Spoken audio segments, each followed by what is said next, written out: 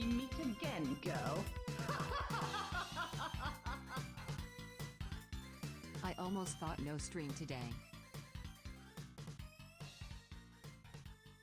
How's it going? How you doing? Welcome to the stream. I'm overcome with emotion.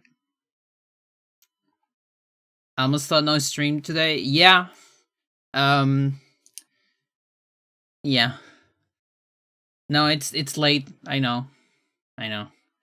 I had extra club day.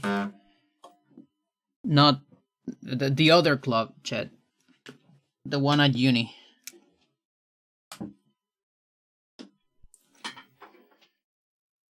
So a friend is organizing classes there. It's just free classes to revive the club and all that. And since the uni is never giving me, real classes, because they think the people on the engineering faculty, they think too much. They do too many numbers already, so they don't want them to think more with a board game where you have to think a lot. They have to do exercise, right? And as such, they don't give me a sports class for Go, even though there's a chess class already. But anyway, so we're trying to revive that shit, and it's probably gonna be all Mondays. And I thought I would have more energy when I was back, but no, I needed a nap. Because just going out for a little bit, it sucks a lot of energy from me, apparently. Mental plasticity might be one of the most important things in a person's life. Yes, indeed. Can anyone please tell that to my faculty? Come on. I told them several years. They still don't want to give me a class. I can't convince them, apparently. It sucks.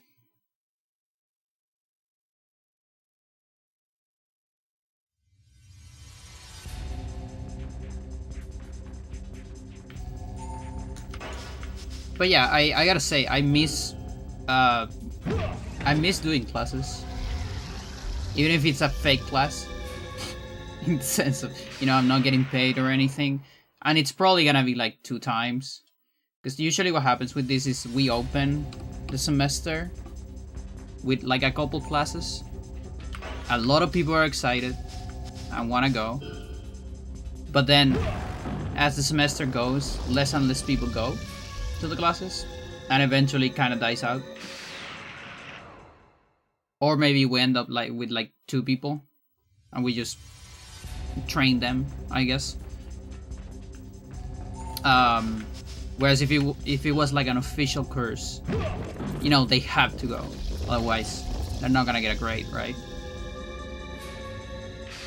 But it's still exciting, it's still. I just need to forget about what happens after and just enjoy what's happening now. So it's exciting.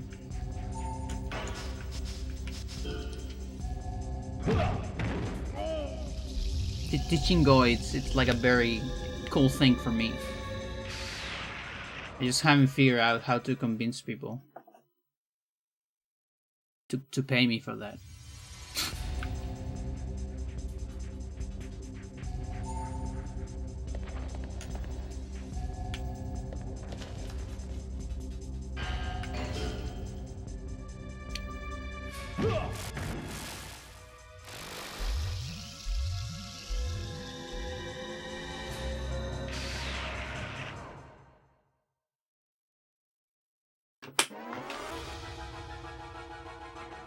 Yeah, the Gary's here. She's taking a shower. It's also kind of a weird day in temperature today. As you can see, Poncho here. But it was very funny, I went out with another poncho and a sweater and a scarf, and like every 5 minutes I was like oh no, it's too cold. And I have to take the scarf out. And then 5 minutes after that, it's like, oh no, it's too cold. I had to put the scarf on, and so on. Just like a lot of that. You made an oopsie today. What happened? The hell? What do you do?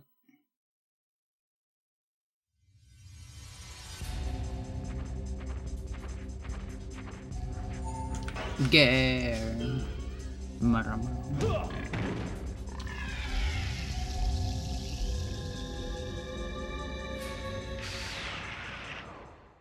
Come here, girl.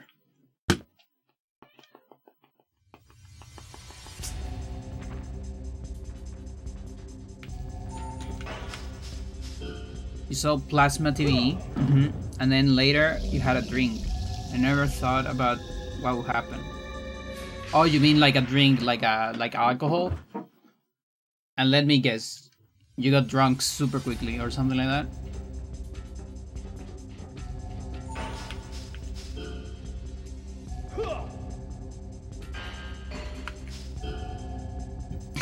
Yeah.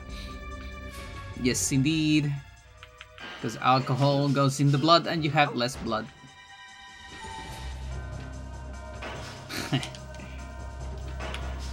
Like, it does feel like something that I would have found out the same way as you.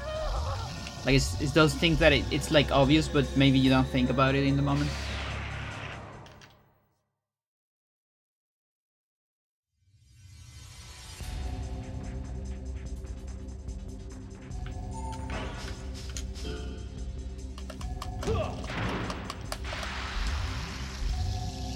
Yeah, I see.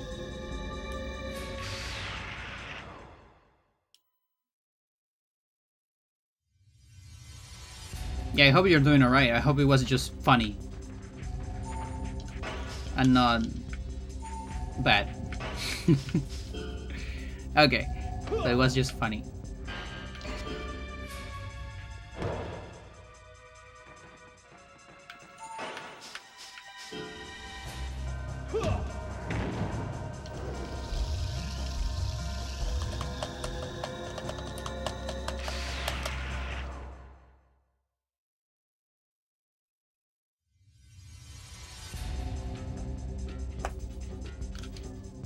Go. Maramo. What's up?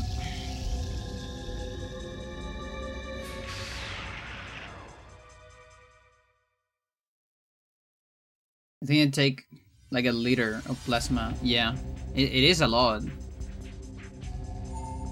I mean, that's why there's all those things like, you know, you need to make sure you don't faint and all that.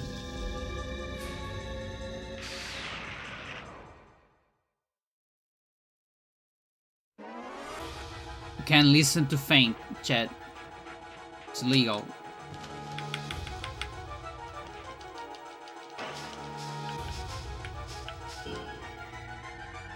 No Linkin Park.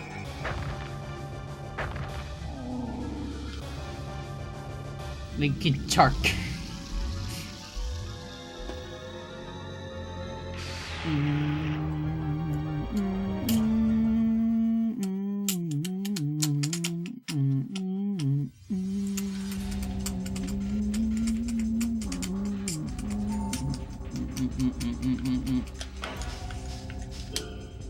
Linkin Park. Well, I'm gonna delay your chart because right now it's a little hard because I have the girl here. You can think of her as a chart if you want.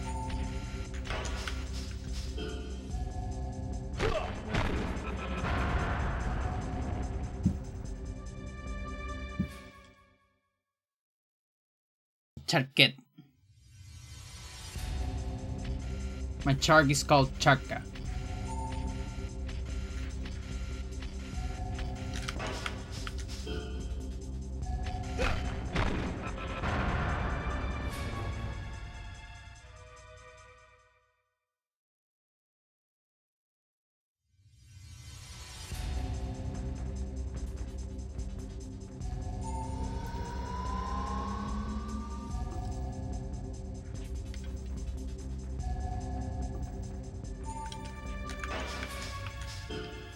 I need an excuse to stop recording.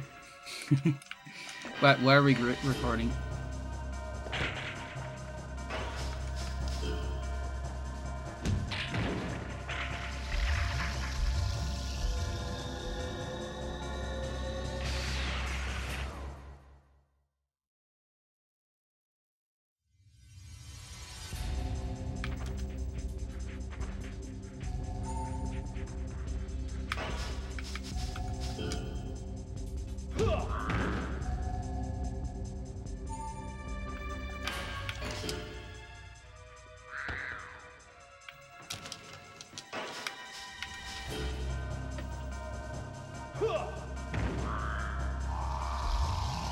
Track drums from 3 songs, vocals for 4 songs, and piano for 1. Oh, holy shit! Also, you're like a full band, man. I didn't know that.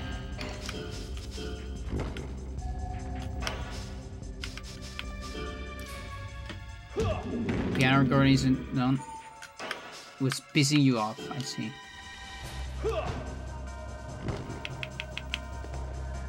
So it was only fans? What, like piss you off?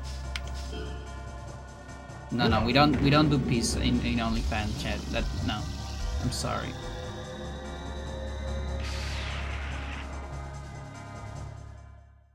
Only head.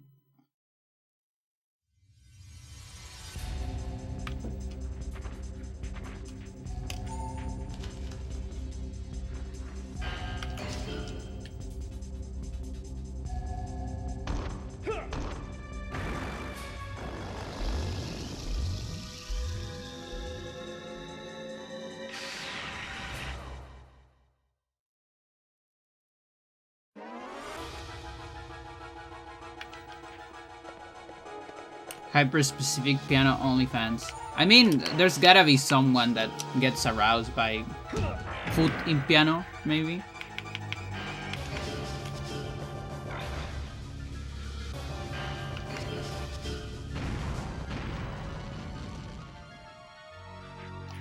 That too, you know, there's people that like when hands go mental, I guess.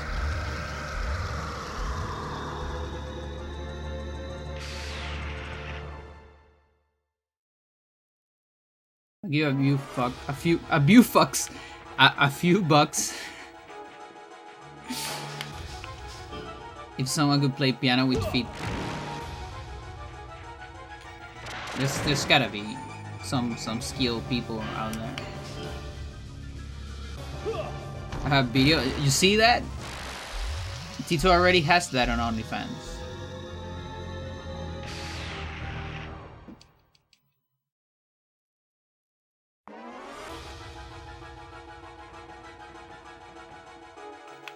There's a song in my first album where I had to use my foot for that part. Mental.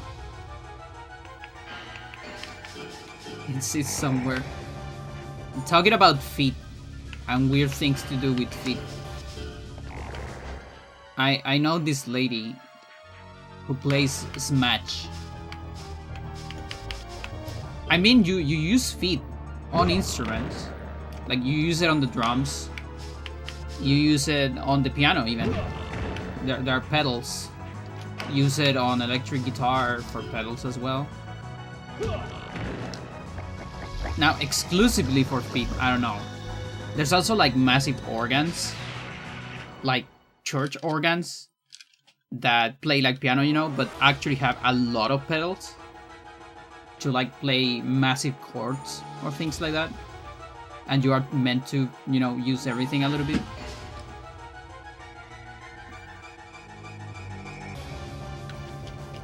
Like massive pipe organs.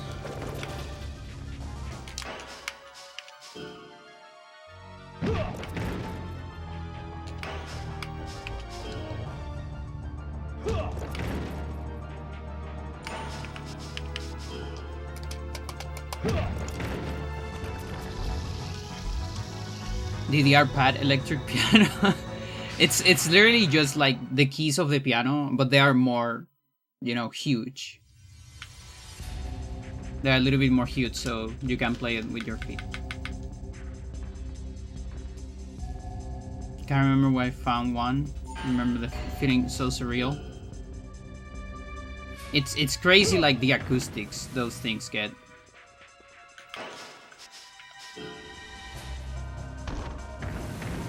You know zampoñas? It's like a wind instrument. Kind of like tubes, just tubes, and like very small tube, and then bigger tubes. Like a very like Andes thing. Andinian.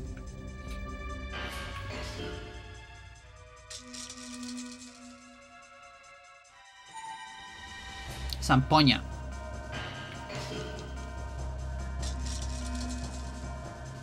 It's like on literally every like folk music, Chilean folk music, and probably like Peruvian as well, Bolivian. It's like that area of Andes.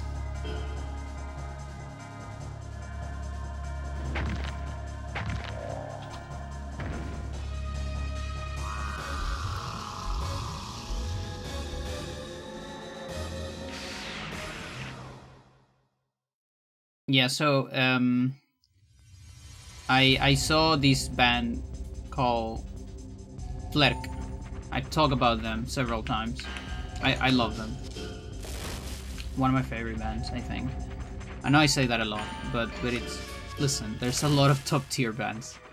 They're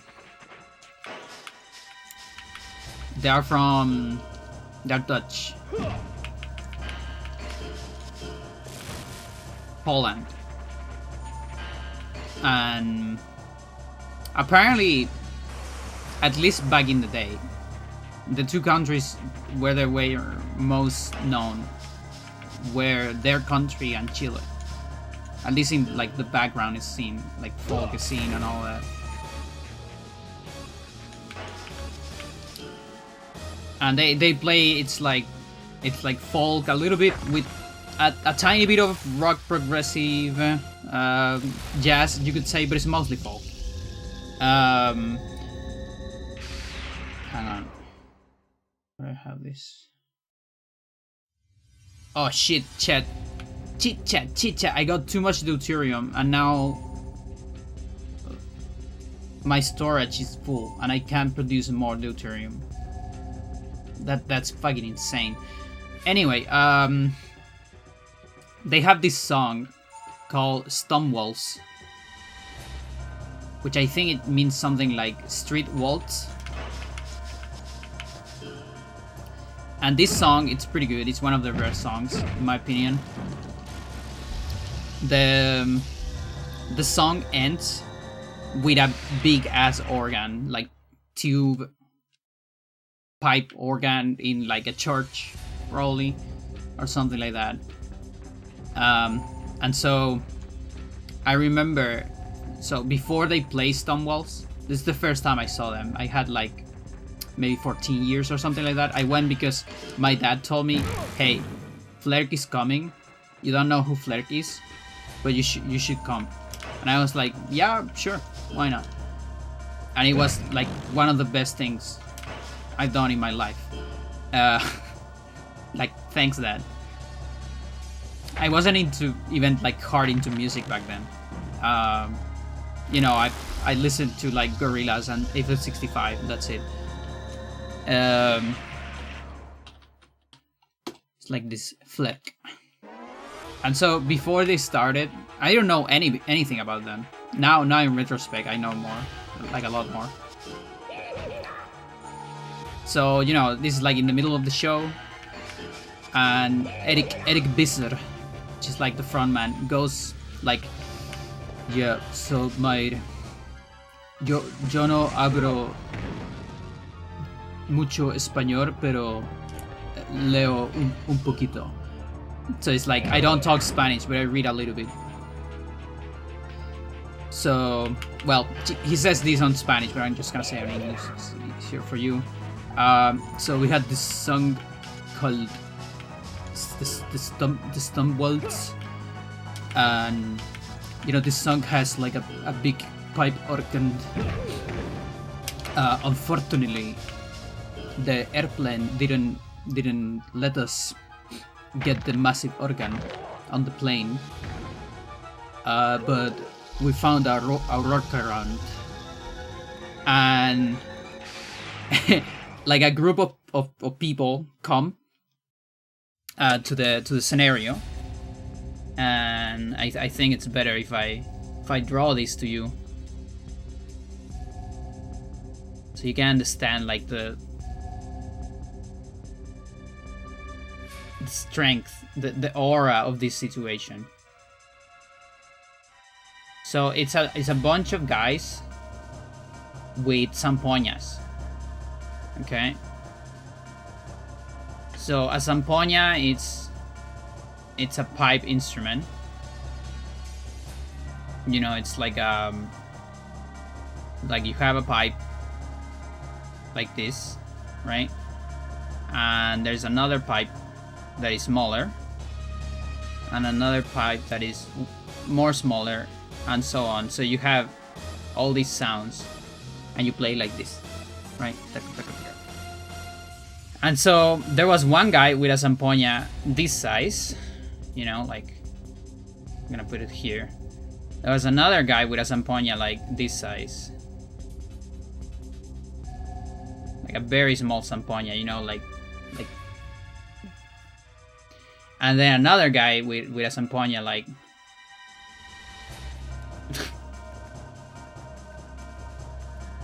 like this size, let's say. Kind of looks like this. And then another guy with a massive ass zampoña, like, dude, such a massive zampoña, like, insane, like the size, like his size, you know. And you have to imagine like 20 of these guys in the scenario behind the Flerk band, which is 4 people. It's always like the configuration of Flerk is always an acoustic guitar, an acoustic bass, a violin, and a flute, which changes from all kinds of flutes, but it's basically a flute type. And behind them, 20 guys with different zampoñas, and they basically wear the organ at the end of the song, and also in some parts of the song. And there were just, those were Chilean, you know, like they literally talk with Chilean musicians and ask them, hey, can you be our organ, please? Like, we don't have a church organ. Can you be our organ? And since they know people, you know, here, and of course they are well respected, you know, in like the folk scene in Chile. Great guys, I love them. They have the best shows ever. Like, their shows are so fucking entertaining. Like, it's like those, it's the type of virtuoso. It's like when you listen to like Celtic music or things like that, it's like, you know what they're doing is hard, but the music is never about it being hard. You know what I mean? Like, that's not the point of the music, but you still can tell that they're doing hard shit.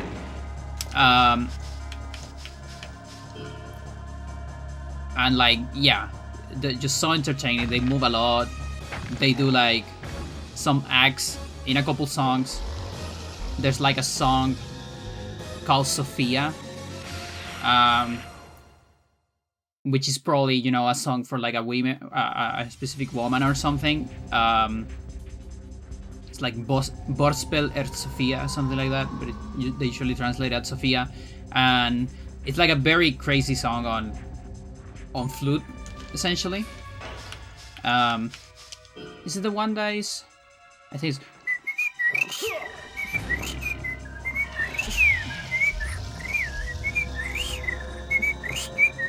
something like that. And the thing is, I think is it Sophia or is there another one? I think it's Sophia. And usually one of the things that they do in like kind of a solo part in the middle of the song is that the flautist guy plays the violinist girl, because the violinist, it's always a woman in the band. Like those change a little bit. Like usually Eric Bizer and Hans Bizer, those are like the main guys, like guitar and bass, but the other members tend to change a little bit. And what do I mean by this is he literally grabs the woman like this and he starts playing in her mouth like it was a flute. And I think she moves her mouth in such a way that it makes notes. Like, what do you mean? What do you mean that's even possible? I didn't know that was possible. Like, what the fuck? Oh, they're so good.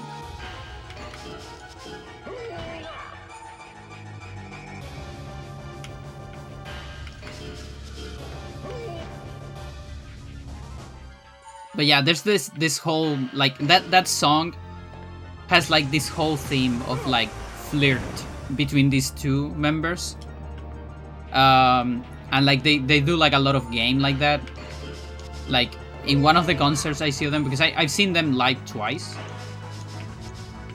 One in like a specific scenario, like let's say a theater, right? And the other one was in like an open place in like a kind of like a big house, let's say. I don't understand too much of English, but you like the game. That's pretty good. I'll be talking English mostly, but I can answer some of your questions in Spanish. You need. But yeah, so in this place, so there's this whole thing about flirting, and they like, you know, they flirt with the instruments a little bit. Like they start doing like, because the violin and the flute, they're like very high notes. They start doing like bird sounds, you know. Like the flute does like, and the violin goes like, you know, like it answers back and forth, and they suddenly like they disappear. They went like behind a piece of scenario while the others kept playing, and then the lights went towards the guys that were playing, and suddenly they go silent. The lights go like up. I should probably like do a little bit of paint here as well. So this is the scenario, right? Something like this. Or let's do it again. This is the scenario. Here's the people, spectators, right? So here's the guy. He's Eric Bizer with his guitar and his hands with the bass. So it's a bigger guitar, right? And so the lights are kind of here, let's say. And the other two that were here, they disappear, right? And this is like a house. You have to imagine this is a house. So there's basically like, and there's like a second floor. And the second floor, you know, it's kind of like a balcony a little bit. So you have like a hallway that you can traverse. And so these guys go silent. Suddenly the lights go off, and the lights start going here. And you can see the two guys, like the violinist and the flautist, in like nude, with only like a towel or something.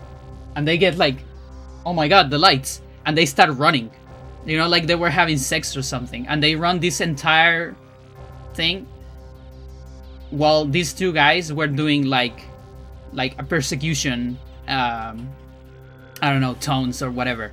And then lights goes off and the show keeps going. It's so insane. Like, I love this guy so much. Like that's what they do instead of solos. I mean, they do solos as well, but that's the way they do solos. in their songs.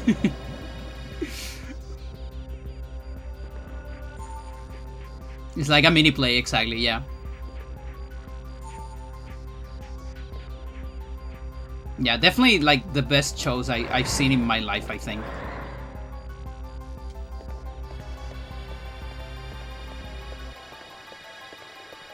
Because it's kind of like this thing, like a lot of like classical music, for instance.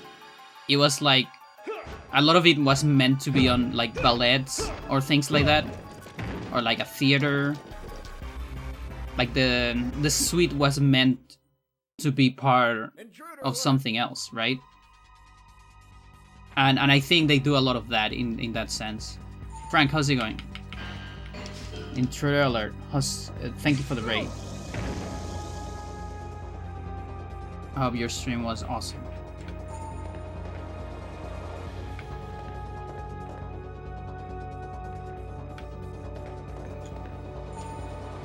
Yeah, I recommend, if you want to get into Flerk, a very, very good recommendation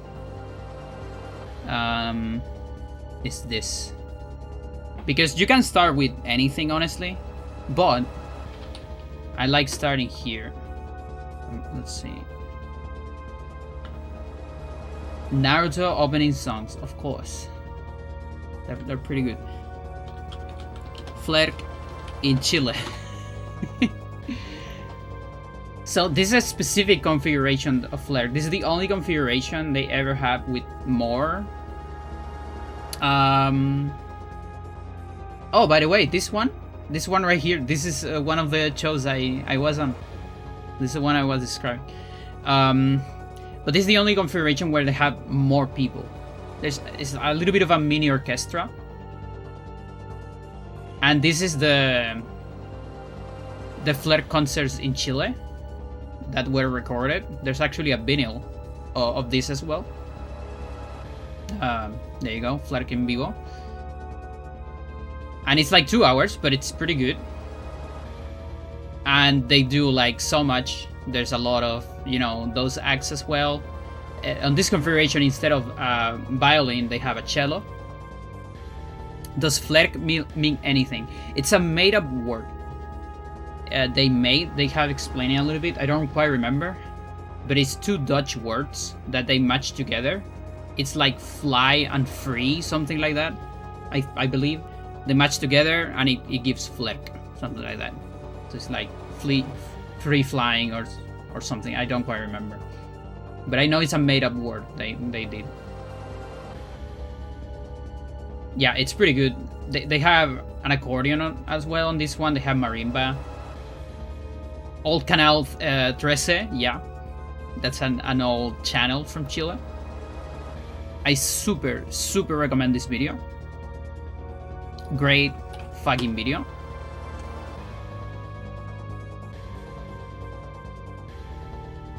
Super recommend it.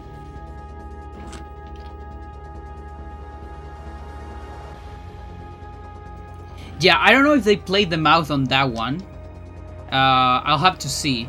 If not, I can try to find a recording of that and I can put it on the Discord later. Because they don't always do that. I wonder if maybe they only do it when their current configuration, those two are partners, maybe. Because it's like very personal, but I don't know.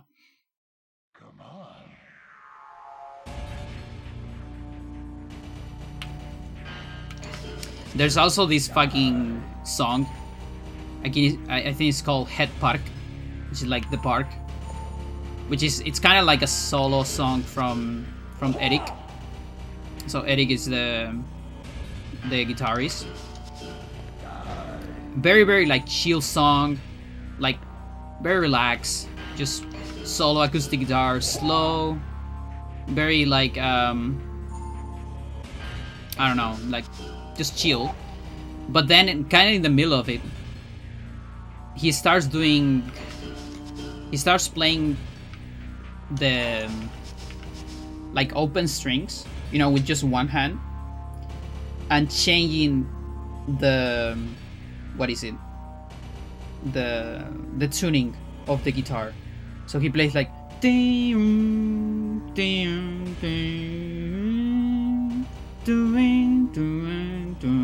and like perfect and like tones and all that. It's insane. Like it actually makes like I said before, it's like it's not about the virtuosism, because what you hear, it's great, you know? Like, if you don't know what he's doing, it still sounds amazing. And all that. So, and then, you know, does all that and ends up with the guitar completely tuned, and the song continues. It's fucking insane.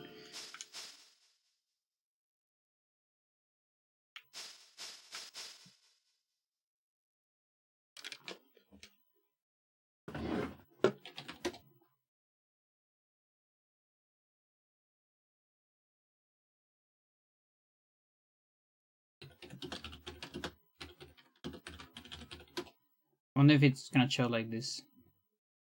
Oh, it's in Chile again. That's pretty good.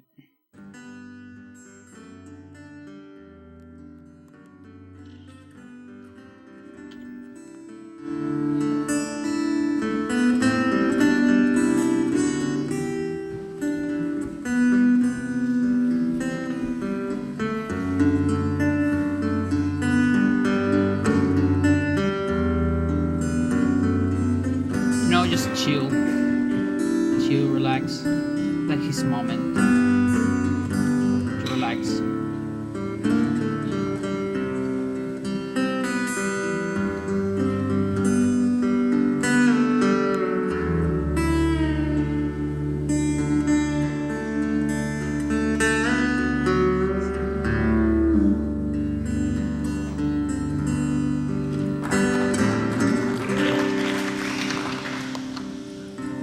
Yeah, and he knows he's great. Like, he's looking like, yeah, of course you're clapping.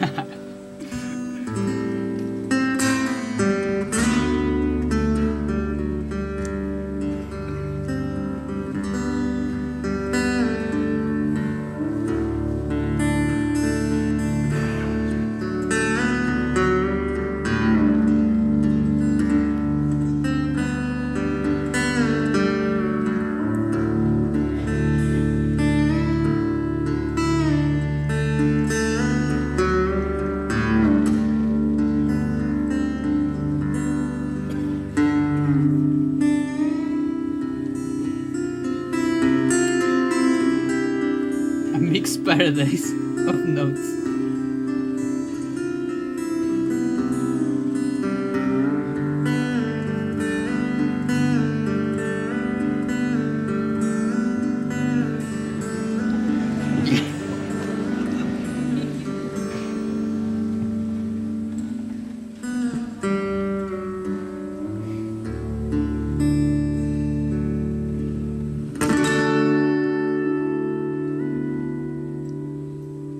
And they're on the harmonics, full tune.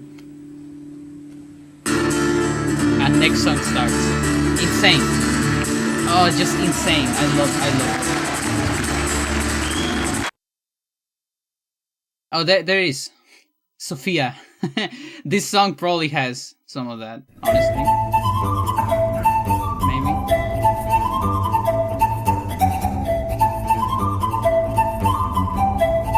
No, it doesn't. This is a zampoña, by the way.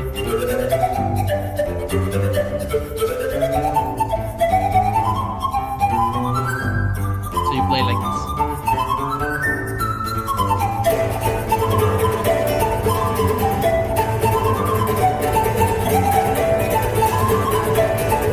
Yeah, and you, if you want to learn zampoña, you probably don't start with this song.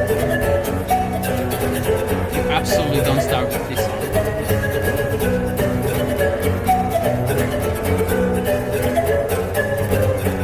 Precision you gotta have there.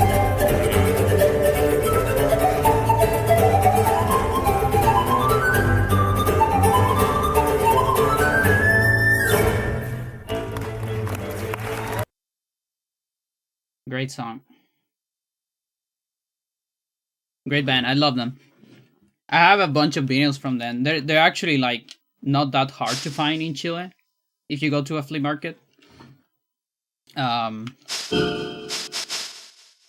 Because again, there's a lot of they were like, I don't want to say like big, but again, like on the underground folk scene, they were kind of big.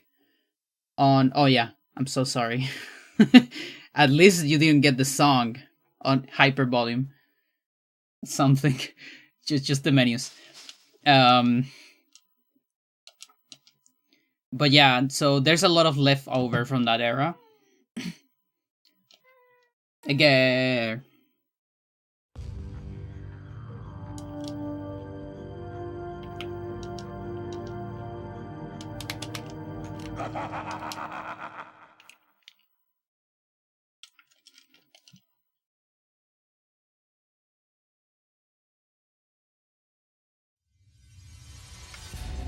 Yeah, of course. I love sharing music. That's actually, believe it or not, that's another thing I kind of borrow from Beanie. Beanie always puts like spotlights some music in like his BRBs and such, and that kind of inspired me to also like just give attention to things that I might know.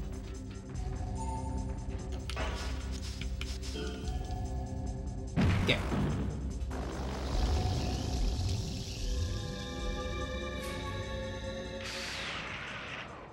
Okay, what do I do with this deuterium? I think I'm gonna put some of this deuterium in my next expedition.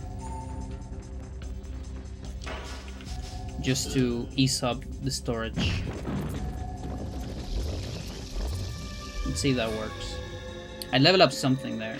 One of the legs, I believe. Send you that song I made? Nice.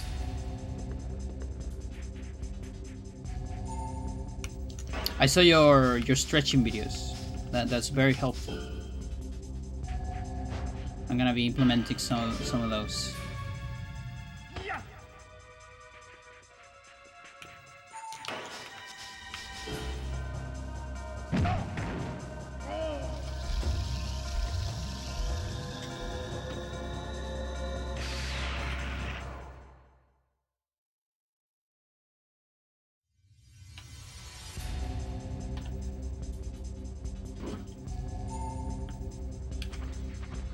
No, and even if they're basic, I need some basic stuff.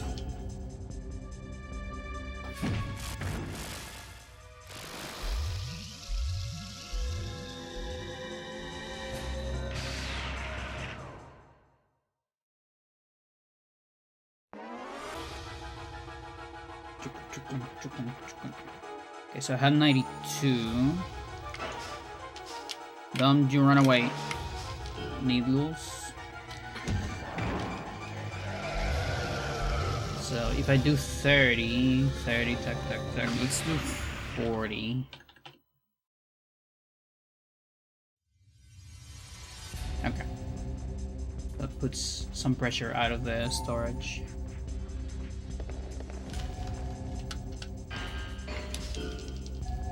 Try to do the spinning back kick the way Johnny does it. Was so hard to land properly. I got it, but it's not pretty, I see.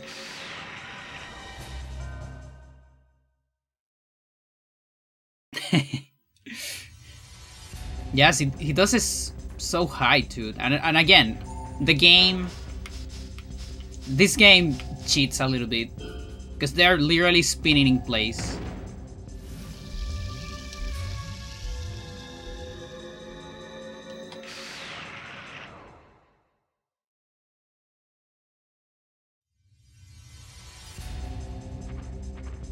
Atlantic.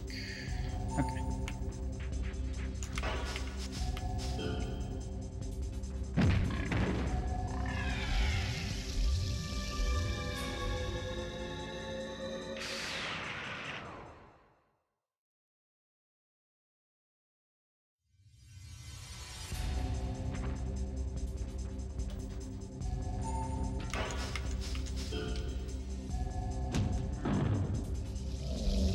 Minutes? Okay, we can wait for that then.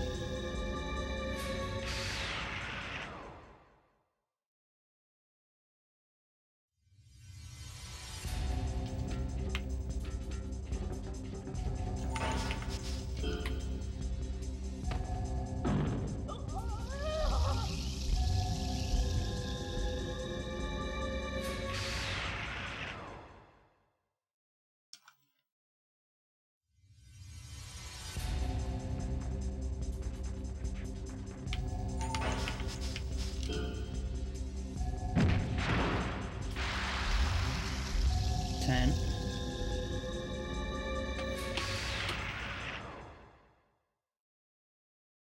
We're gonna wait for the other one. Let me just see if my other door is closed. It shouldn't be, but... No, it's open.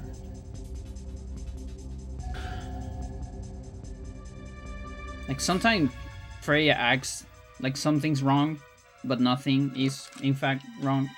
Everything's fine.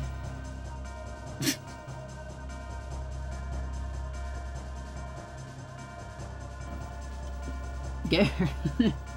Come here. Come here.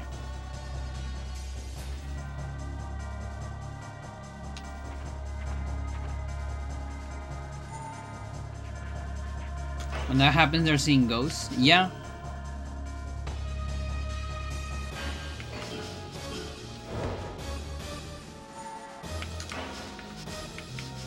It's like when suddenly they go like...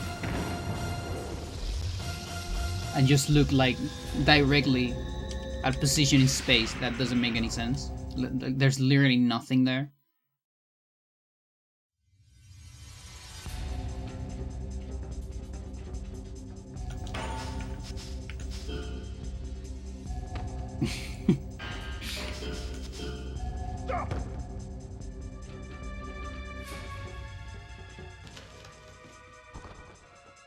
No, Gar.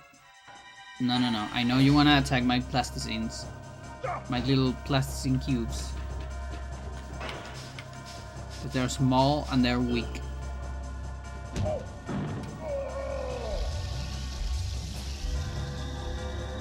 But those are out of bounds.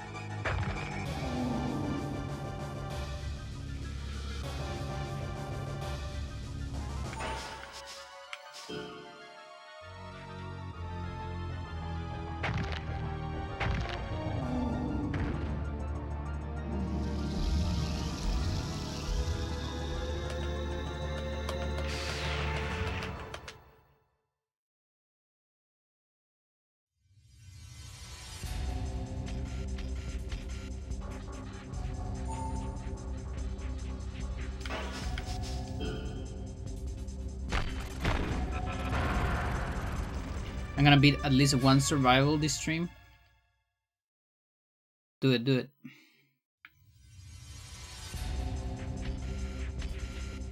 Like, you can always play it safe.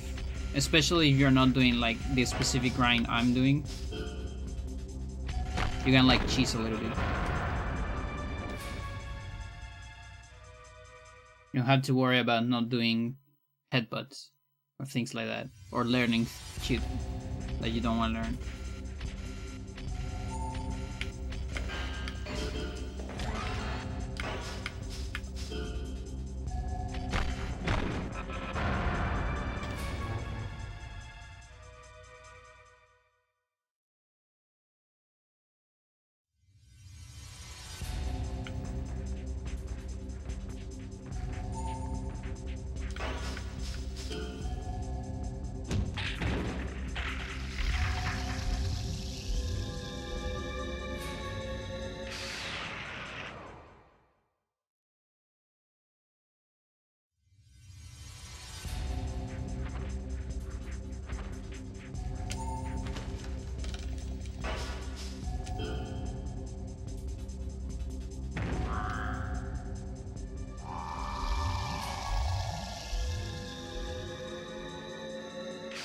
I need to get a ring eraser so I can compare my new color. The new brown orange-ish that I have.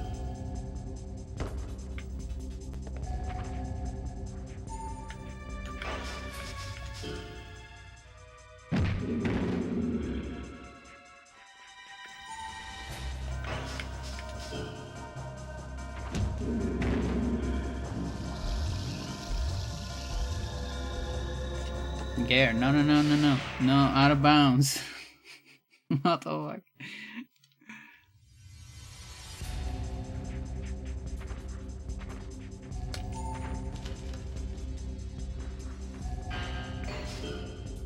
She's looking for this.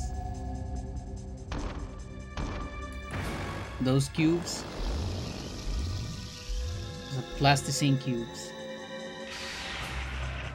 She's trying to figure out a plan to destroy them.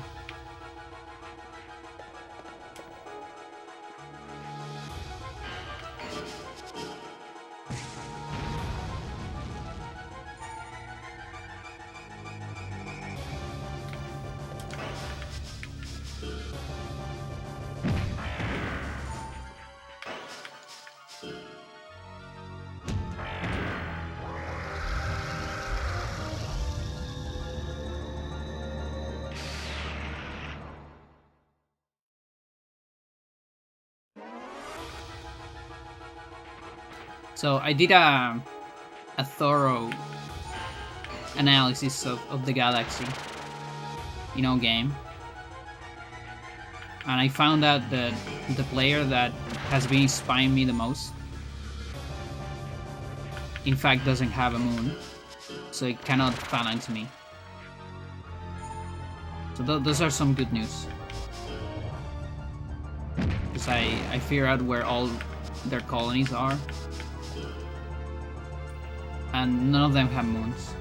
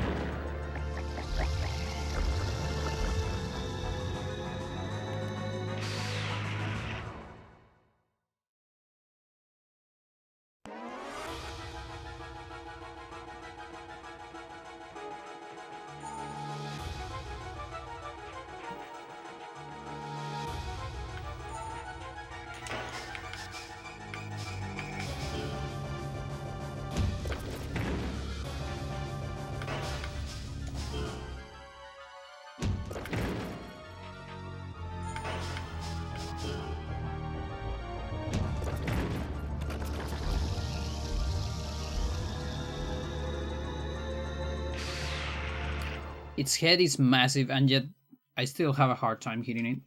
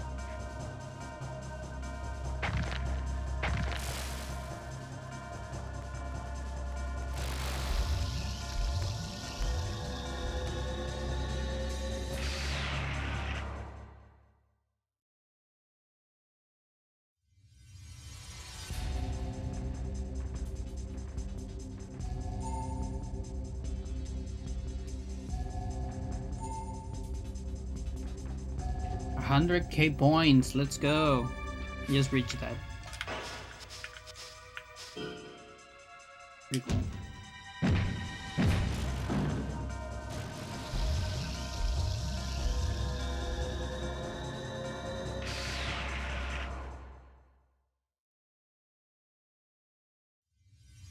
I also found like a massive debris field.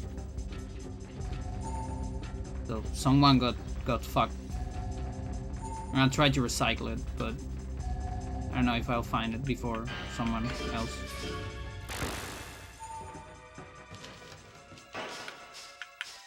I also don't have that many recyclers, so it's gonna take a bit.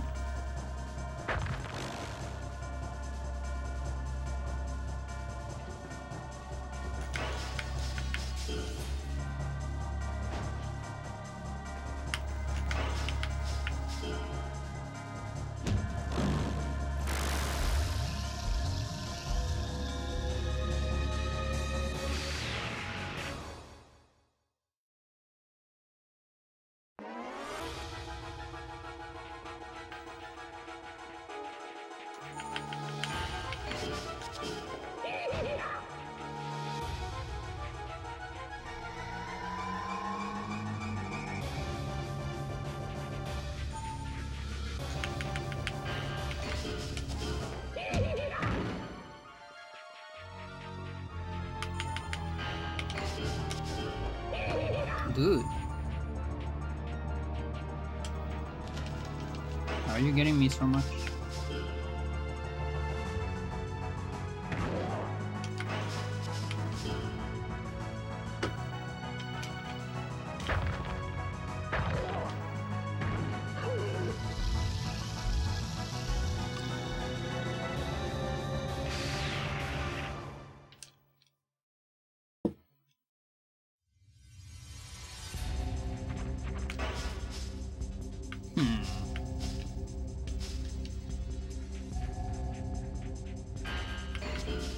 No ring eraser.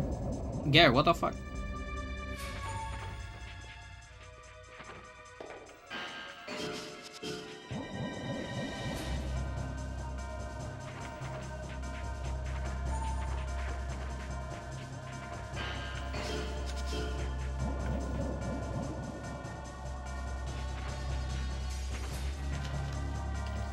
Okay, that's fine.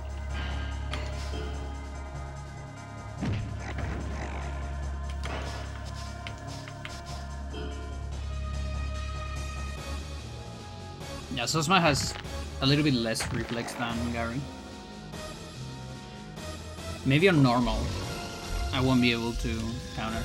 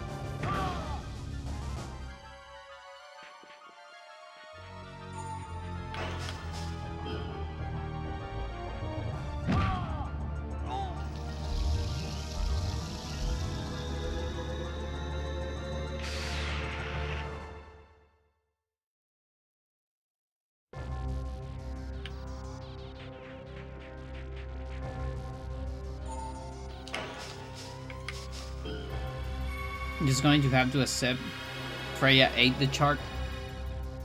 I'm sorry, I forgot. Here it is.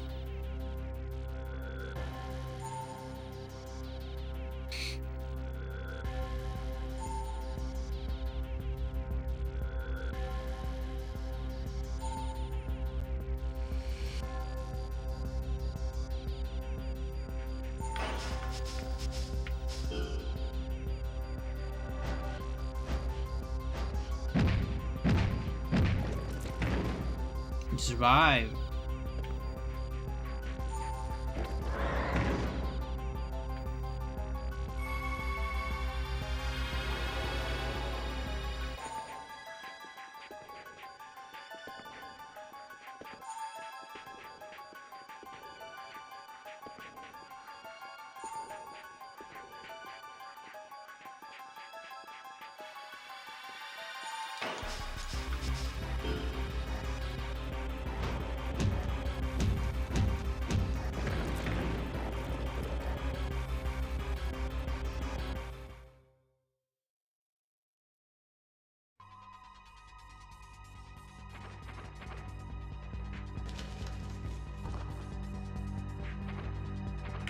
We have.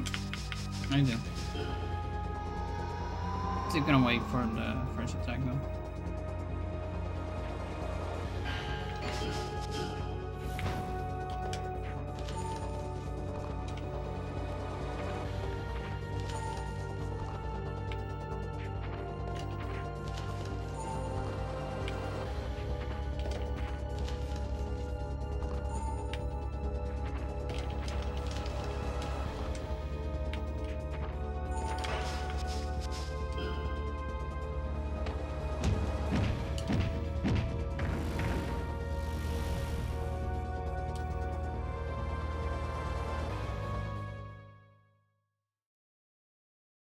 Come on.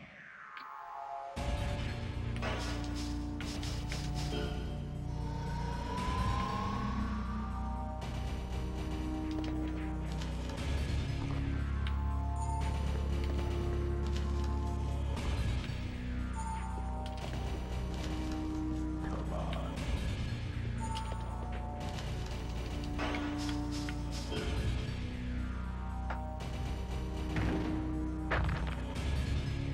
Oh. Go.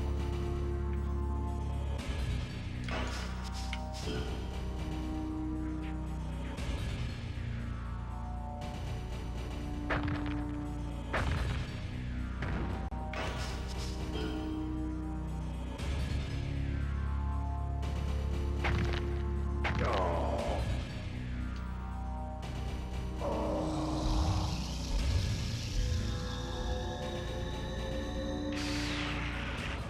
Okay, let's see what things I level up.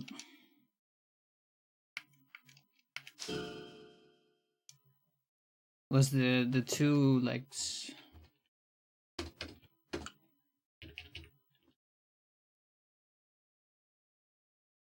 Pretty good.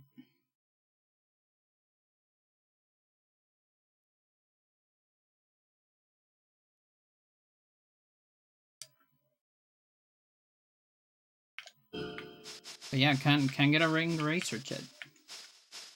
It's not happening right now. Probably take this picture for now though.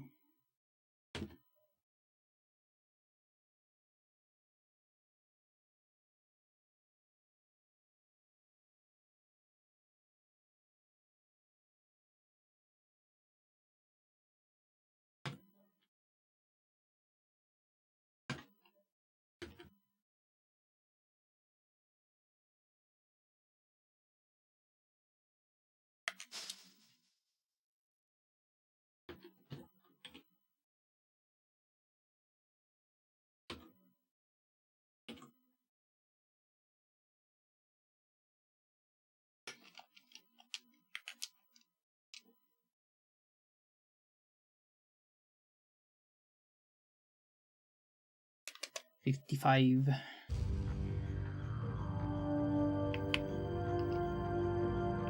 But yeah, tomorrow, I think, or tonight, like at 3 a.m. or something like that, we're gonna start having rain again. And this, I think it's gonna be a rainy week. It looks like.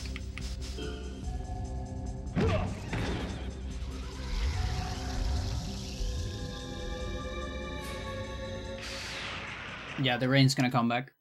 We only got like 1 week or so of like more hotter temperature. Like August it tends to be like that here in Santiago. September even a tiny bit, like September is very windy. So sometimes even if it's hot, you don't notice it too much. These are like the transition months.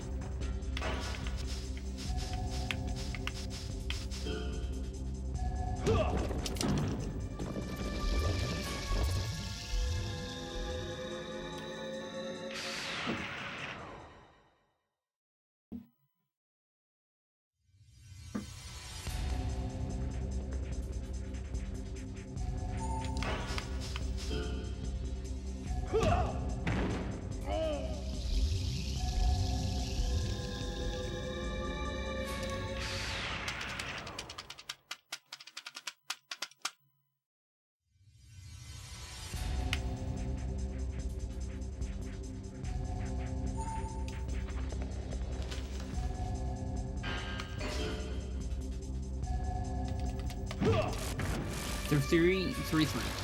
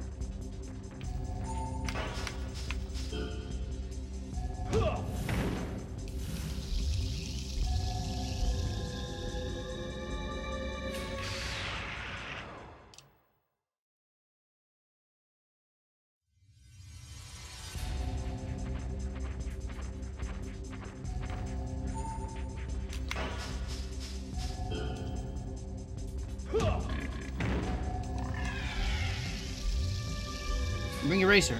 Let's go.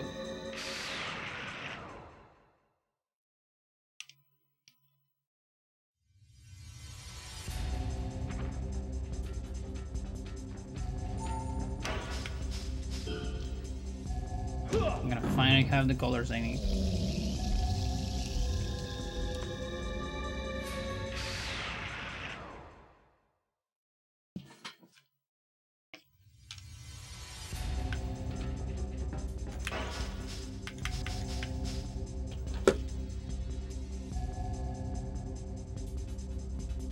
Yep, it is not. It is not the color. I just cannot get this color, dude. I've been trying so hard.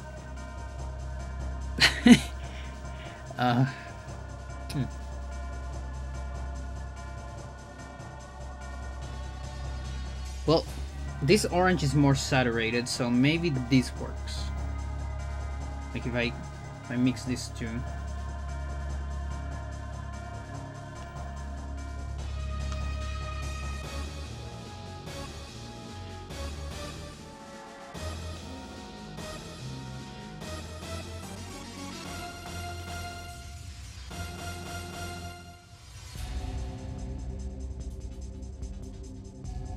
No.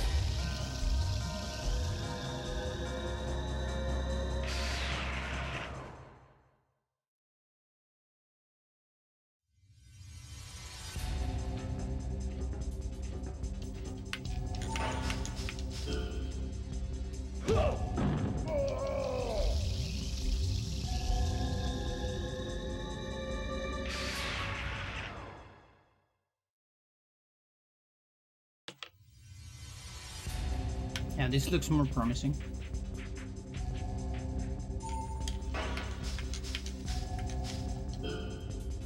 I suck at this game. I just died to Men in Black.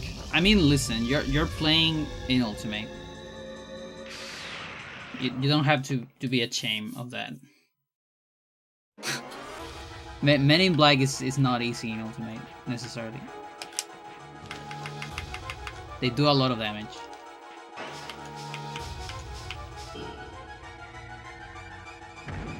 They only do 0 when you get like very strong.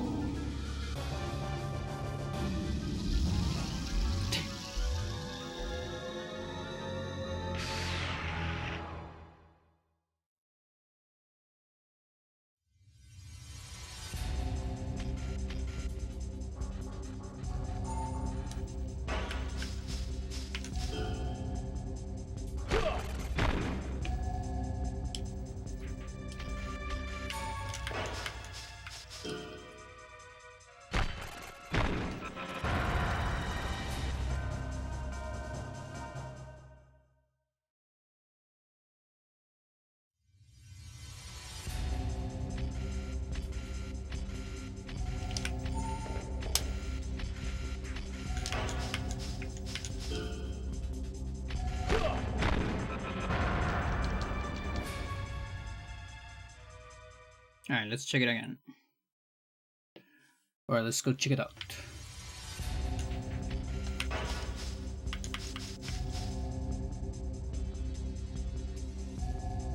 That is better.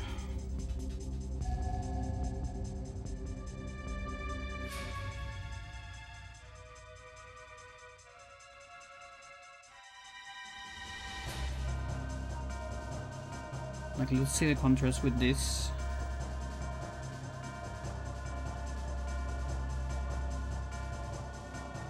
Like, I feel like this is good enough. I could put a little bit more orange. Maybe like the smallest amount.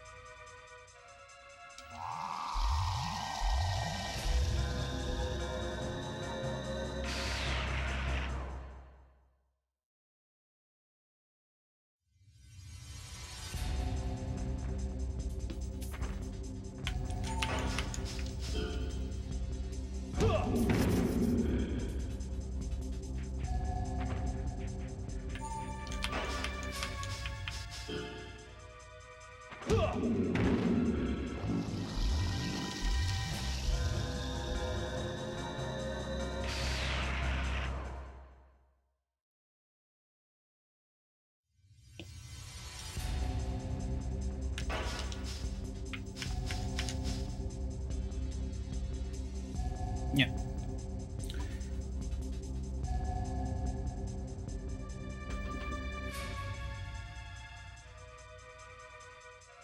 So what the fuck is this? It's an octagon?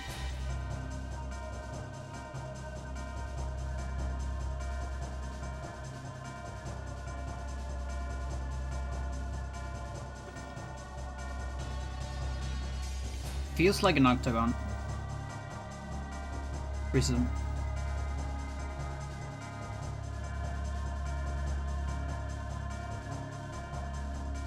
Yeah, I think it is. I mean, it doesn't have to be. I have the option of doing it low poly or not. I guess it depends how big I do it too, because it's hard to go low poly with a small thing. Octo or hexagon, yeah.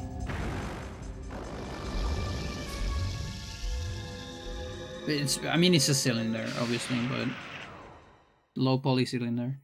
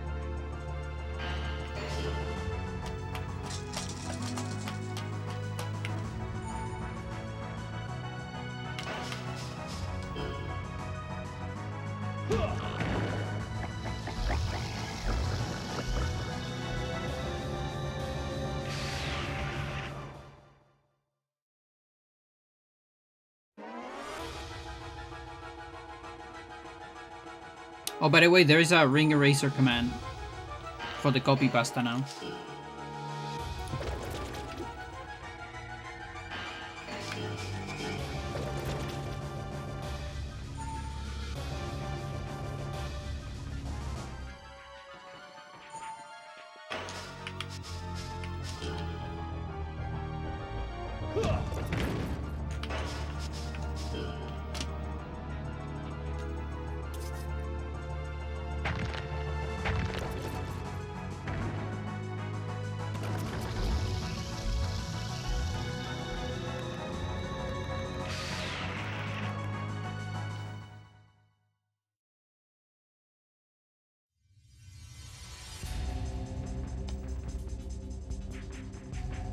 Shit. Okay.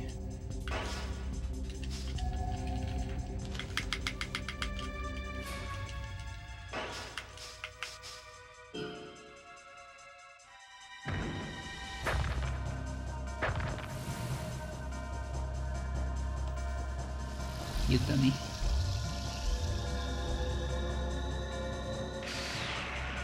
You're not supposed to sleep on Castor.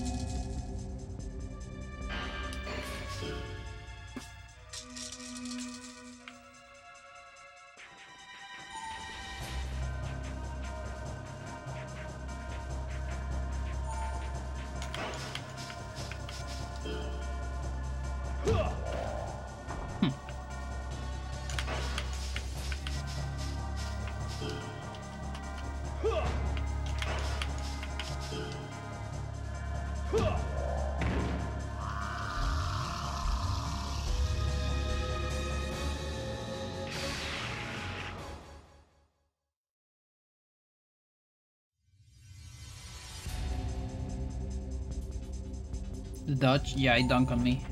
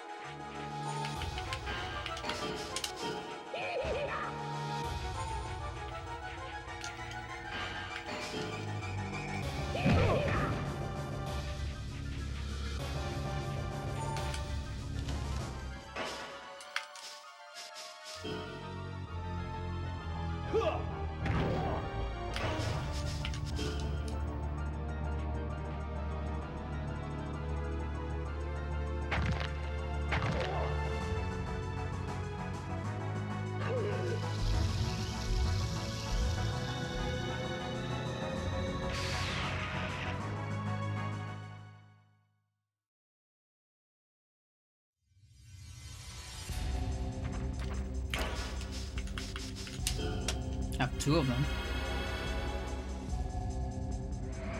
But Mitsuda is consistent now, so.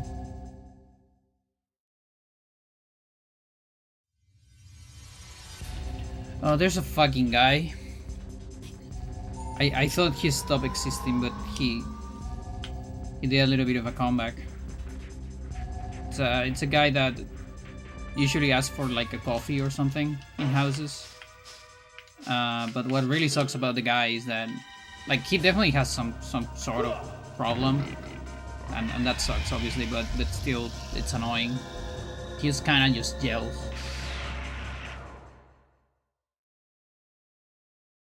in the street, like very loud, and then the dogs go crazy. I hate it. Just a guy, like a street guy.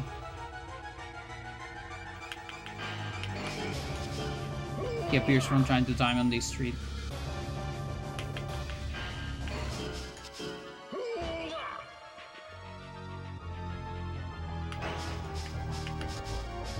Tucks alone. Yeah, outside. And fights against someone. Against ghosts.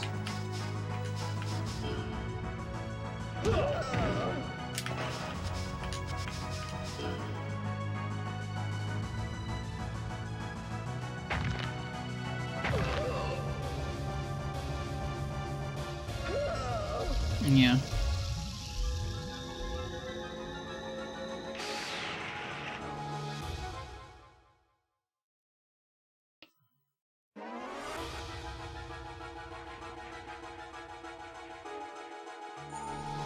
What I find kind of weird about him is that when you get close to him, he goes completely normal mode. You know, like he can be like fucking yelling and talking to a tree. Like having a full conversation with a tree. with gels in between. But then if you go close to him and tell him like, hey, can you like keep it down? He goes like, oh, I'm sorry. And he goes like silent. It's kind of weird. I don't know.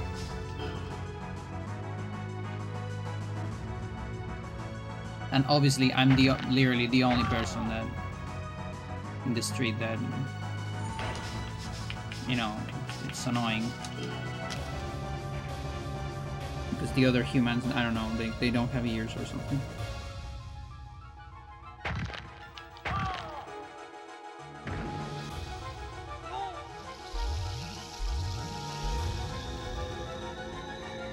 Wait, is this the correct one?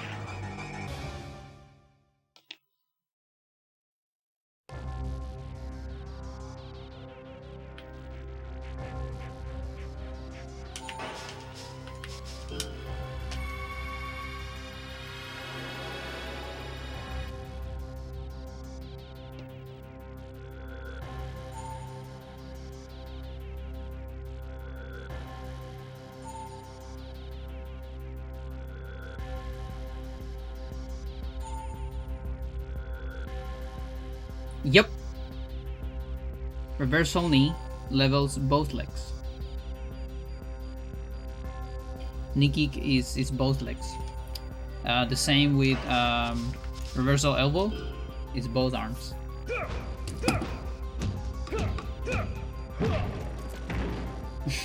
Yeah. That's how this game works.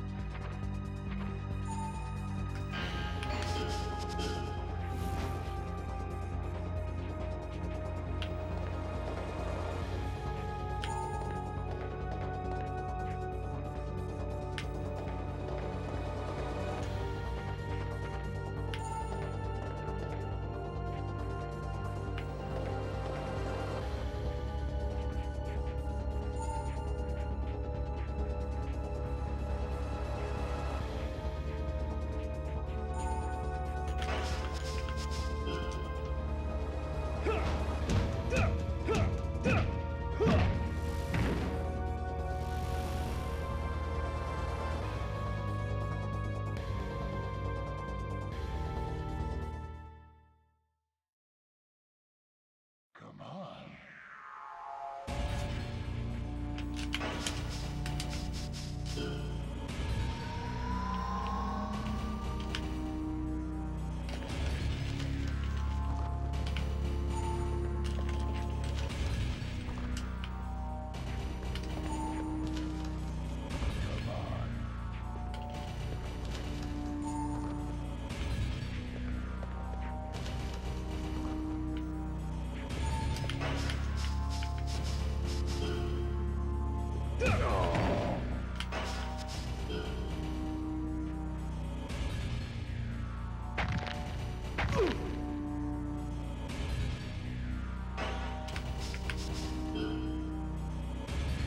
It's just Caesar a lot.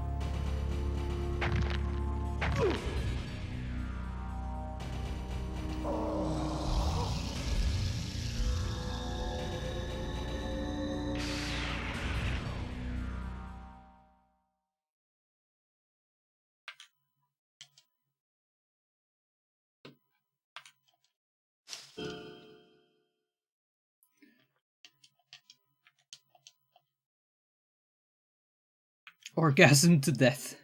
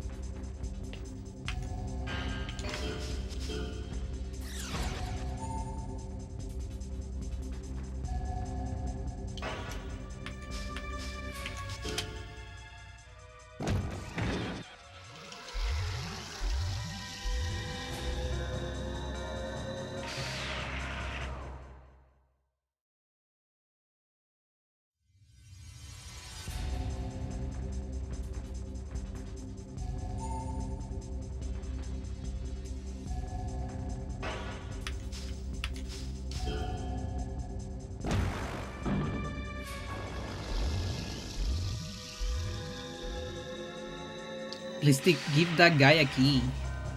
How can you live in a house without having a key? So miserable.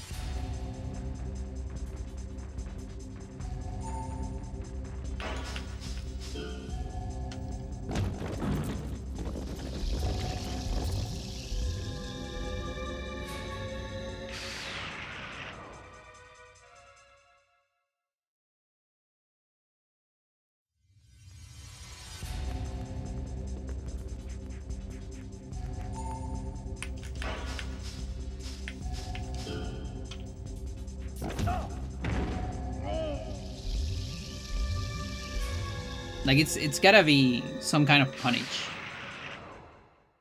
I think it's some kind of punish like that. But still, like...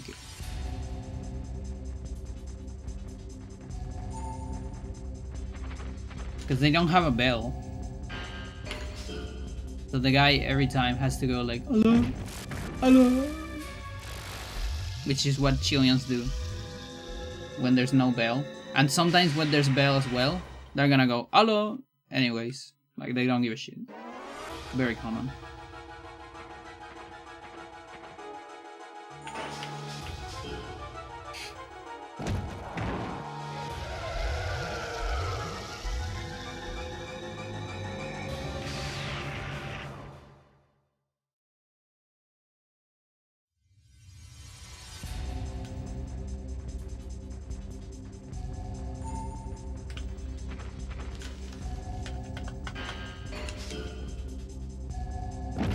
Yeah, maybe. Because it doesn't even stop him from, like, coming very, very late to the house, you know? Like, sometimes this happen at, like, 1:30 a.m. or something like that.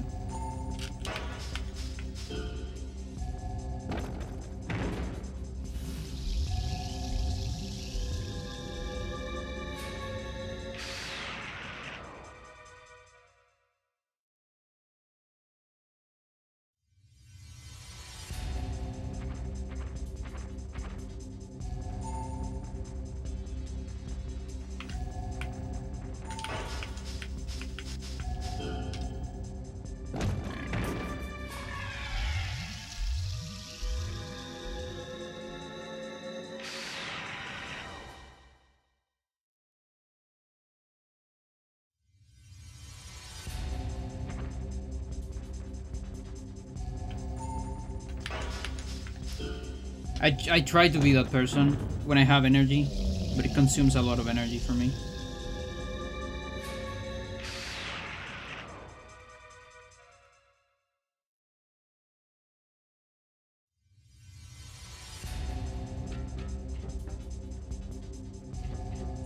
Like I had some bad situations.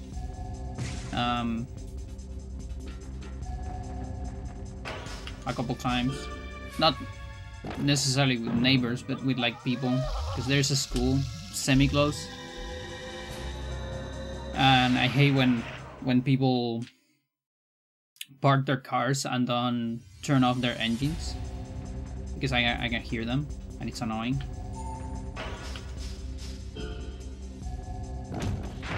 And I get it, you're working for your kid and all that, but I'm sorry, I hear your ending and it sucks and I hate it. Can you turn it off? And yeah, some people take it nicely, some people take it really bad, in fact.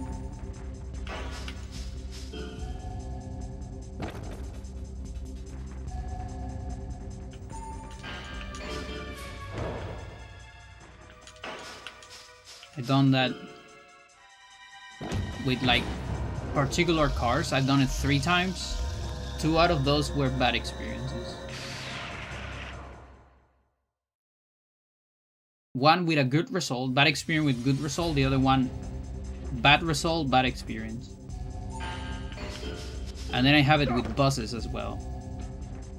Because I don't know, they're gonna go in a field trip, the people from the school, and the bus is like just there for like half an hour, 45 minutes, engines on, and it's a big bus, you know. And so I go out and tell them, please turn off the engines. And they're like, but we are just going to start. Well, you were just starting like half hour ago. Like, how much you just start? Like, how does it work?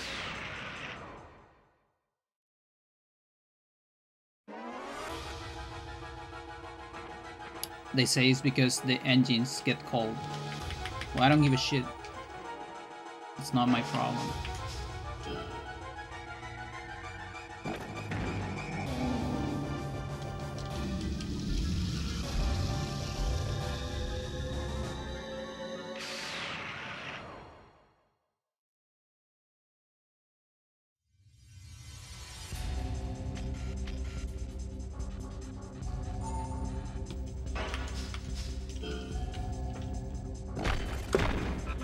Put a blanket on it. Where's my cardboard cutter?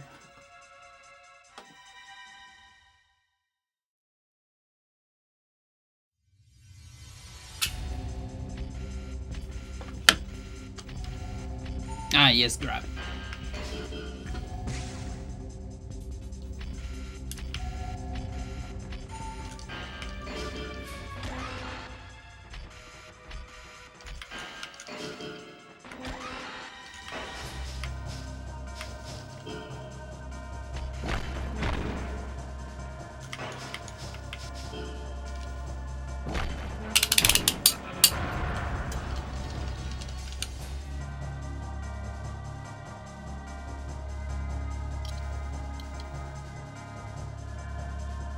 Stamina 90. Holy shit.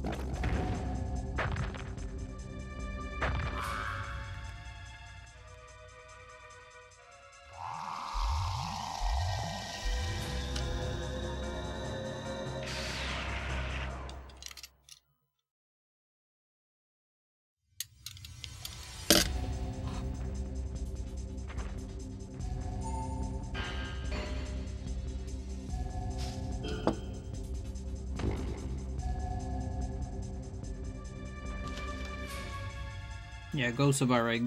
Grab my butt. Good.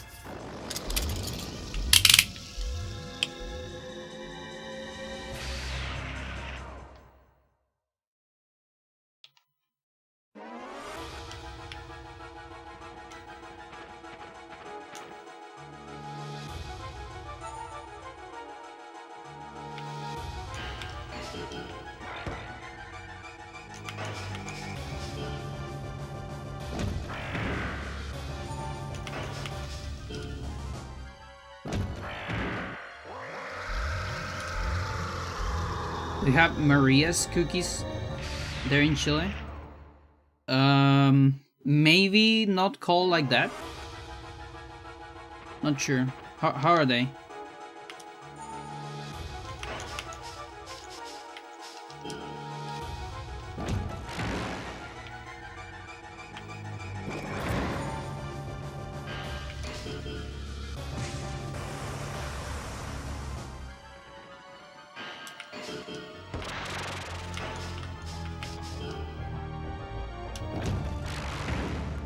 I got some tritones today. We have that cookie.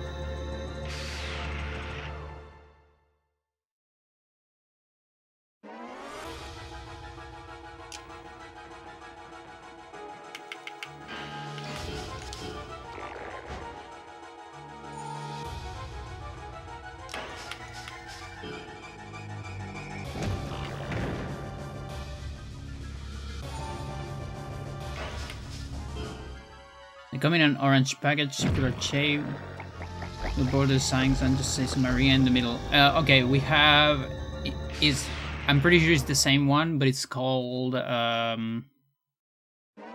there's the Mana ones. Those are similar, but more Maravilla.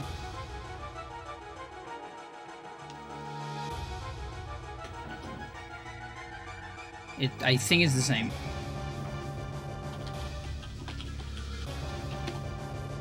Is it this?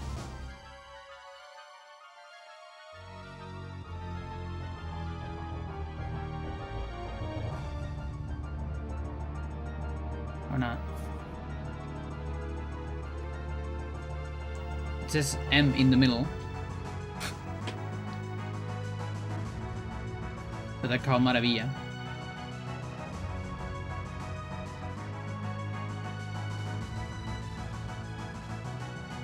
Looks close, I'm not sure if it's the same taste. Oh, okay. What about the Manas?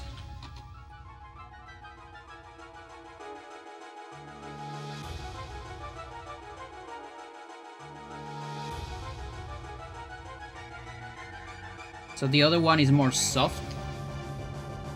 Like it disintegrates a little bit. Or breaks very easily. This one doesn't break as easy. That's exactly the one? Nice. Costada has Maria cookies? Oh, I didn't know that. I just always miss them. I guess you're right.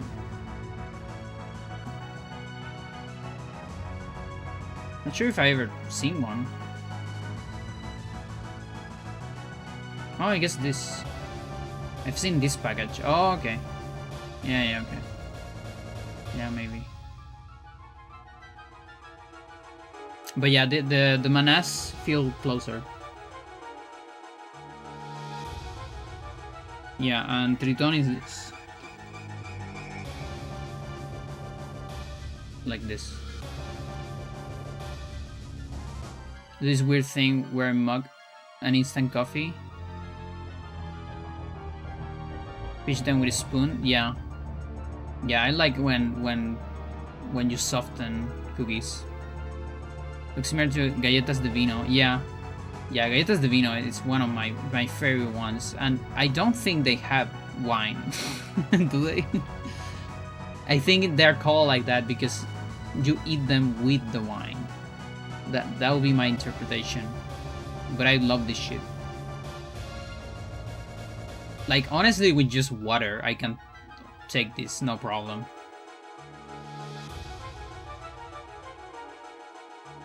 Tritrons in Brazil. No, they have the same name. It looks exactly that. But yeah, these ones are also pretty good. This is sweet, by the way. Not to be confused with like Club Social, which look similar but are salty.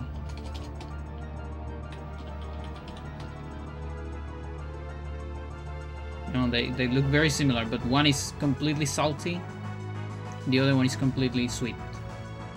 But definitely not the same. Trust me on that.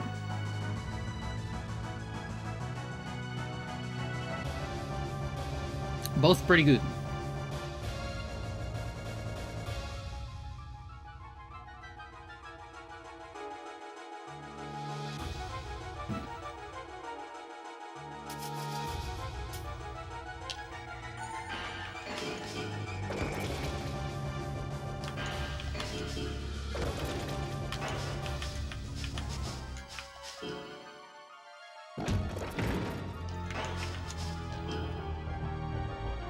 The classic cookie is pretty good.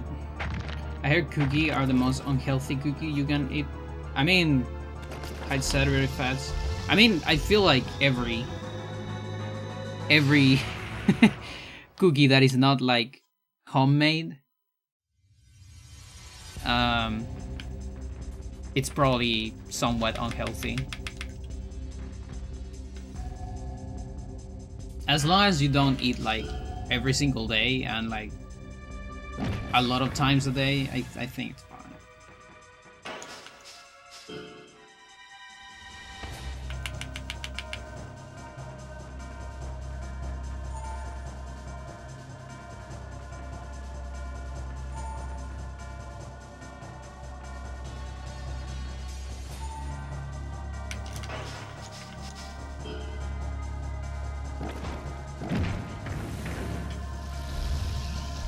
Any cookie in the US is like 10 times more unhealthy.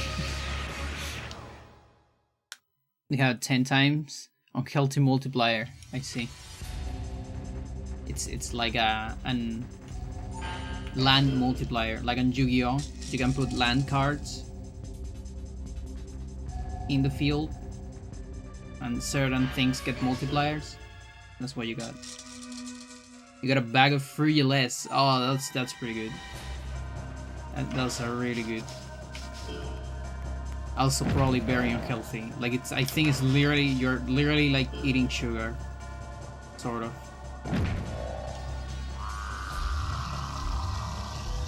But they're so good.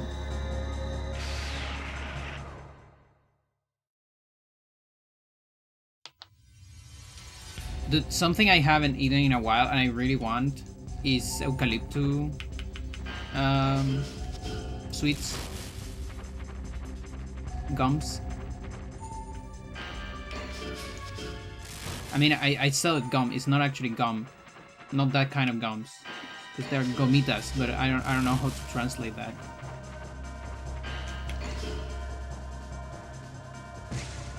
Like they were super common in like the Migros and the Subway, but I haven't seen them in a while. Eucalyptus gummies, yeah. Like they put like a very fresh feel in your mouth.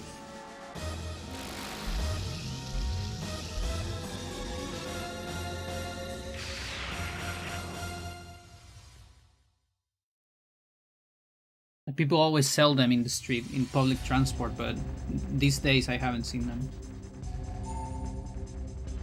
I had anything eucalyptus flavored. So I don't actually know. They are called eucalyptus. But honestly, it might just be mint. Like, it has the feeling of mint.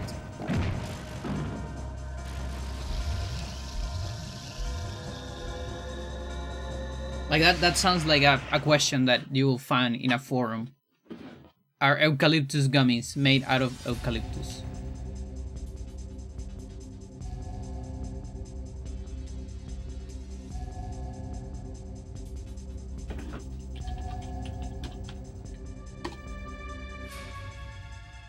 Oh, it's literally menthol. So I guess they're just called that.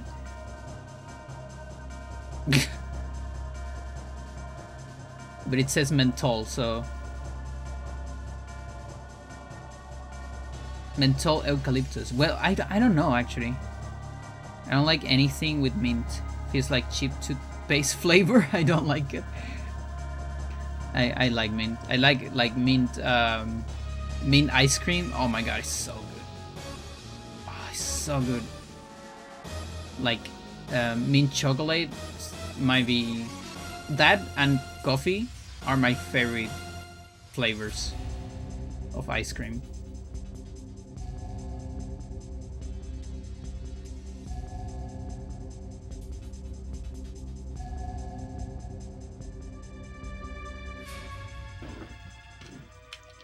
I had it when I went to New Zealand.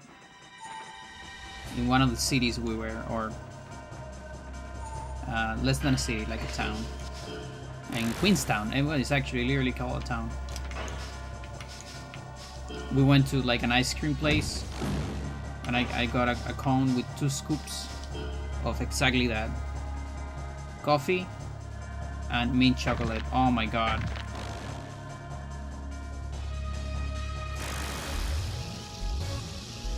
Like God's food. You don't like coffee flavoring of things, I see. Yeah, I'm kind of like the opposite. I love the coffee flavor, but I don't drink a whole lot of coffee. Like almost never. Like if I get a coffee, I usually get like a cappuccino or mochaccino, but never like one alone or espresso, those things.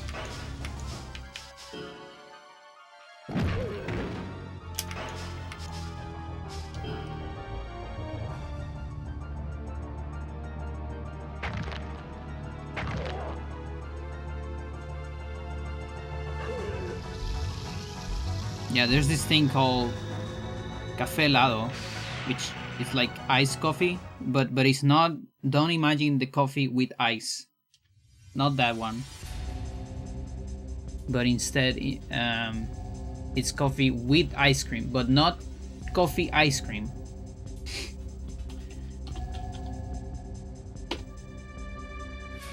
The girl outside. Yes, please. I'm sorry, girl. You gotta meow louder. This. Oh my god, this is one of my favorite desserts. Like this and leche asada, I think are my favorite desserts ever. So this is coffee, milk, cream, you know, the chocolate Twinkies. It usually has like 2. A lot of the time they put like, yeah, this. Like those wafers thingy. And it has vanilla ice cream. So it's served cold. Really good. This is like probably it's on the top tier. Looks super unhealthy. You don't know about this, Frank? This is like very common here, no? And on restaurants, at least. Not that common. It's common on restaurants.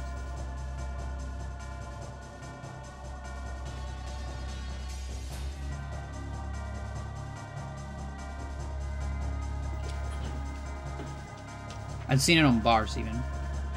A little bit.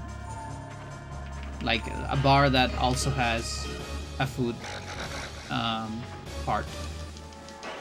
Like it's not just bar, just drink. Nice body. No eraser.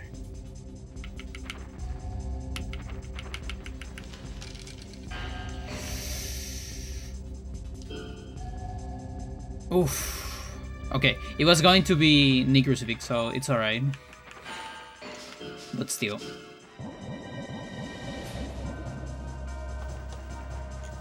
Like the thing is, yeah, last time I counter back neck lock, but the thing is I have a lot of skill with it, you know? But I don't know, bridge suplex, I don't have any skill with it, and I wonder if I'm on the sweet spot where without enough skill it will still get hit. Yeah, nice dance, nice dance.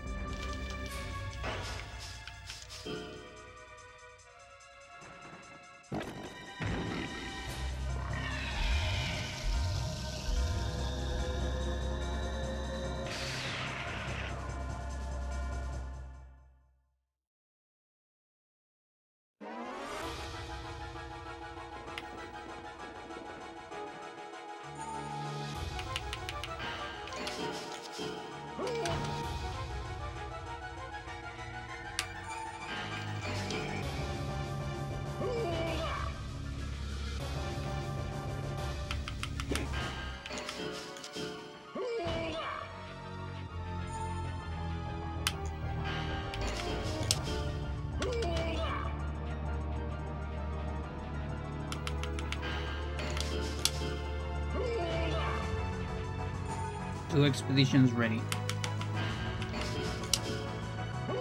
What do we got? Small pirates. Okay. Not too bad. Lost some stuff, but it's nothing too crazy. And an empty one.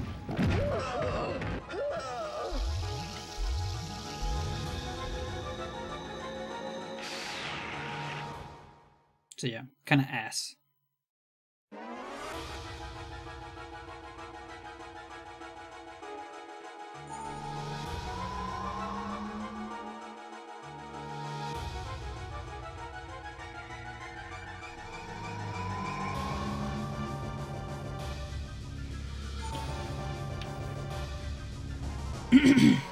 The other day I went to that IT cafe. For a moment I thought you'd travel to IT. Preseo Amara. 2 expressos for 3 lucas. They fucking give me 2 small cappuccinos. I don't know what expressos are. Yeah, that sucks. Like, I love cappuccinos, but you know, if I want them to give me what I'm asking for, right?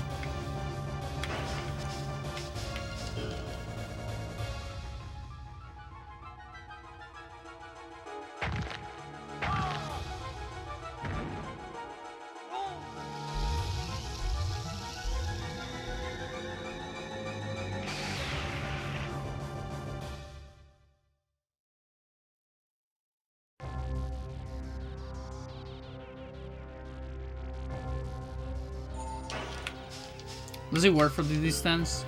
I don't think it does. Yeah, it's way too far.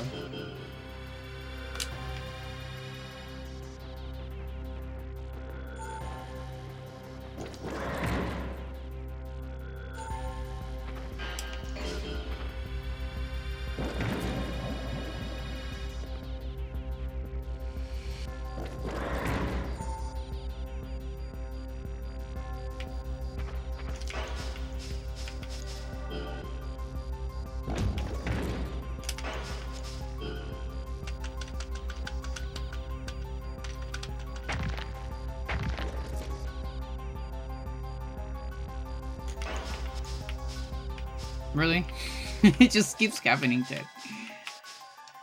Okay, time to keep the head with a load. No, it didn't work this time.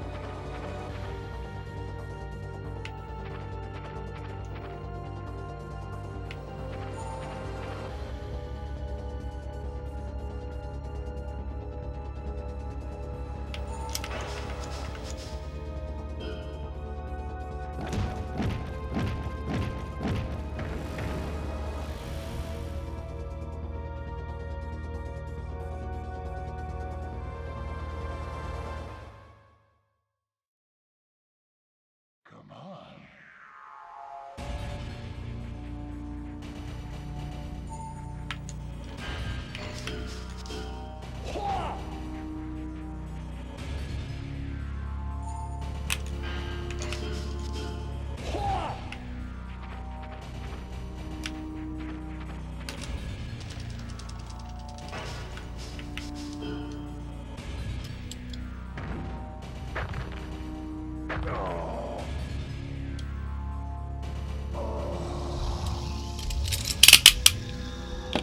Sorry for that. I did that a little bit too close to the mic.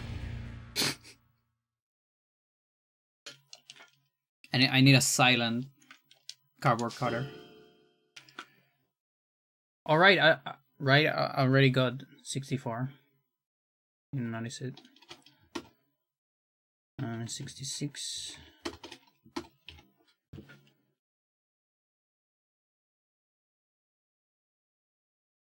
Well, we finally got all the videos from FFX. So I can finally, some days from now, start uploading maybe PVs from this game. I have like a couple unlisted, but like, because they're not that great. Do you play Breath of the Wild? I did. Last year for the first time. Man. I think it was like at the beginning of 2025. Come on.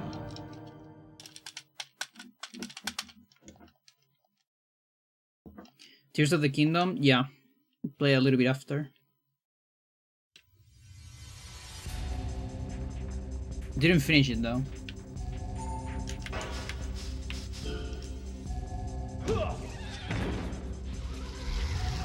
I think I got like one. I got 2 dungeons in that game.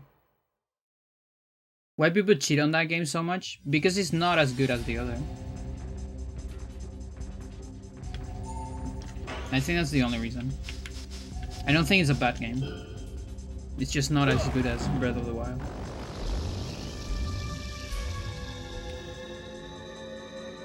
It's a sloppy second. And it doesn't have its own twist like Majora. If you compare 2 other games that, you know, reuse a lot of stuff and were from the same era, Majora and Ocarina. Majora has its own very unique thing. Not just gameplay wise, but also like lore, theme, aesthetics. Whereas Tears of the Kingdom, the only new thing is mechanics, which are very interesting and fun. Yes, that's the best part of the game. But the lore sucks, the story sucks, it doesn't make sense as a sequel. There's a lot of places that don't make sense. The rewards of items are not as meaningful as in Breath of the Wild. The sky is empty, and that was one of the big selling points of the game. The underworld is a little bit too big and too samey for how big it is. I think there's a lot of valid criticism to the game, even though the game is fun. Also, if you play on Switch 1, you have to combine items. That's like one of the biggest things in the game. And every time you open the menu of combining, there's a big delay of like half a second. And like, for example, when you combine arrows, which is something you do all the time, having a half a second delay every time you open the menu, it got pretty annoying for me. Like after, 10 hours of gameplay. That's like a big chunk of your gameplay. I don't know if they fixed that in Switch 2.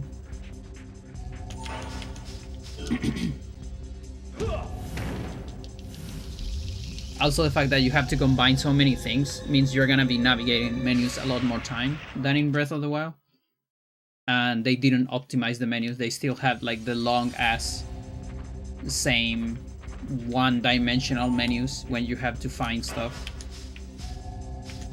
Like even this game has better menus, 2 dimensions, up and side. Imagine if all the combos were like, this was just a line of punches and I had to scroll 14 pages to get to the last combo. Imagine that. Tears of the Kingdom does that. In Breath of the Wild it's not that big of a deal because you don't combine things. You only change weapons. And you don't do that as often. So, yeah, when a main mechanic of the game kills the pace of your game, then yeah, that's you have conflicting mechanics. So yeah, I think all the criticism that the game got is very fair. I still think it's a good game, and I think it's a fun game. but I think all the criticism is extremely fair.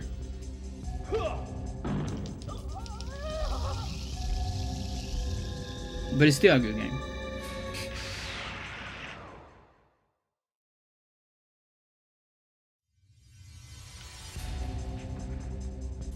Majora is such a great game. I love it so much. I have to replay it someday, but not yet.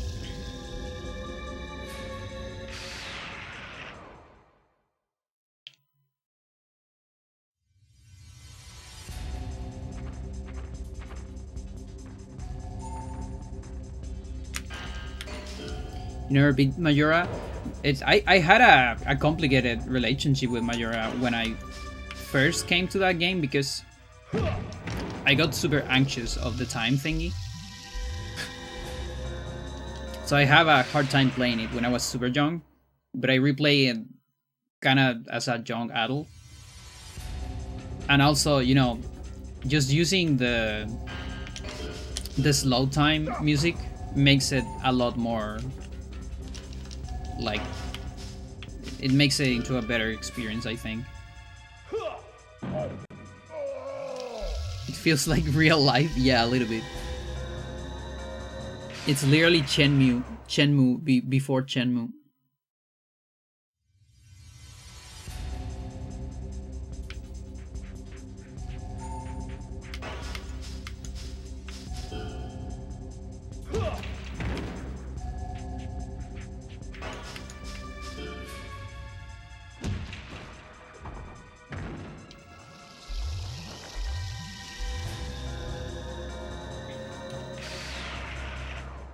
But yeah, I had to be like a little bit older to fully appreciate the game, I think.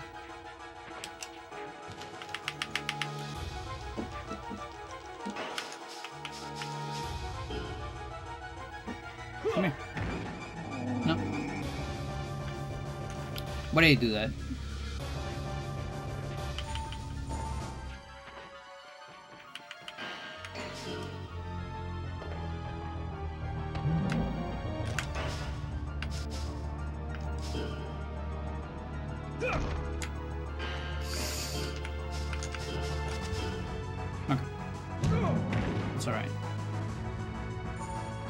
I gotta step because if I guard there, I could go grab.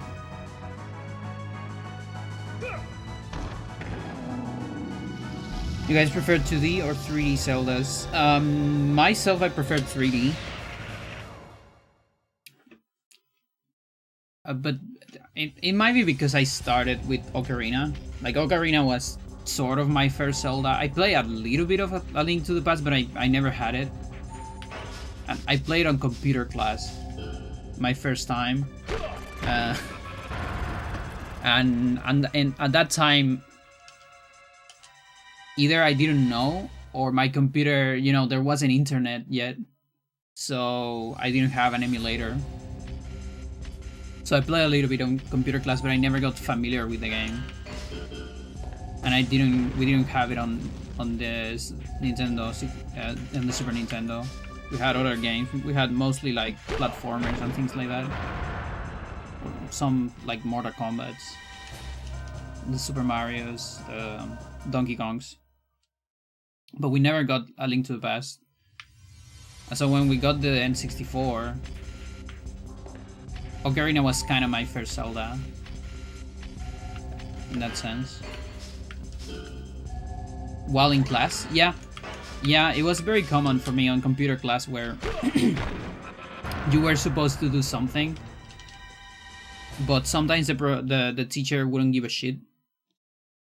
Or if you could finish like really fast, you could do whatever you want. And a lot of computers had like games and things. That's where I played the Mario and Luigi from DOS as well.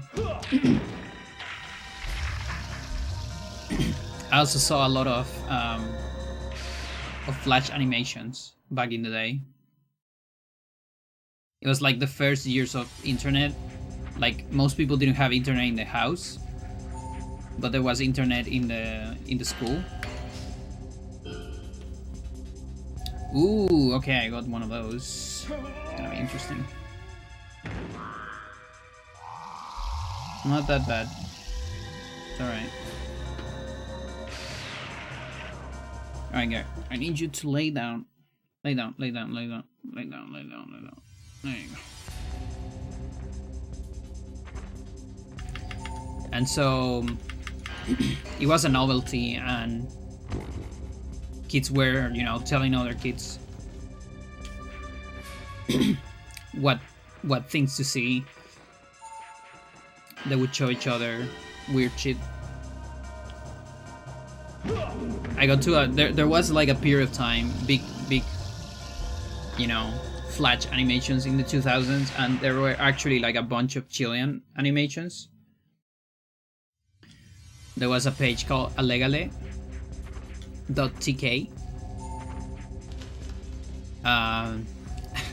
Very obscene animations. A guy called Roberto Manfinfla, which is a guy that just likes to snap one off everywhere. That's basically the plot of the show,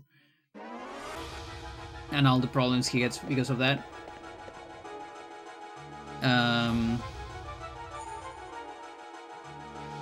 They had other stuff on that as well. There was Pura Basura, which was another like animation website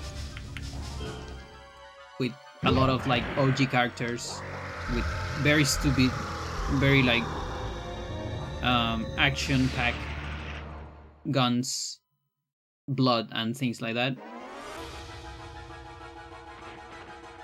Also very 2000s, and I don't give a shit. There's a lot, chat. There's a lot of their animations. Remember, these are Chilean animators.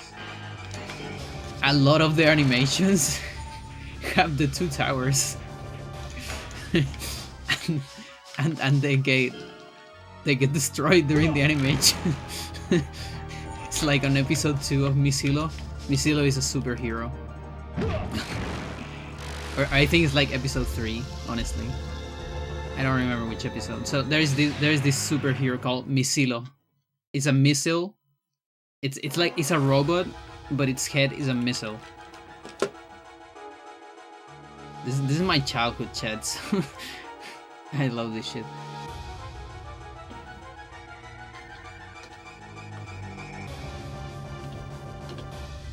Misilo, el máximo. Oh, there's like fan art now? Oh, that's fucking amazing. Oh, and Roberto Manfinfla, dude, that's fucking amazing. But yeah, this sucker. That's Misilo.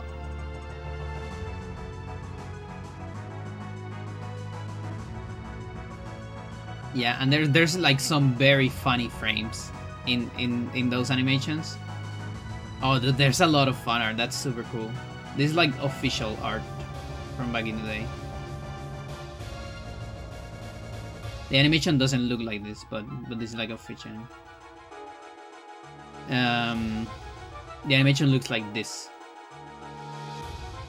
sort of. And the thing, so what is the theme of Misilo? The theme, the whole like, I don't know, gimmick of the show is that Misilo combats evil. You know, it's a superhero. So it just goes on the streets combating the evil people, right? Like burglars and things like that. So you have like this, like episode 1, it's like there is an old lady, you know, just walking on the street, and there is a burglar, and he's like, "Entrégame todo el dinero," which is like, give me all your money. And then Misilo appears, and he's like, "Stop there, fucker," or whatever. This is circa 2003, probably. Let's see. yeah, probably around there. 3, 2. Stop right there, and he shoots the bad guy, but he shoots missiles, and he goes like all in. He doesn't give a shit. So shoots, and it fucking destroys everything. It destroys the old lady. It destroys the street. everything explodes. It's so stupid. It's so stupid. Like, I love it. It's like it's like 6 episodes. It's very good, very stupid. And yeah, everything explodes a lot. And there's like stupid music. It has like a keygen music that has always been ingrained in my brain.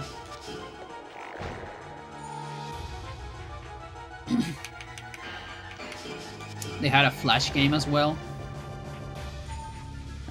where you like had to like shoot people by clicking on the screen and things like that. And if you don't shoot fast, they will kill you. Things like that. You open like different paths depending on where you shoot on the stage. The Napster Metallica Flash animation. I don't know about that one. Keygen music is fucking amazing. It's fucking awesome. Like, for a long time, I didn't know the Misilo thing was keygen music.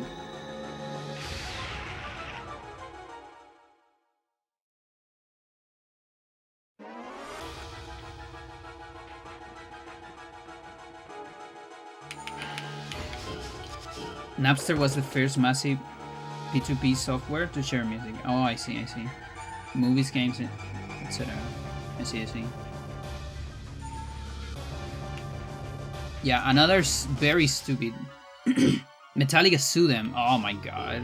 Why would you do that? Of course. Why would you do middle kick if it literally doesn't have body in the middle? You're not supposed to do that.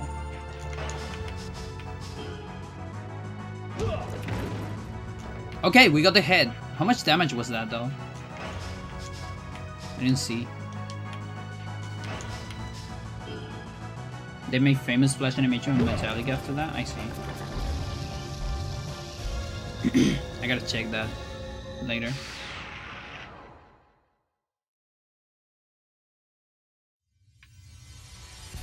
But yeah, there was another... Well, people also were showing each other like Happy Tree Friends, which is like cute animals plus gore, having like horrendous accidents and things like that. It's just horrendous animations. I hate them. I didn't like watching them. I did like yeah, gun shoot, people die and explode, but I didn't like the kind of gore that they showed in Happy Tree Friends, because it was like some nasty shit, you know. 2000. Okay, so there might be a lot of like percentage depending on your max HP then, considering it hits defense, because that damage definitely doesn't put Diaz or Migoya unconscious, but it might be a percentage then. Emule.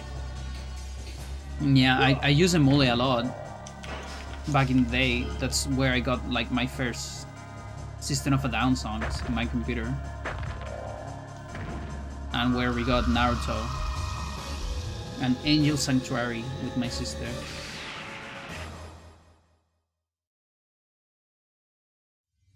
We mostly use Emule. I dated a girl who liked it and never understood why. It was also vegan. Yeah, no, a lot of people like. I think it's, you know, it's the shock value. You know, it's like, hey, I want to show you, kids love this shit. Something very fucked up. And you know, it looks cute at first and all that, so it gets you. I hate it. Now that said, talking about shock value, and this is probably just as horrendous, but it was less horrendous for me, just because it's less gore. But there's other horrendous things, and this again, more Chilean animation. There was this page called aweonao.tk. So aweonao, weon, it's like an insult in Chile. It's a word that means a lot of things. It can mean dude.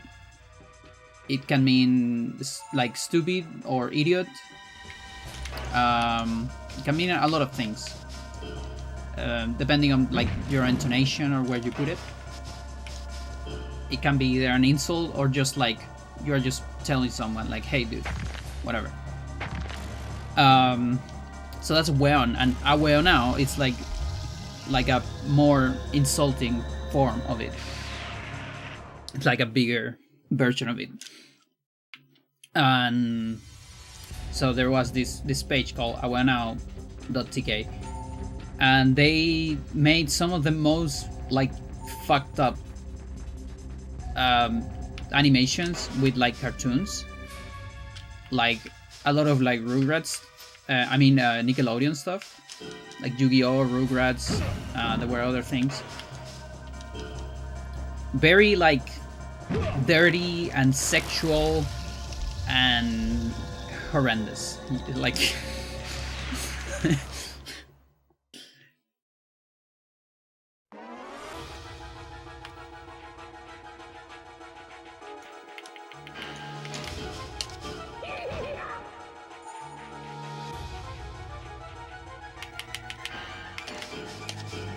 middle days remind me of Chagarrón and El Chombo. What are those things? That sounds like videos. Like a video on old YouTube. Like Aida de Edgar or something like that.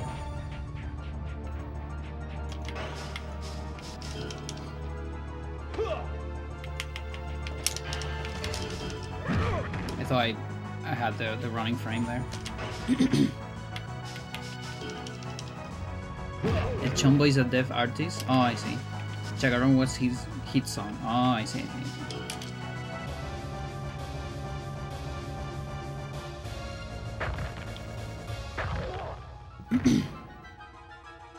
But yeah, the page that we saw a lot as well growing up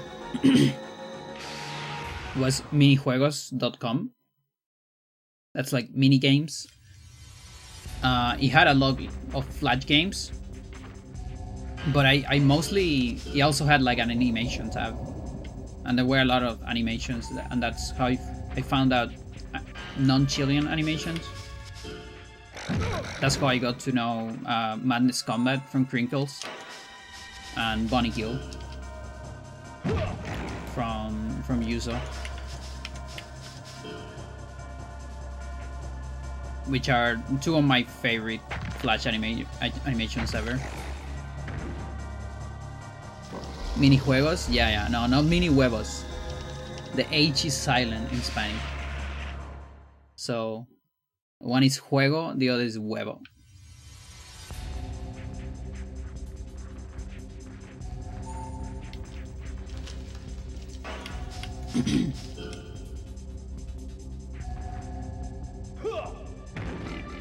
I'm sure you heard it somewhere, probably.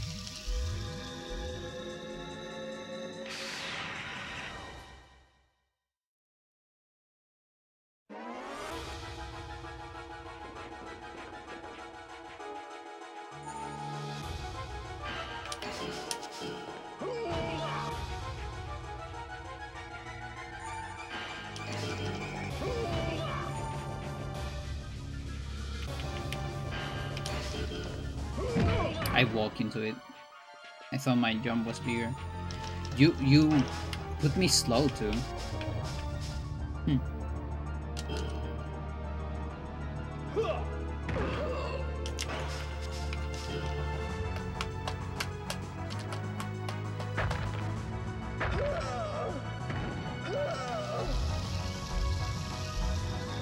Could that be like Chagarrón Magarrón? Like that kind of shit? Or not?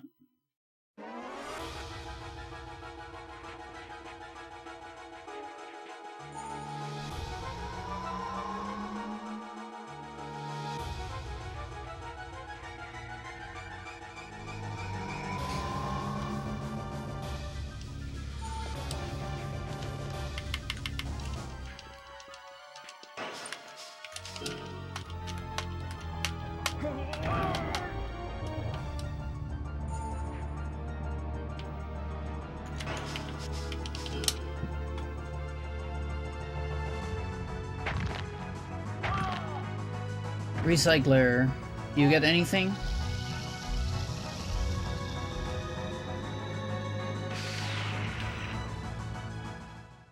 Oh yeah, I had another, like I had a transport there. I guess I'm sure. I forgot about that. So now the storage is full of it's full of deuterium again. Cool.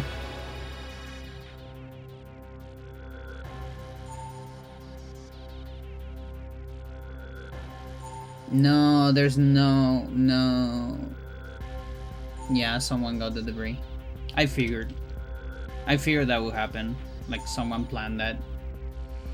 But I had to try anyways. You never know.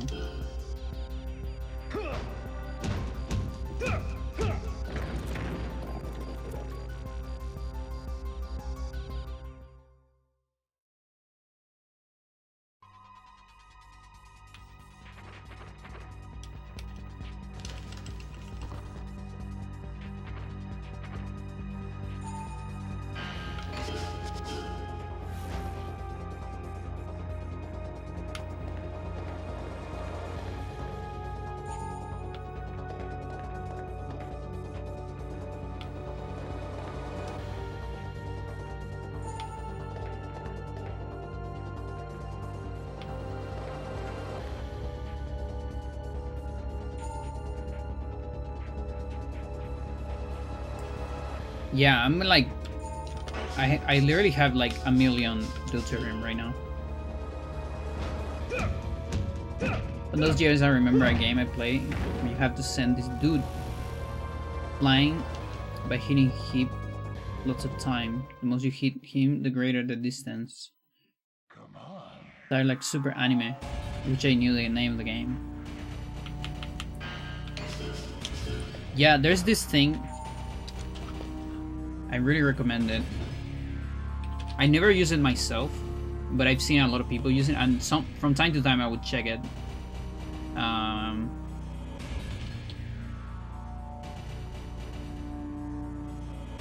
It's a Reddit, by the way.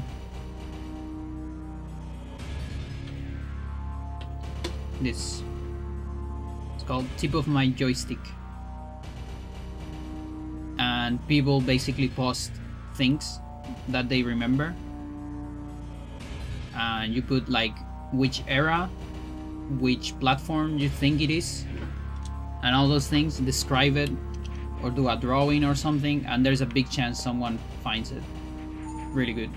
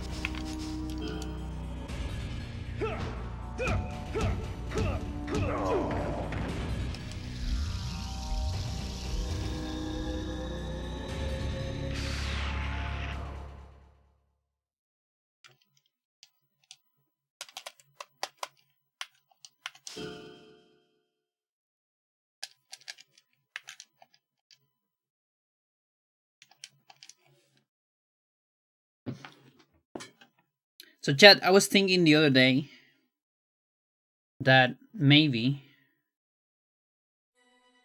my next, because I'm missing a normal playthrough. I have to do a normal playthrough to get a normal file game clear, just like this one's, but a normal.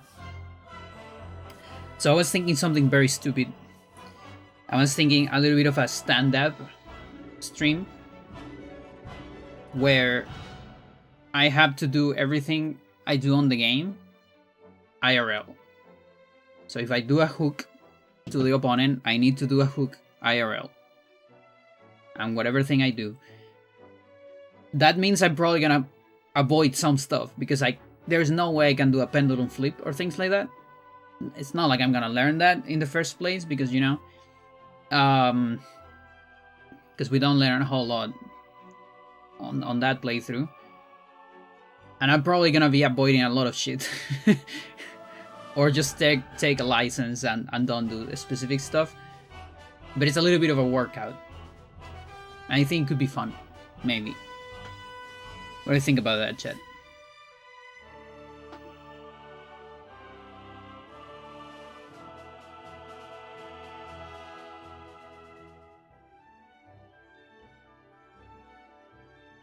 Yeah, Area 3, it's gonna be really hard, I think. Like, the Area 3 respawners and Area 8, oh boy. Who knows, maybe I won't even take them. Last summer I tried the jet shot on my brother's foot on a trampoline. That's pretty cool. Do you get it? What were your results with it?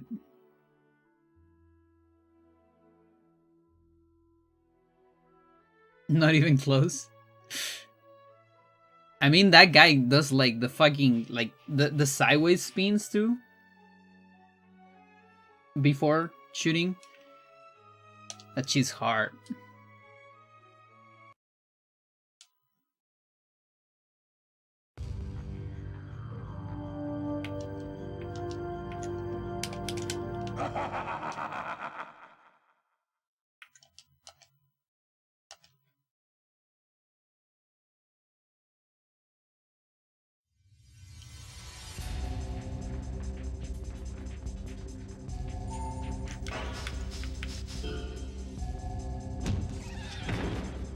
I did like a weird chilena. That's pretty good. I mean, even that it's good.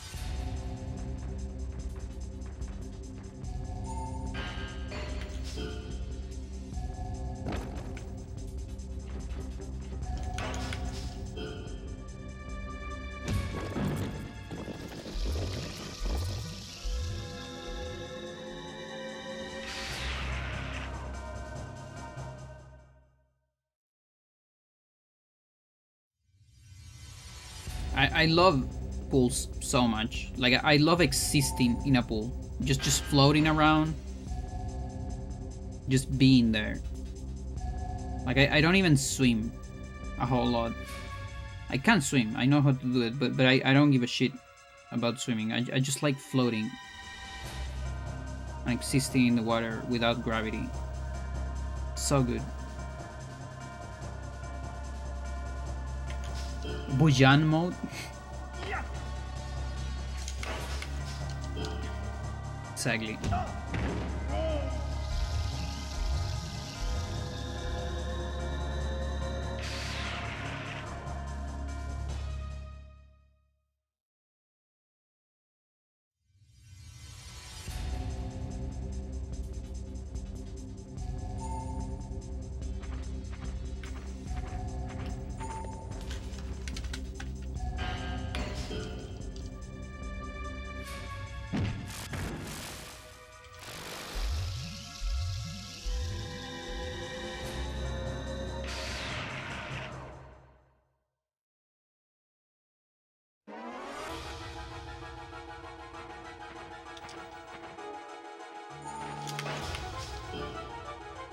I'm confused. I think the one I did was more like the sphere shot. Oh, I see. Yeah, I was thinking, because the jet shot is like omega insane. The sphere shot sounds a little bit more plausible. I'm not saying you cannot try it. Of course you can try it, but it's much harder.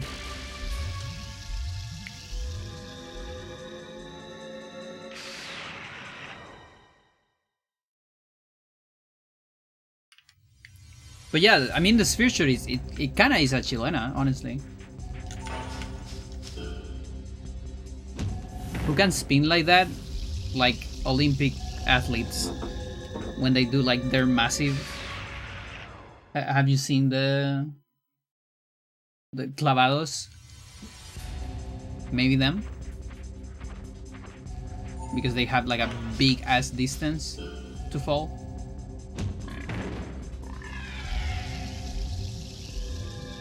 But yeah, it will probably be less spins than Tidus. But you know, like a closer equivalent in real life.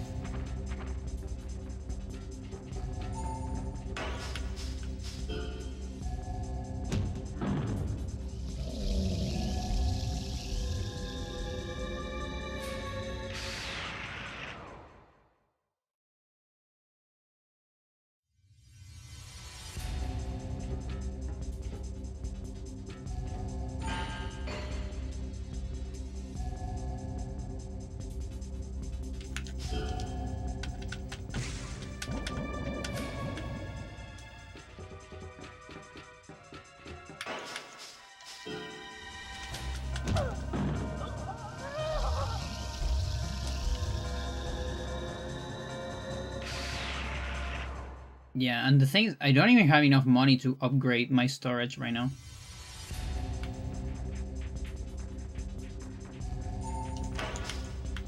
I need like a tiny bit more.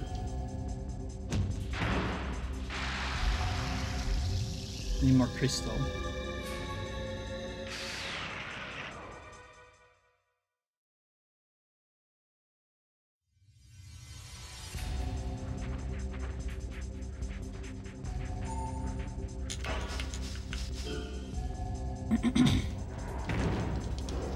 Chat, I have a little something here. Look what I have.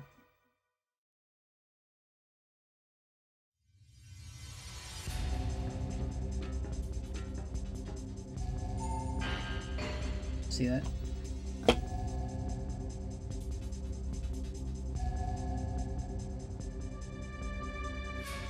It's a ring eraser. A trompo, exactly.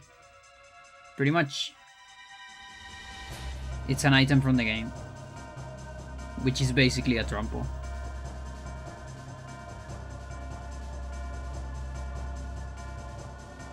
This game has like very simple, low poly items. Oh, left arm. Stuff like this. I don't have it right here because it should be on this slot, but you only get the items you get from items in the survival. But yeah, there are items like this, you know, like very simple, like 2 or 3 color items, and one of them is this.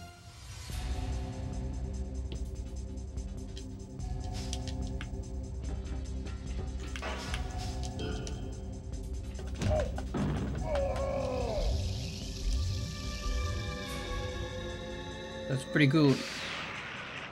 Now we're gonna make the others. I got a new red. Just have so many tones of things. I have a box full of cubes. Plasticine cubes. These are my colors. All the stuff I have to work with. And yet I keep finding myself having to do more colors.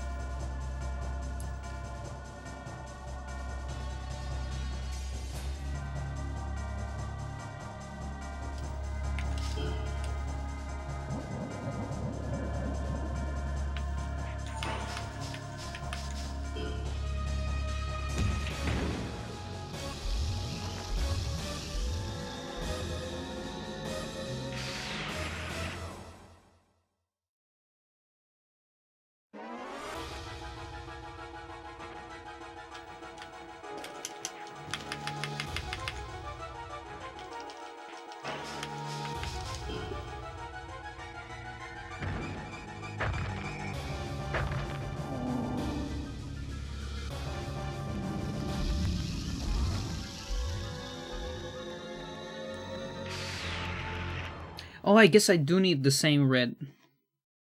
Yeah. I was getting this red also for the life charger, so we're gonna keep it. So now I can do the battle chargers. Although I'm thinking maybe this is not enough. The size I did of this.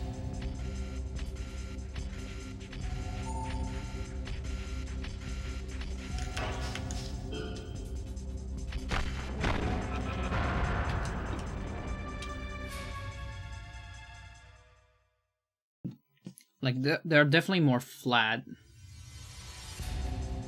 Let's see, maybe it is enough. They're gonna be smaller.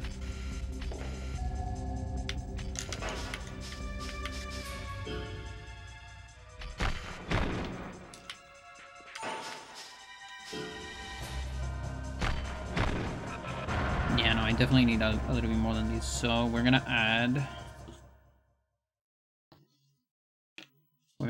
this gray.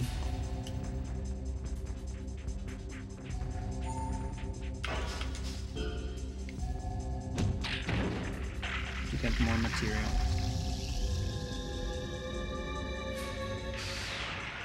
Yeah, I'm just gonna add the full thing, I don't care. Let's just yellow it. Sometimes you gotta gamble.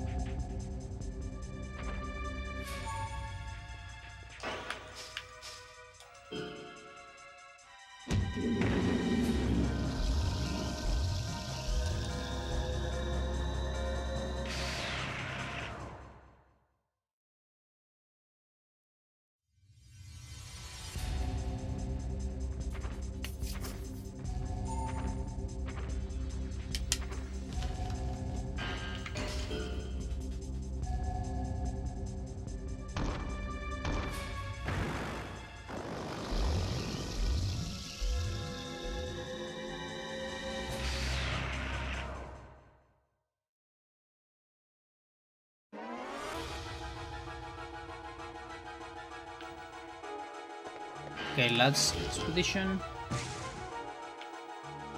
We got some chips. A lot of battle chips. That's pretty good. I like that.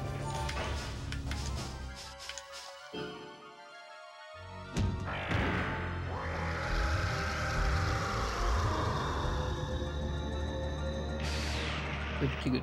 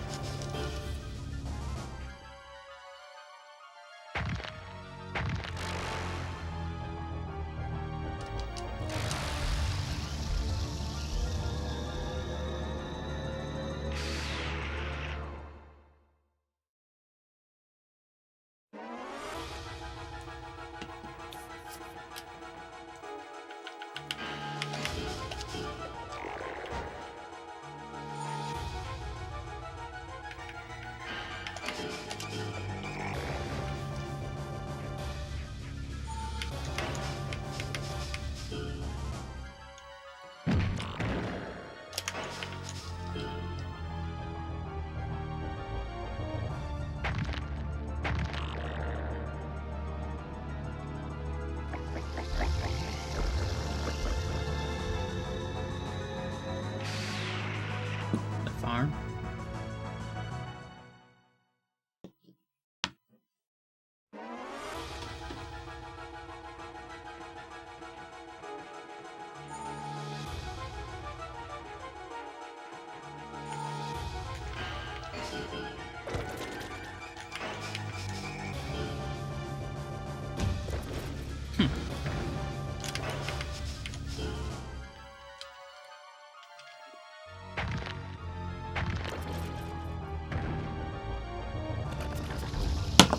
Jesus. I just found a video of Flea playing at Newport Jazz Festival, and he's killing it on trumpet. He's really good on trumpet. You didn't know he played trumpet? Yeah, he's really good on trumpet. I also didn't know about the jazz. But yeah, there's a lot of like, and by a lot I mean not a whole lot, but there's a bunch of Red Hot Chili Peppers songs that have trumpet. All of those are Flea.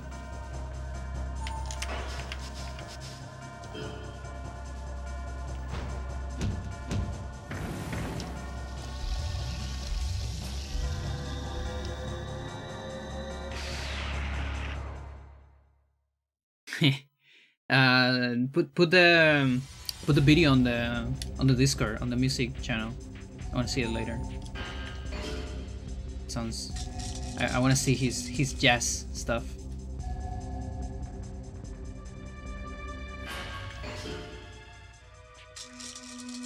But yeah, I'm trying to remember if there was some collaboration. Oh, okay. What is this song? Miranda. That goes. No, that something is just that ghost is not holy anymore. Something like that.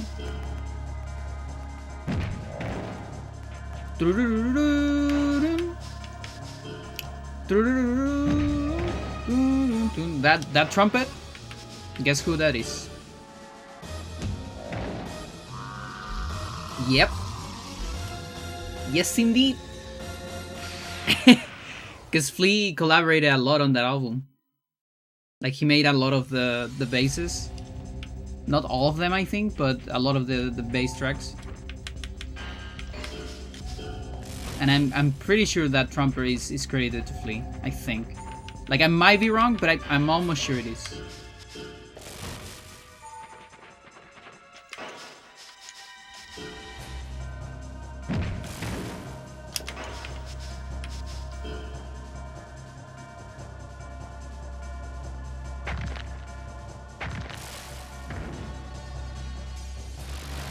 Yeah.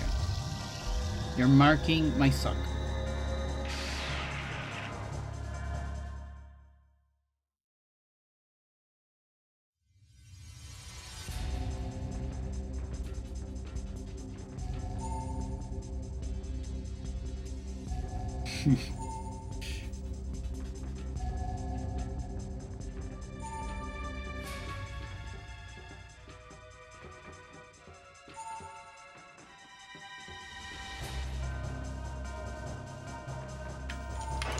That one is so good.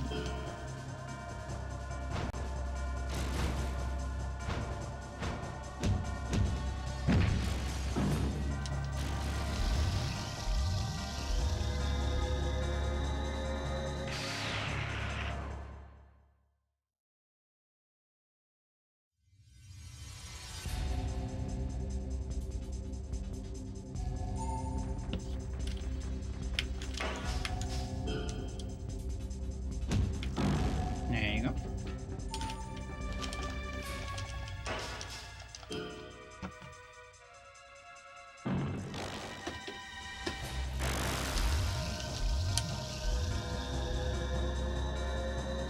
I want to at least get things to 70.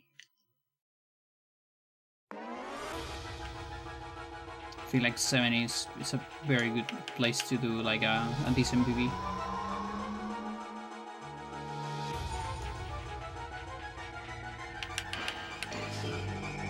Yeah, you like to do that thing where you don't do telegraph after the defensive answer.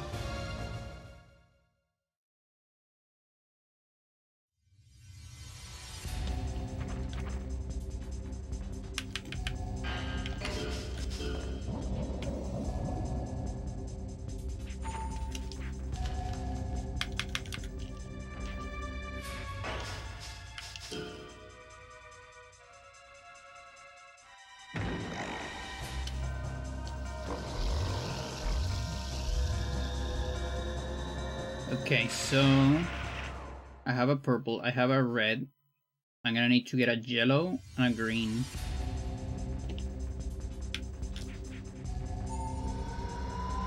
And I can't really get it on this file. Part sucks a little bit.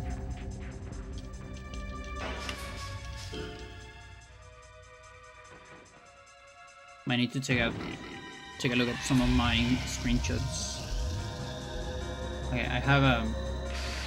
I know I have a screenshot album from emulator.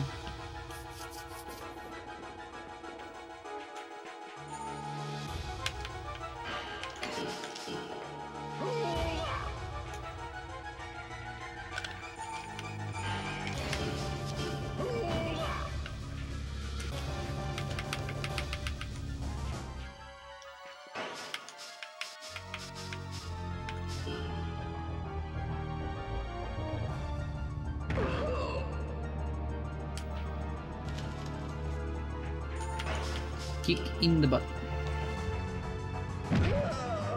Not quite in the butt. I guess the double one goes there.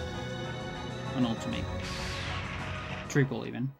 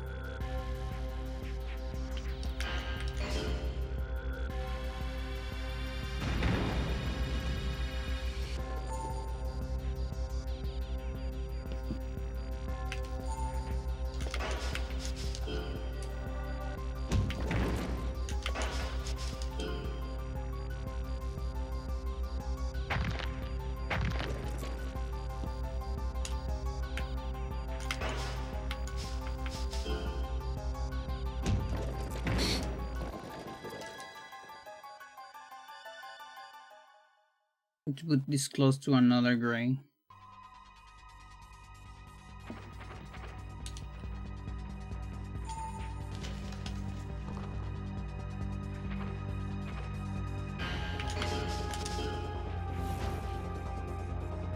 Okay, yeah, it is quite different.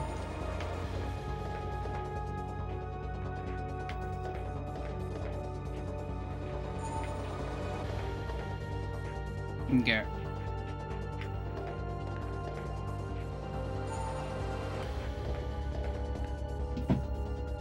Marama.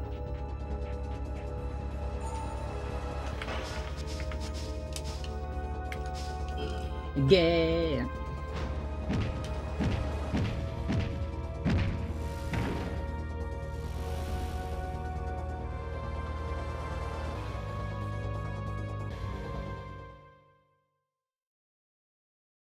Come on.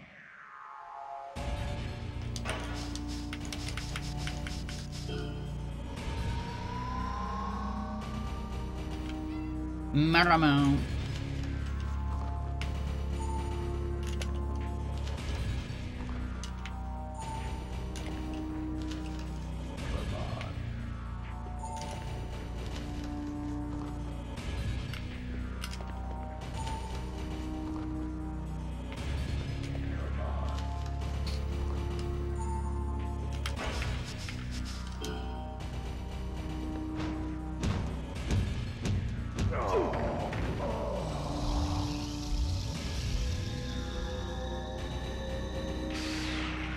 Chad, we're so close. Look at that. One away, Chad.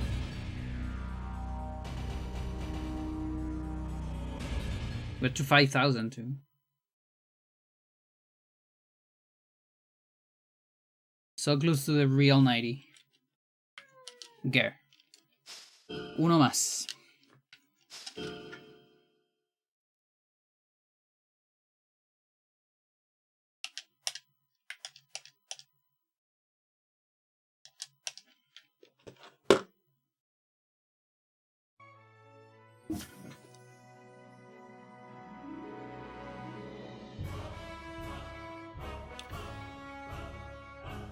Still so far away from 3,000. I mean, my ultimate file is super close to 3,000. Just a little bit short of it.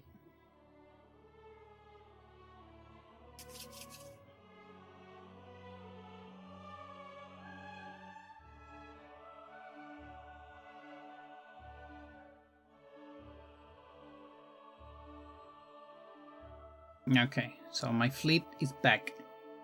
And I got a destructor. Pretty cool.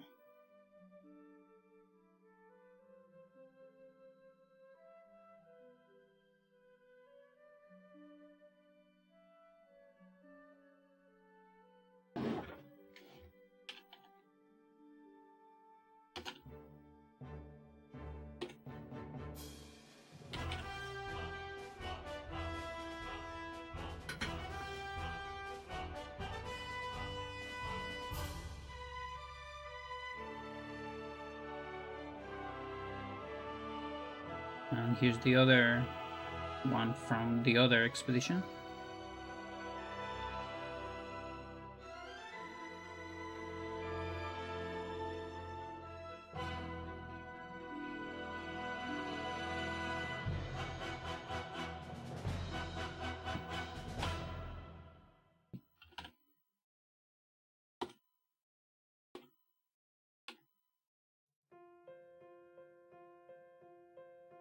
And we're gonna send it back to another expedition. Of course.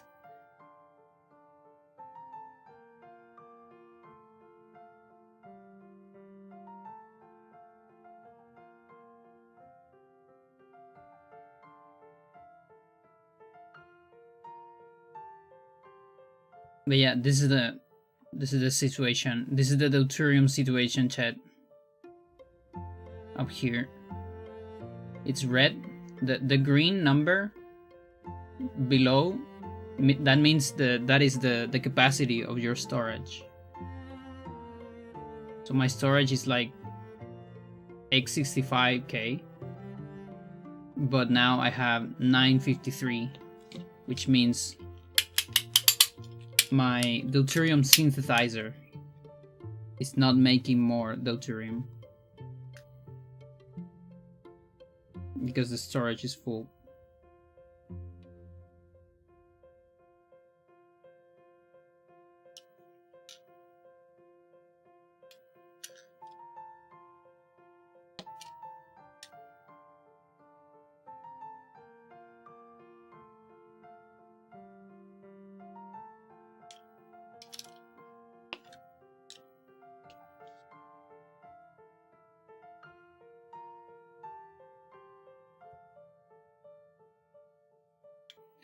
Yep, you can upgrade it. That's why I have different numbers. Like the metal one is over 1 million. That's like the next level. But here you can actually see here. So these are almacén. That's storage. It takes, so to upgrade metal only takes metal. To upgrade crystal it takes some metal, some crystal. To upgrade deuterium it takes a lot of metal, a lot of crystal. And I currently don't have enough crystal for that level. I'm a little bit short. Plus I need to spend crystal, which is like, you know, the more expensive one. On late game. Late and middle even. Like at first, on early game, deuterium is very expensive. But then it gets not that expensive. And then there's like a constant crystal bottleneck because of research and things like that.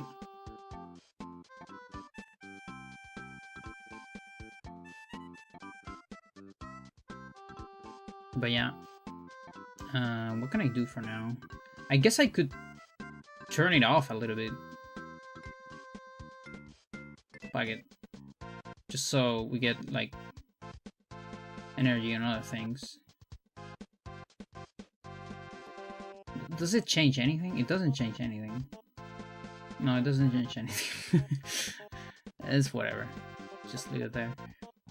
And the thing is, I could spend some of this money on research, but I'm actually doing other research, so I can't spend any money. Just gonna stay there for a little bit until I get the crystal for the storage. Yeah, the legs are getting close to 70.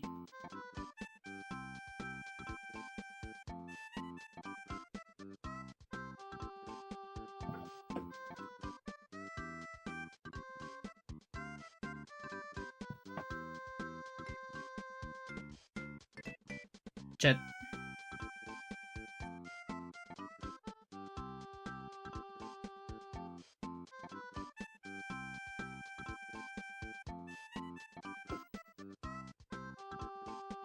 Ring eraser.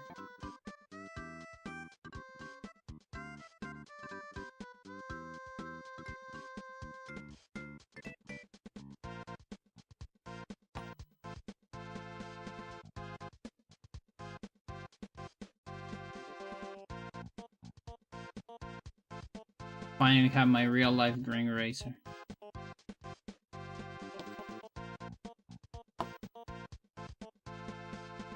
And I have 4 cubes, well, cuboids, that I can use for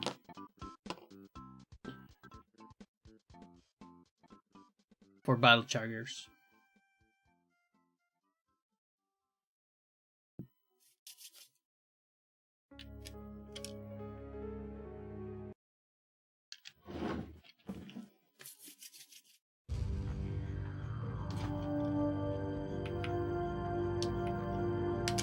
Come on.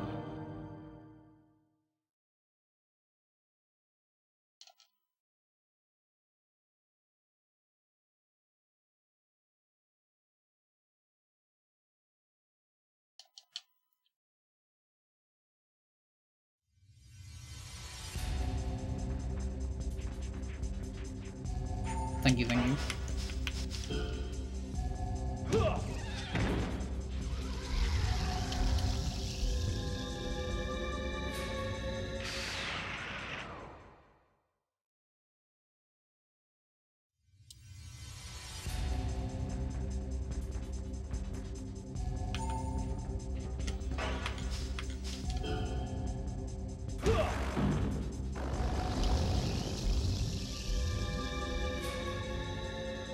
Can get rid of at least one dog? Yeah.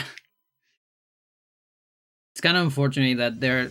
I think I have a dog respawner close to my house.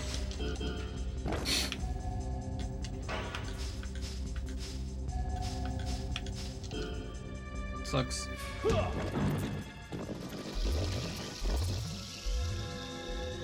Chat, the duality, you would have like, you would love so hard with the duality of Pandora, because, you know, the other day, was it yesterday? It was yesterday, when we got the alarm, and a Gary Bros apparently, yeah, actually. So, yeah, we got the alarm situation. All the neighbors went out on the street, you know, as it usually happens with the alarm. You see what happens and all that. And as usual, you know, those neighbors, when they get out the house and they leave the door open, the dogs just kind of go mental on the street. And this has happened before, by the way, where, you know, all neighbors have like their doors open. So my fence is open. And these dogs are like, oh yeah, this is my house. and they just went into my house. They don't give a shit. It's like the wieners. And this fucking wiener, it went to like the deepest part of my garden, and then even fucking went inside of my house. It didn't give a fuck. The thing is, I don't mind it. Like that's why I tell you about the duality of Pandora, because deep wiener, exactly. I was like, you know, I love the dog. You know, like I was petting it. It was such a chill wiener. You know, I was like, oh, you love this house, right? Yeah. And I was just petting. I was having a great time with the wiener. My neighbors were going mental. You know, like what is his name? It's like a very human name, like Juan or Julio, something like that. Like Julio, come back here. And I'm like, dude, it's fine. I don't care.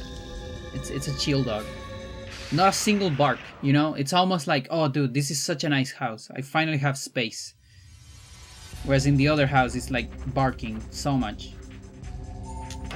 That's the thing, like, silent dog, great dog. Bark dog, I hate it. Julio, dude, all their names have human names. Like person names, particularly in Chile. It's Julio, Juan, Alicia, and Carlos.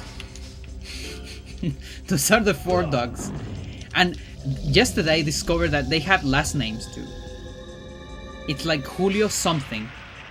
And they have different last names, each one. Like, what do you mean?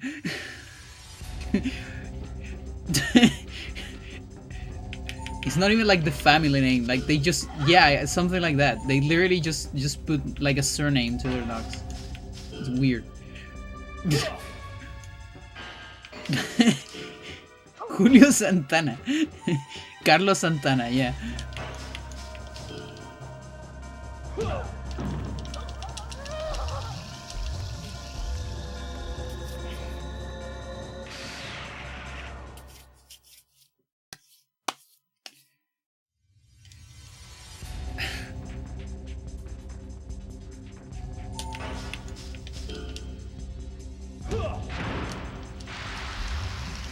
But yeah, that's when, you know, dogs can smell fear. Naming my next Kevin Young, yeah. But they definitely don't smell hatred. Because I fucking hate those dogs. Unless I'm on like dog lover mode, I guess. Which is, you know, when the dog comes close to me and it's not barking. Yeah, sure. But I fucking hate them, you know, because they bark so much. They didn't give a shit about that, you know, like.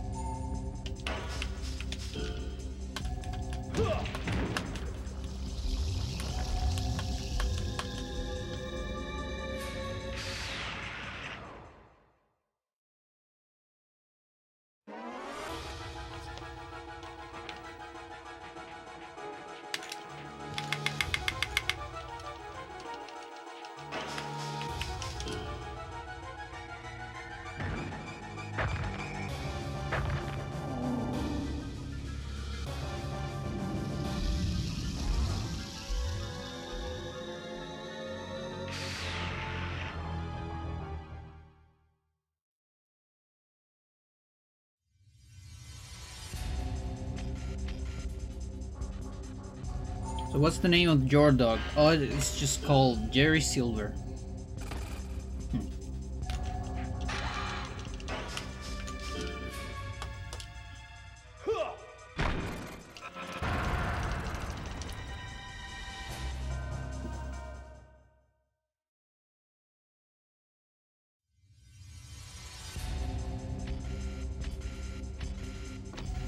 So sophisticated, yeah.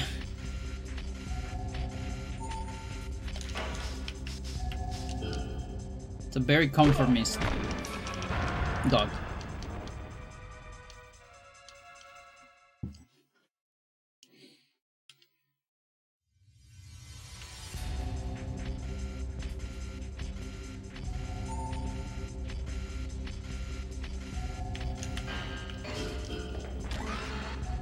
Diaz full name? I don't know. It's kind of funny because in Chile, Diaz with a Z, that's actually a surname. And that was always funny to me when I was young. Like I always was like, oh, this guy is just, they just call him by his surname. And I don't know what his name is, you know?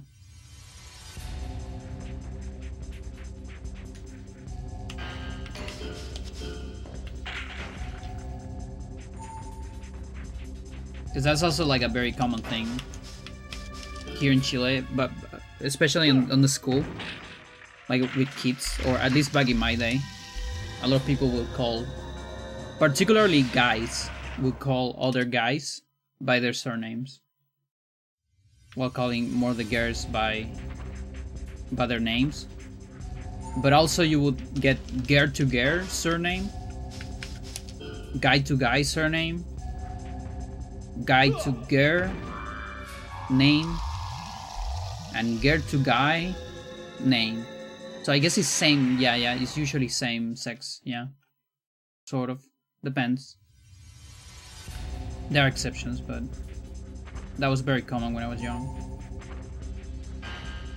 Diaz with an S is your mom's surname. Oh, interesting. Yeah, I've never seen it with S here. Because also that's a word in Spanish.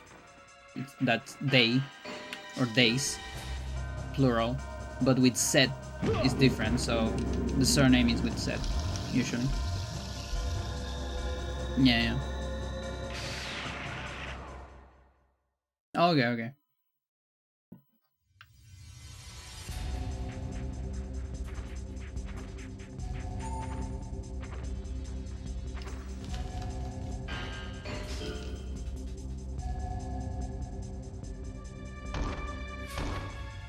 Yeah, it was like a funny structure. I always find it interesting. Kind of remind me of the like Japanese stuff. How you put, you know, how people say chan, san, senpai, that kind of shit.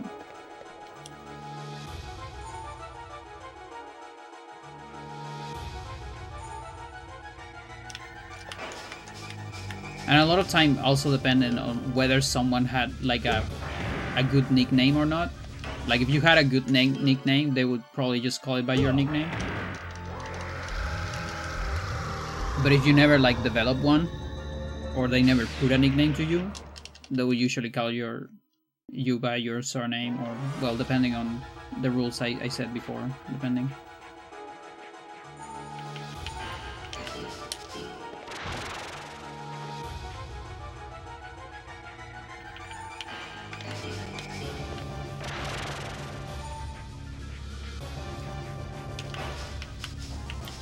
Gare. Ooh.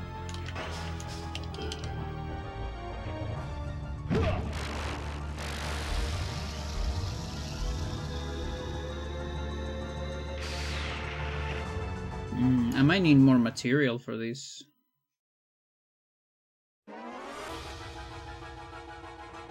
Like a tiny bit more, maybe?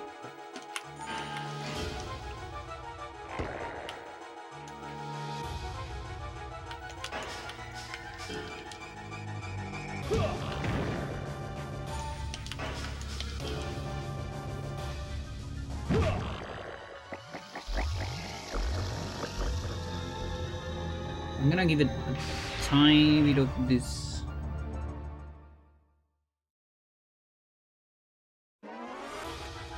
Of this and of this.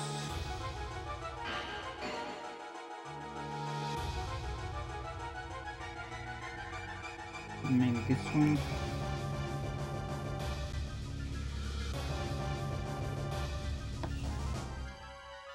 Okay, maybe that's too little.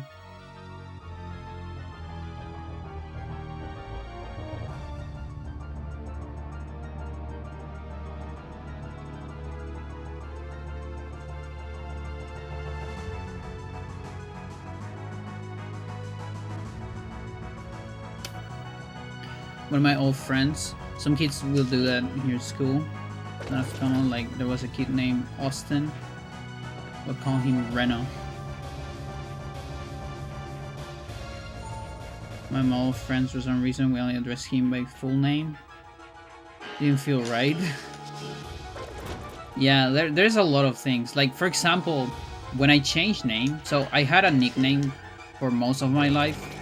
A very specific nickname related to my dead name. When I transitioned, you know, and I got this new name, there was this period of time, and it still happens a little bit, where a lot of people call me by my full name, and it's a little weird.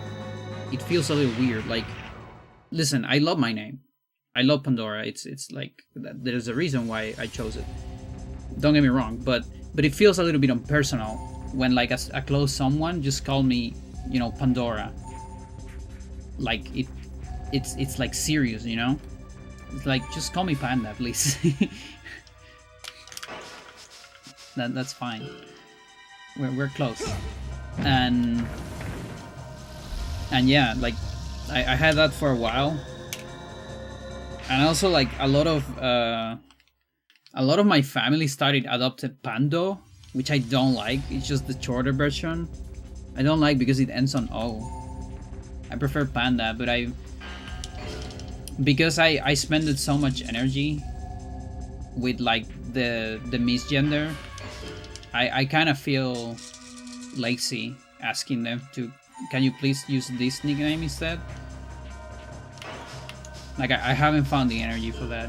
I've done it a couple times, but they tend to don't remember.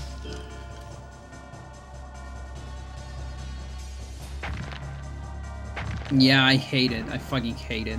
That's like bottom tier nickname. Top tier is like Panda or Jane. Jane is also like a pretty good one. I love Jane. Because that was a little bit of a transition nickname I got. Even before transition. It started a little bit as a joke. In fact. And so I appropriated the joke. Which apparently is like a very common thing on trans people. I had a friend that also did that not too long ago. Adopted a nickname that was a little bit of a joke when he was at school. It just like deconstructed. People only pretend to not remember. Like, like I wanna say yes because I'm mad, you know, at them, but I think only some people do that. I genuinely think some people don't remember, and that doesn't make them less responsible for it.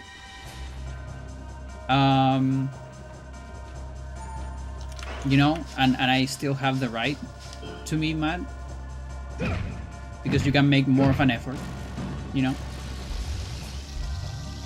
but I get it. I mean, it's so many years, especially with family that is not that close. You know, it's family that I see like just a couple times a year. That's the thing, you know. So it is. I know it's gotta be annoying for them. Like it is annoying for me, obviously, to have to deal with this, but it's also annoying for them to, you know, the one time they see me, like, maybe thrice a year, the only conversation I have for them is like, can you please don't call me this? It's gotta be annoying for them. Is that a good or a bad thing? I don't know, but the fact is that it is probably annoying for them, you know. And it's always uncomfortable to be annoying, you know, even if you have the right to be annoying. It's the same thing as when I go out and tell people, can you please shut up and don't make noise? I think I have the right to do that, right? But that's probably annoying for them because they think they have the right to make noise, you know. And so then we get onto a discussion or into an uncomfortable situation, and I don't always have the energy to deal with that.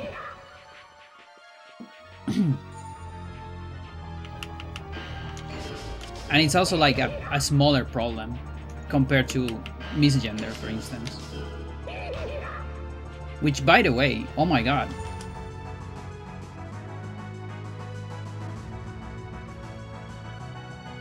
Really?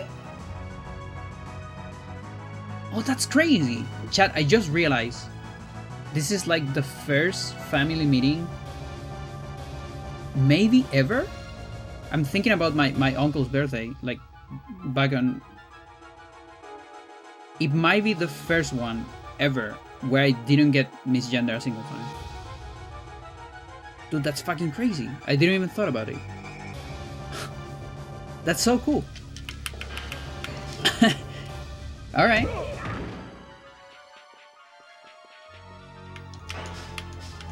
Because usually it's like 1 to 4 times, depending. So you see, that's the other thing. Like, okay, that's a victory, so you also kind of feel a little guilty, you know, asking for more. Obviously, you deserve more, but you still, you know, it's weird. We are weird. What's the inspiration behind the name? Read mythology or just like Pandora? A little bit of both. I like the story of Pandora. I like the different interpretation of the story. And I just like how it sounds a lot.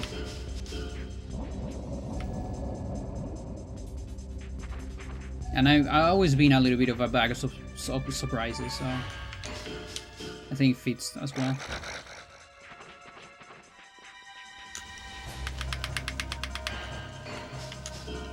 Don't do it. Don't do it. Don't do it. Oof. Yeah, because I have 0 skill on that, but I might be fix always counter. Like if I counter that, it feels like I'm fix always counter. Or escape rather. But it's still scary. But yeah, I know I have a couple uncles, but that's from my mother's side. Not from my dad's. No, honestly, there are a couple from my dad as well. But it's like not blood related, you know? It's like, you know, like husband of sister of my dad or my mom, stuff like that. Yeah. You did a weird noise. Are you alright?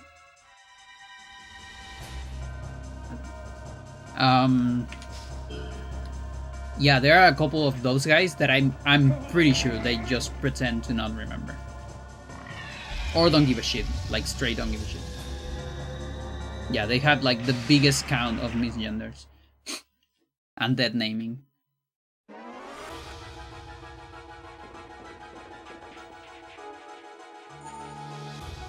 There's also like a big correlation from being like right-wing politics as well.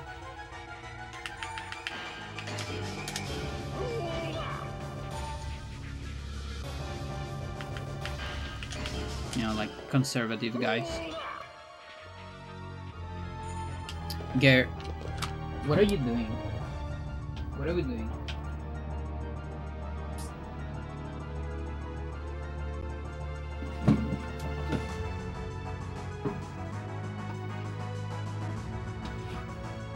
Do you fit here?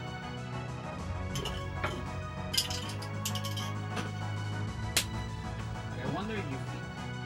I don't think it does.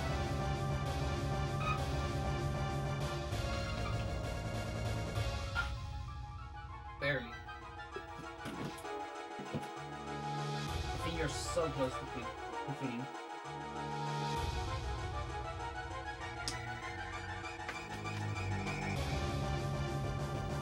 She's like behind some furniture.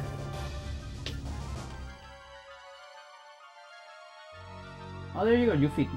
You finally fit. Now you can go there freely.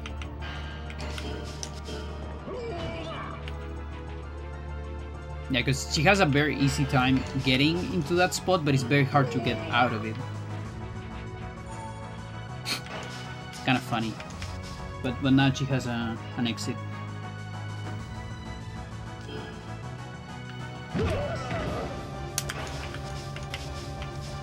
I'll just be for my oldest, because family on my wife's side. doesn't accept that he transitioned or something. Ah, that sucks. Yeah, like fortunately, I didn't have to deal with that. Like I'm pretty sure those couple guys I mentioned don't give a shit, but their wives give a lot of shit, you know? So at least I have, you know, I have my back, they have my back. And so those guys cannot get away with it. But I never had a situation like where a whole family nucleus doesn't accept it. Like fortunately, I'm lucky with that because I heard some awful stories.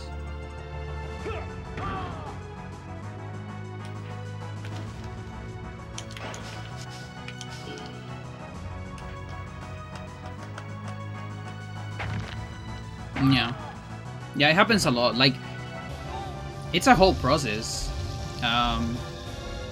There's like there's this whole thing about the grief, a process of letting go of the past self, and I think the biggest thing that a lot of people don't quite understand is that you are mostly the same person.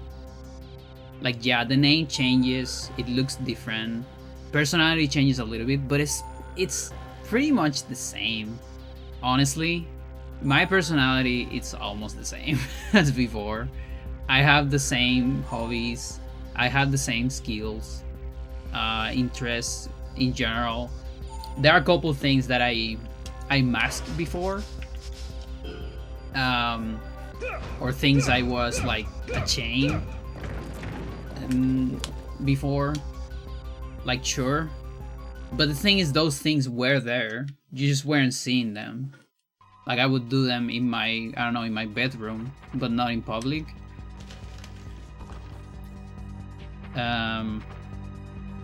So like pretty much of nothing of it is new. Like, it's new for you, but it's not really new.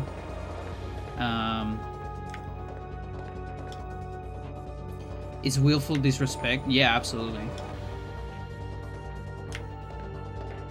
Yeah, we're just masked, exactly.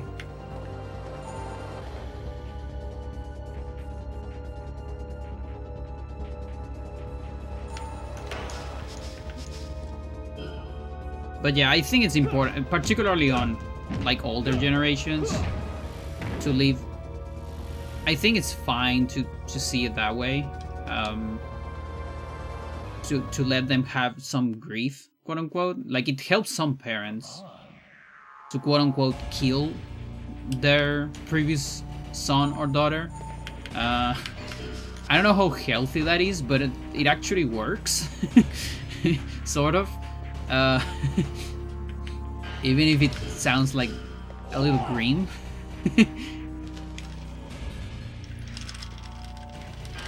Oh, dude.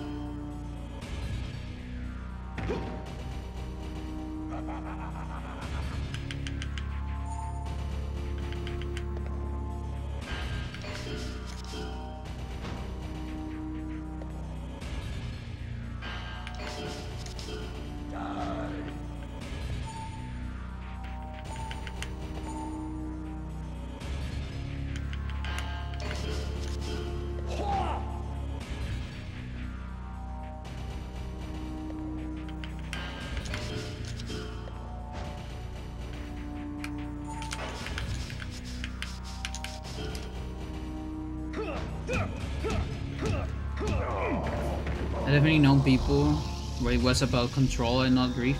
Oh yeah, yeah. No, what I mean is, like, grief is the good part, or let's say, like, what I'm trying to say is, I wish they would get the grief instead.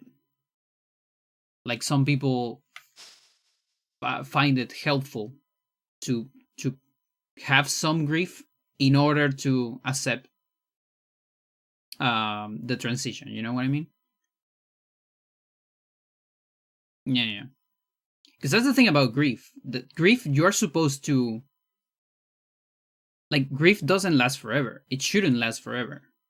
The thing about grief is that it's the process. Like, for example, when someone dies, you're supposed to grieve it. If you don't grieve it, I don't know if that's a verb, but if you don't have your process of grief, you don't overcome it.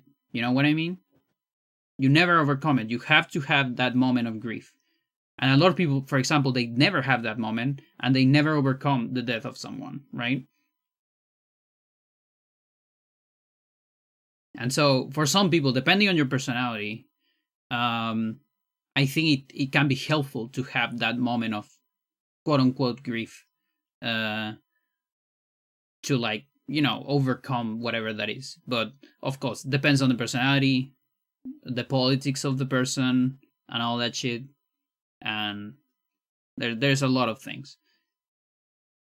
It's just that I've seen parents, you know, being helped by that. Because now I'm a little bit of a trans mom. And by that I mean just you know, I'm in my 30s. I've transitioned for let's say 8 years maybe.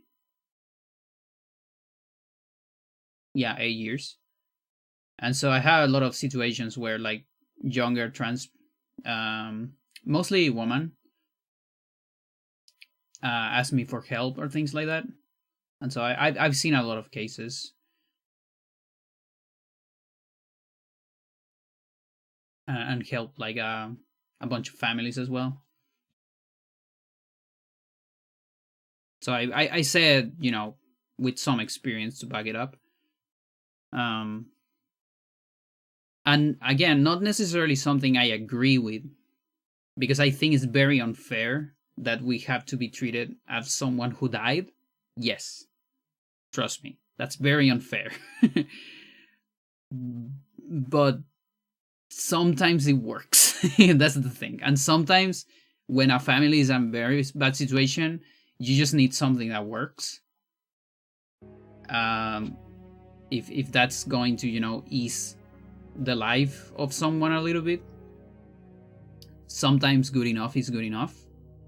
When, you know, that same family also needs to worry about socioeconomical struggles and lots of other things, like transition is just one of those problems. So yeah, basically it's complicated, obviously.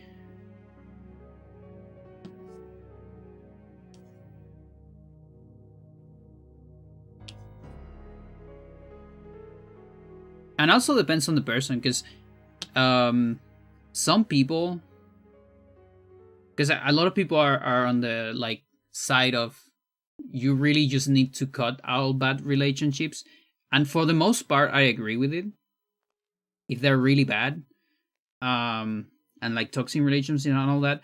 But it's not as simple as just say that solution for everyone. Not everyone has the means to do that, and also there are people that really like their relationships and don't want to cut them, you know?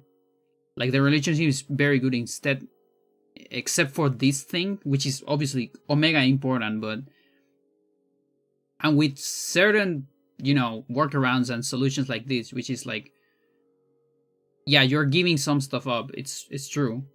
But you know, if it works for them and they can get to like a middle ground or whatever, there's people that work fine with middle grounds, and there's other people that don't work good with middle grounds. They need to cut it completely, and I think both are fine. I don't think everyone is like, I don't think everyone is capable of this like straight cut. Some people are very capable of it. I have it hard. Like I'm not that good at that actually, and that's why I understand these situations when it's kind of in the middle. That's when I don't know, some of my friends like betray me out of the blue and there's no reason. I'm like so startled because I don't understand, and it's hard for me to cut at first, but then it's like, yeah, I guess I had to cut it anyways. Like I want an explanation, but a lot of the time they didn't give me one. So whatever. Complicated.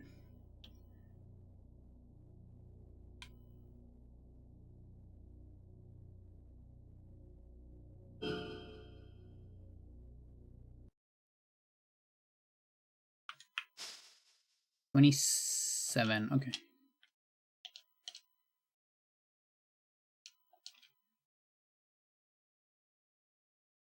My son just cuts people off instantly, even if they're lifelong friends. It's like a superpower? Yeah. Like, if it's like a very... Like, if they do something very bad, yeah, I can cut them off. I have that situation a couple times. And even in that situation, you know, I was willing to have an explanation, a conversation, and even an apology. And I would probably been, you know, it wouldn't been the same, but maybe I could, you know, still be relatively fine with them. But I didn't get any of those, so.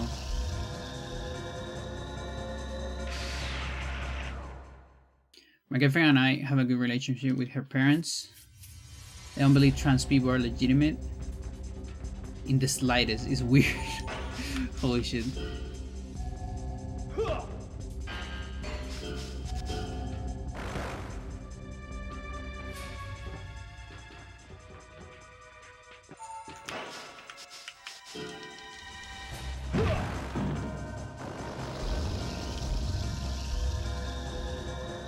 I also had like some surprises from time to time. There's like a couple times where, you know, like in particular when I started transition, like the first years, there were a lot of family members that I expected them to be really hard. Like, oh yeah, these ones are gonna be hard to convince or whatever, but they actually were the easiest. And I was very surprised. You know, like, oh, whoa, okay, that's pretty cool.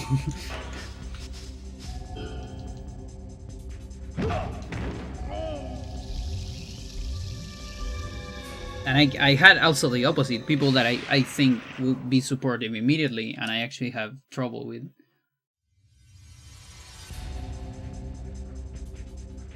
We humans are unpredictable.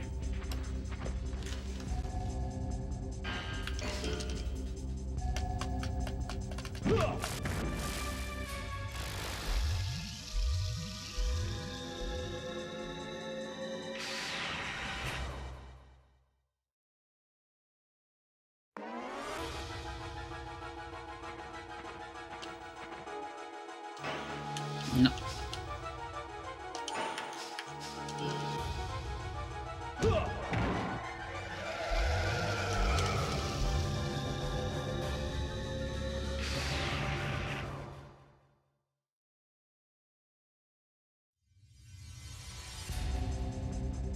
Yeah, and also the other thing is some people have this. I also consider it a little bit of a superpower.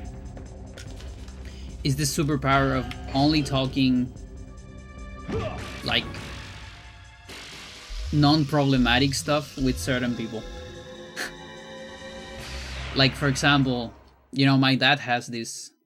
He has that ability where, you know, I mentioned this couple uncles, a little bit right wing and all that shit. Because my dad is super left wing, by the way. He fight against dictatorship and all that shit back in the day. But because he knows these guys are kind of like that, he never touches politics with them, right? But I have a hard time doing that, you know, like, because it's like politics are everywhere, right? And also, like, people love to talk about politics, and I love to fight with them. But my dad is like, he doesn't give a shit. So he just starts talking about something else. It's like, whatever. He has he likes discussing with other like left-wing people about like left-wing specifics, mostly.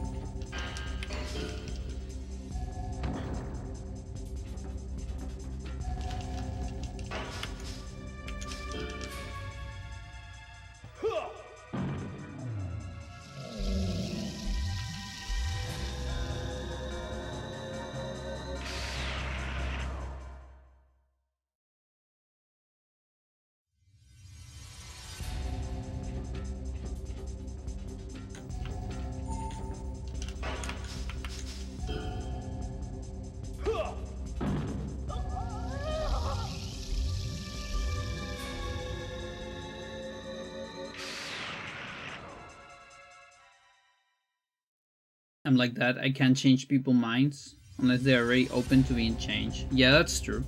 That's totally true.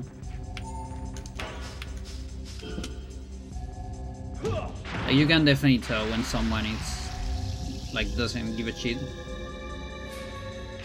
But I still have a hard time controlling myself. Like I need to fight anyways. A lot of the time I do it because those people are usually not alone in the conversation. A lot of the time there are more people in the conversation, and there is a chance that me discussing this guy and telling them, putting them on their place, will, you know, open the minds of the other people that are like just listening, that are willing to change, or never heard about that or whatever. And that's usually when I do it, or why I do it rather. Or like the kids, for example, in a lot of family, they're like meetings and things. There are kids too, and I'm interested on, you know, winning the argument with the kids present, so they understand that the others are wrong. I just nod and pretend I agree with them. Yeah, that's that. I do that from time to time, but it's hard for me. It depends on the context. The context matters a lot. It depends on my energy as well and all that, and depends on how personal it gets as well. Like it's the other thing.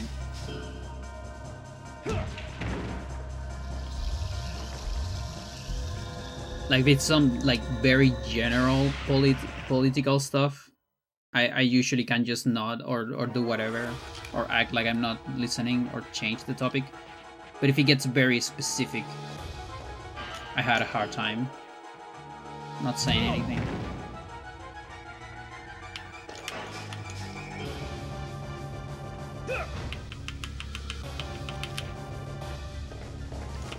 Hey, you Kevin.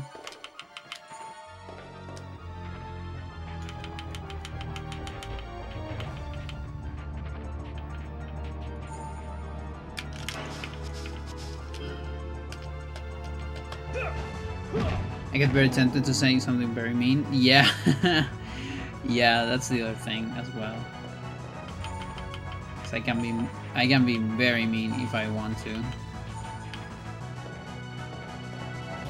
But I lose power bar faster than I get power bar on Kicker when I do that.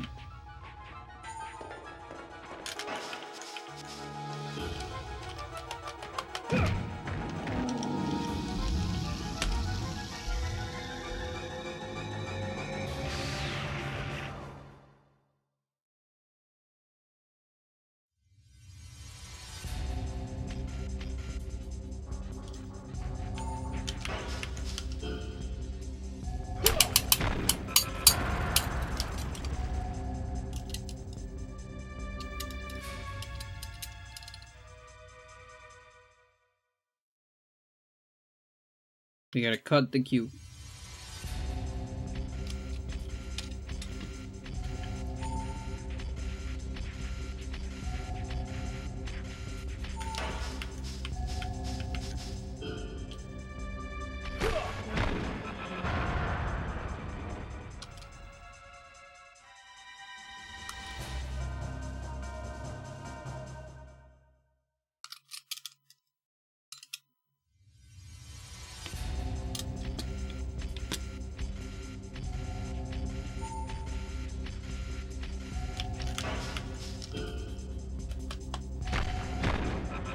Lefties, I complain about both sides about the same,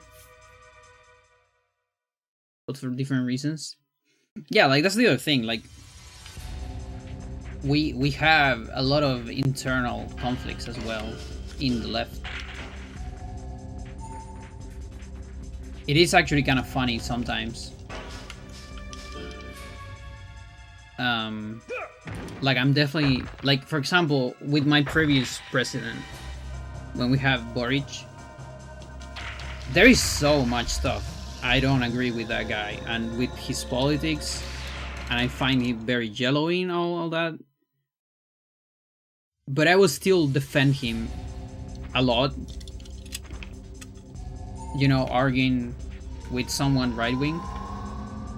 Because it's obviously better than whatever the shit we have right now, you know? And so many other things we have. But it's annoying. Like, I don't want to defend Boric, you know? I wouldn't... I would love if I wouldn't have to do it.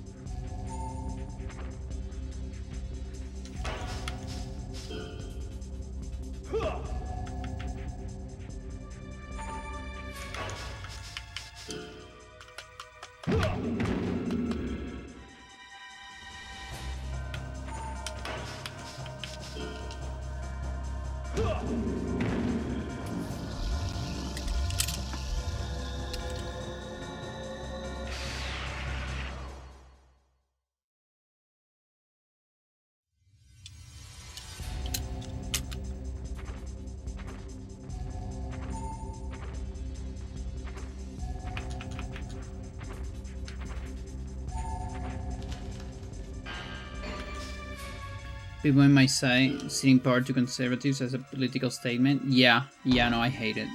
I also hate it.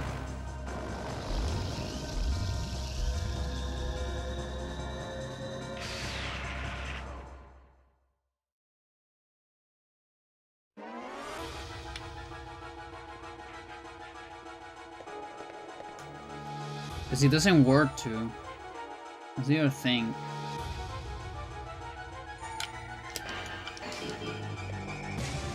And the right keeps not sitting. So it just works like one way. Sucks.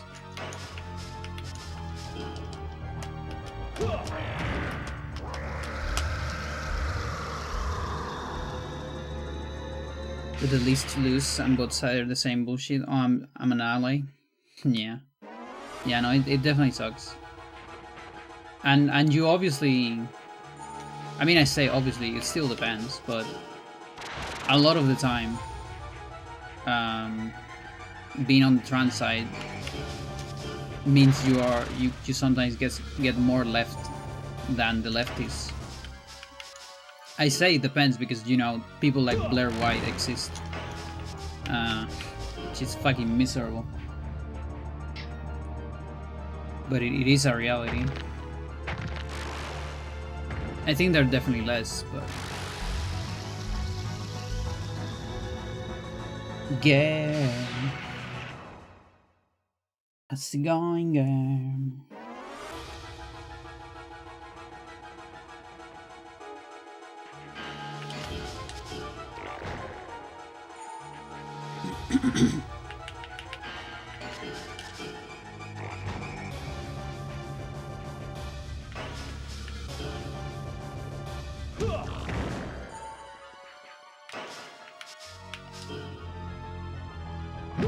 I don't know, that looked like a perfect connection to me. Not a salty spot.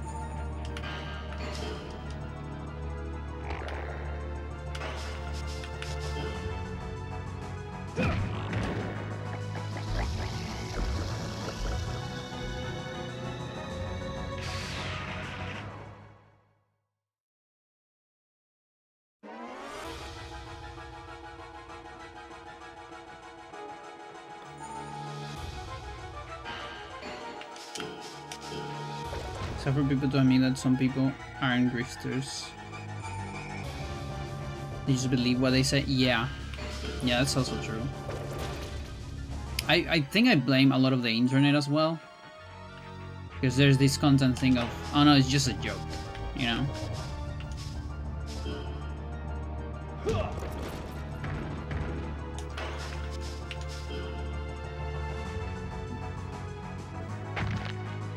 But there's definitely people that use that a little bit too much to get away with stuff.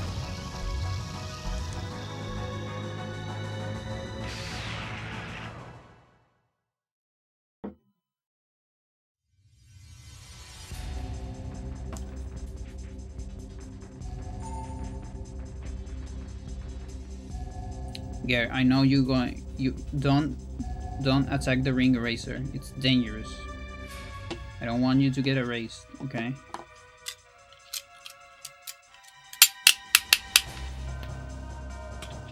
Don't do it. Trolling culture, yeah.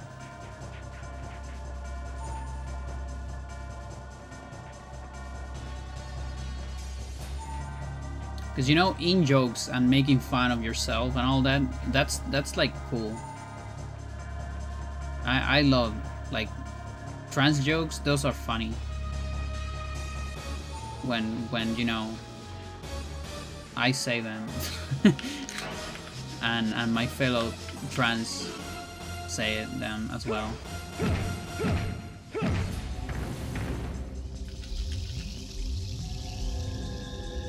But then trolling, it's all about the context, where you put the joke, how you put it, why you put it.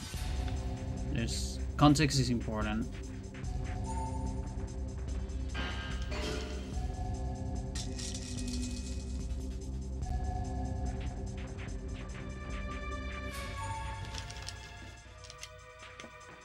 You have a lot of priority for that.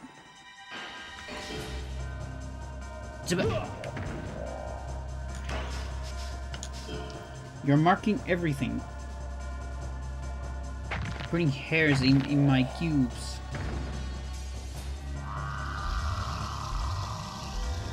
And plasticine cubes.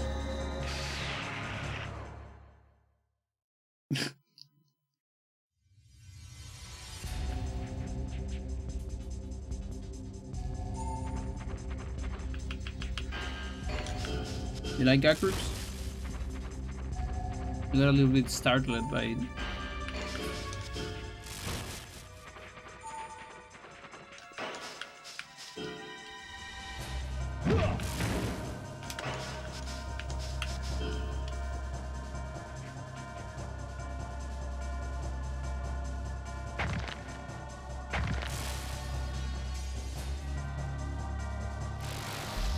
Oh yeah, now I have 1.1 million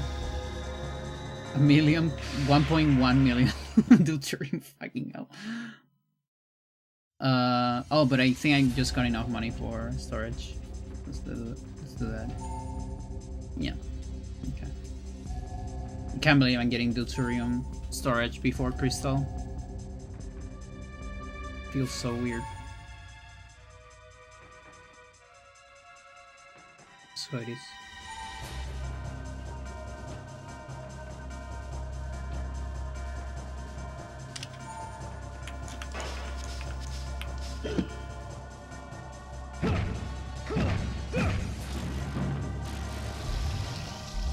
Feels weird.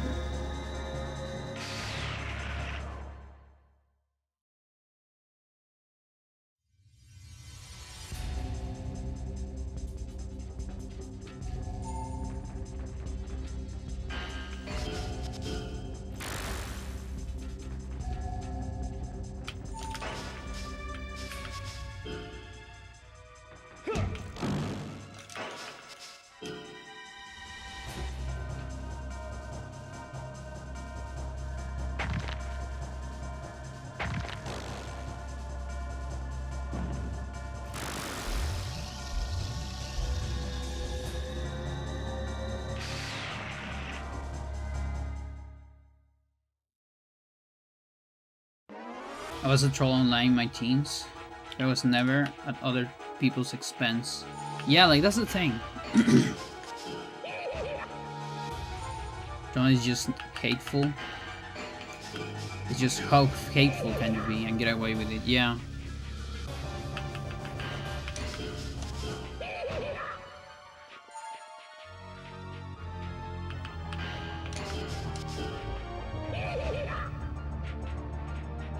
Yeah, like there's trolling, like, I don't know, like, oh dude, I wanna get into anime, can you recommend something? And you just recommend Boku no Pico, you know, stuff like that. I like that kind of trolling. Can we get that back, please? I mean, it still exists. It's just that the other one is more prominent.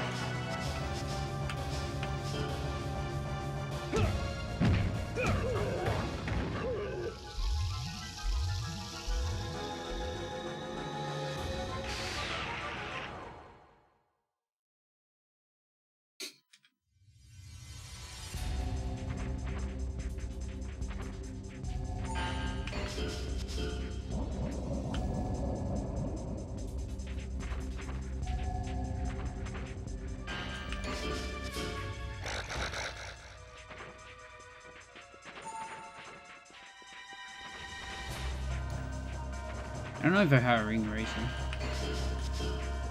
Well, I have enough power bars now, so whatever.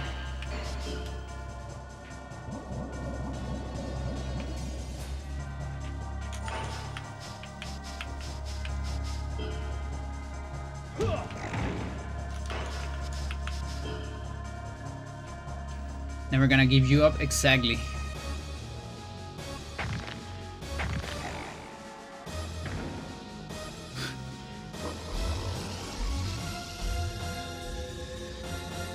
Yeah, those are good.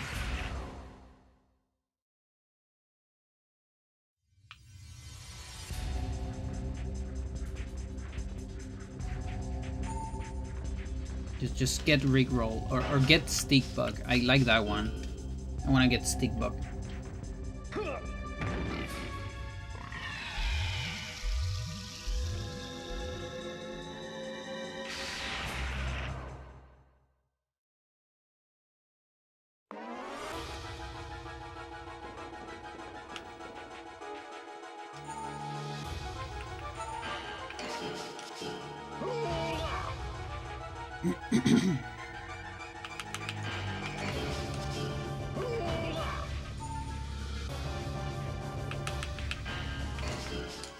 Forgot about all about that one.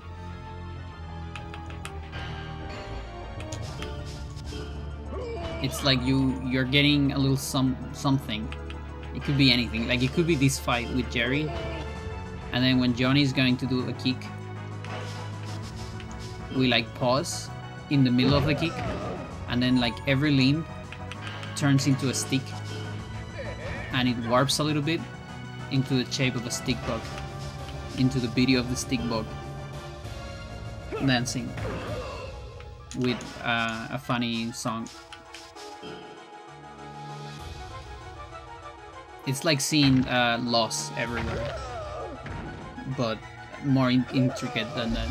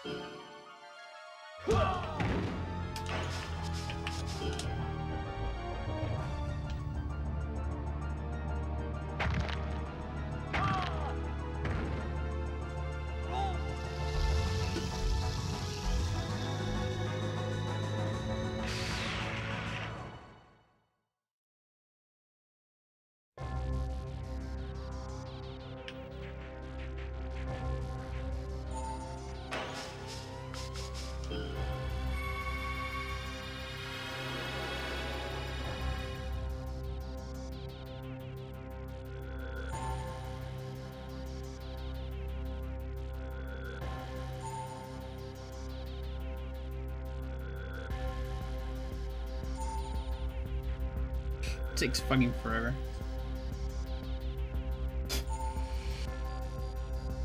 It's a hair from Freya.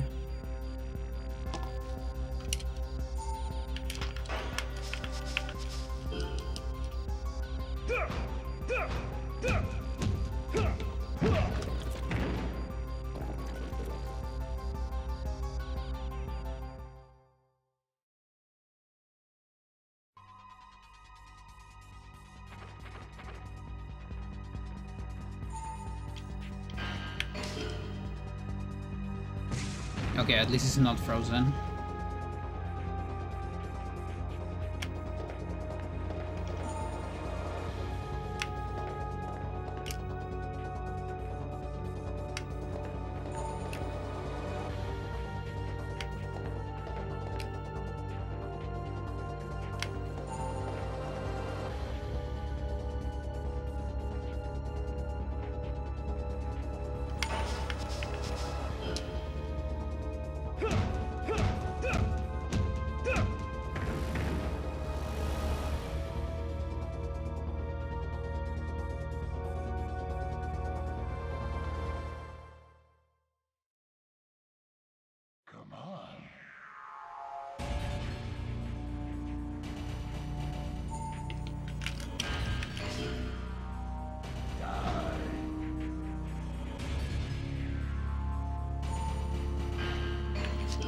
That wasn't a double step. Oops. Die.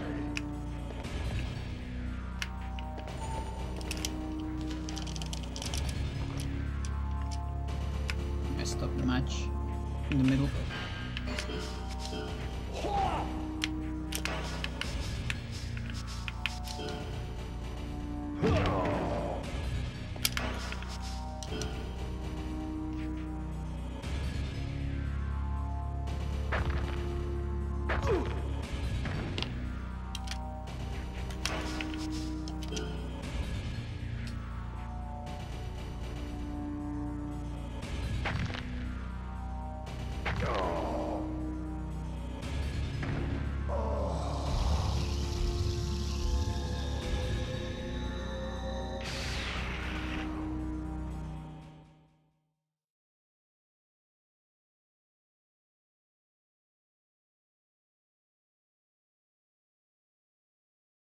Okay.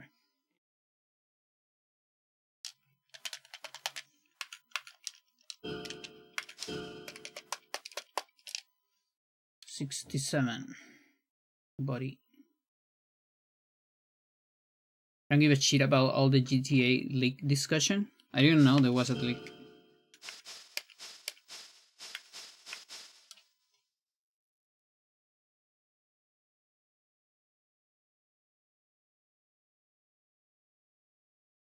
I feel like we leaks have getting a lot more common, Chet.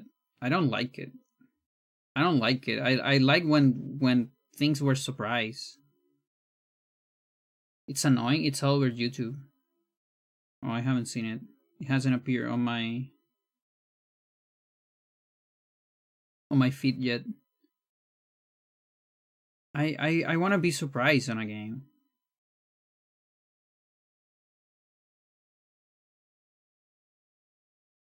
What do people have to leak so much?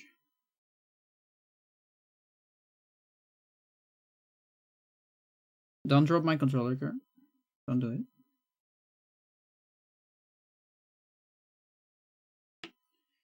Surprises are dead. Welcome to Netflix culture. Yeah. Seasons are out all at once.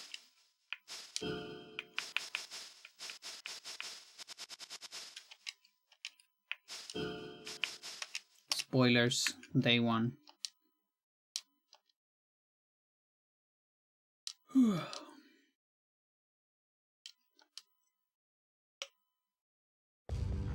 I run out of water, but also this happened, so I can't go get water right now.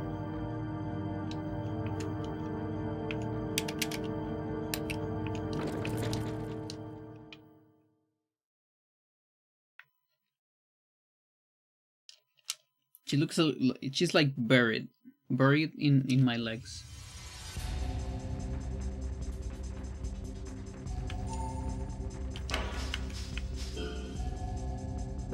Like a little long mode.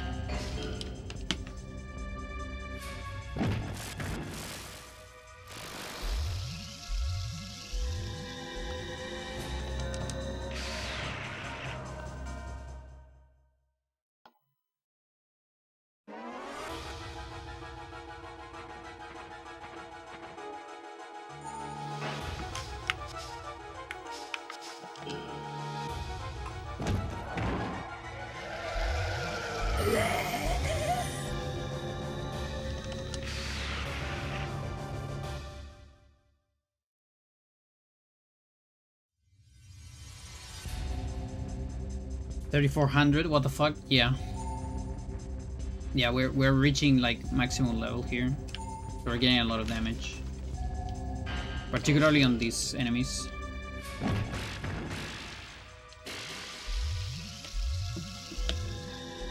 If this was normal, I would be doing max damage on them. I mean, not normal, ultimate, rather. The opposite of normal.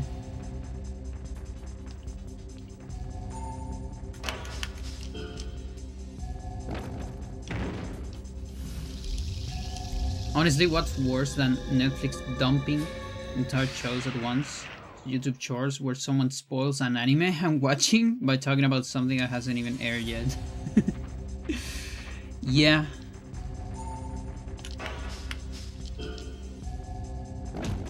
Yeah, that's why I like when my I don't watch a whole lot of shorts. I mostly watch video essays. And I like when the video essayist says spoilers. Jump to these timestamp. Things like that.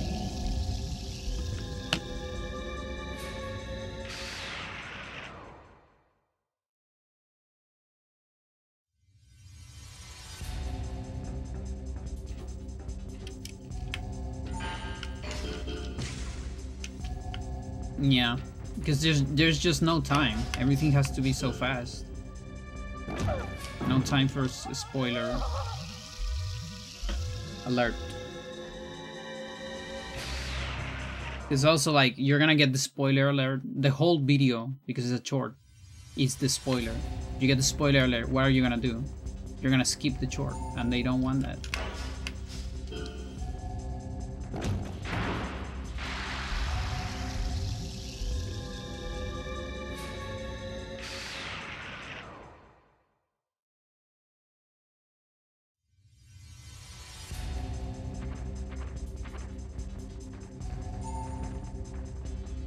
On the other hand, my clips chat, they're great.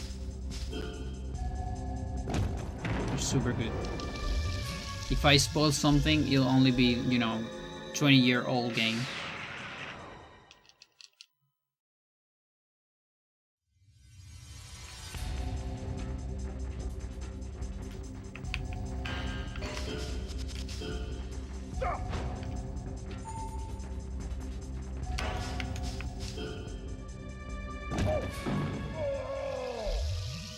It's always something that is happening now in the anime, but it's a mystery. But let's skip ahead and just tell you what's going to happen. That fucking sucks, dude. That is the worst.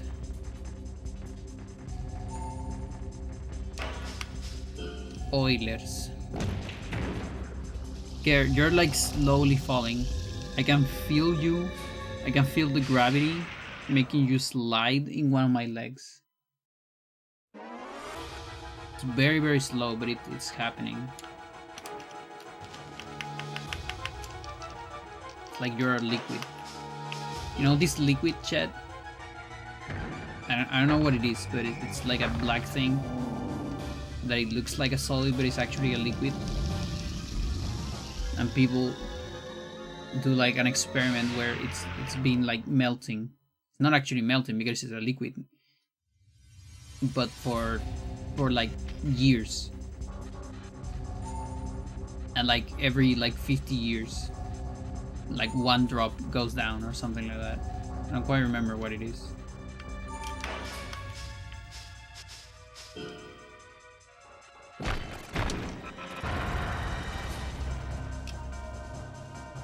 Like maybe I can find it if I type something like the slowest liquid.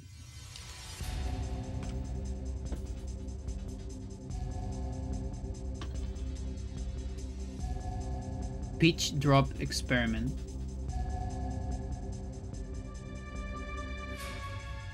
This shit.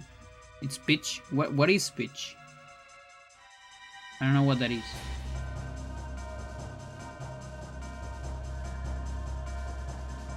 But yeah, look at this guy. He's so proud of his drop. His droplet. It takes fucking forever. 2 years after the 7th drop and 10 years before the 8th drop. Mental.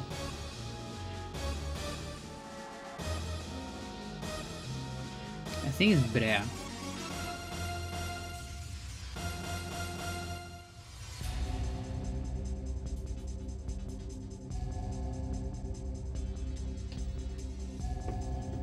What do you mean paso? What is this shit? Oh, because a pitch like a baseball pitch.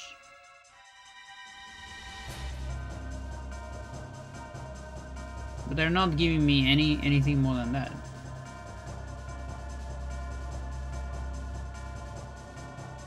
Do they ever touch it to make sure it hasn't hardened? No. I don't know. It's on a vacuum, I think, right? They probably like measure the vacuum. I don't know if you want to touch it. Alquitrán. Okay, yeah, that makes sense. Which I think is basically Brea. Yeah, Alquitrán. Makes sense. Gare, I really need to change my feet. Who is back? You are back. And you are gonna send back. We're gonna send you back there immediately because there's a lot of resources and this new inactive player just dropped Jet.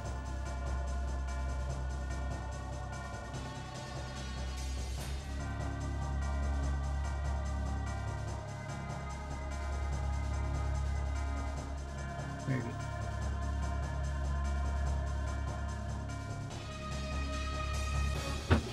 Okay, I'm so sorry. Okay.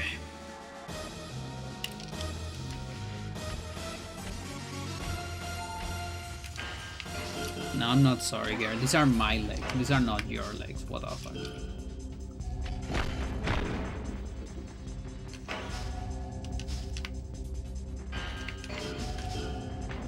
And she's like, what the fuck? What do you mean these are not my legs?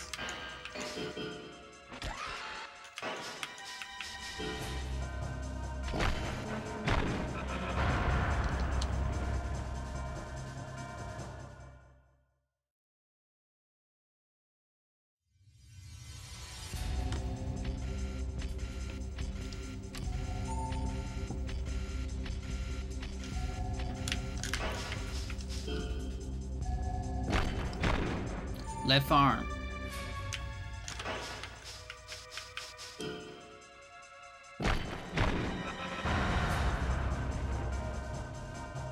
$66.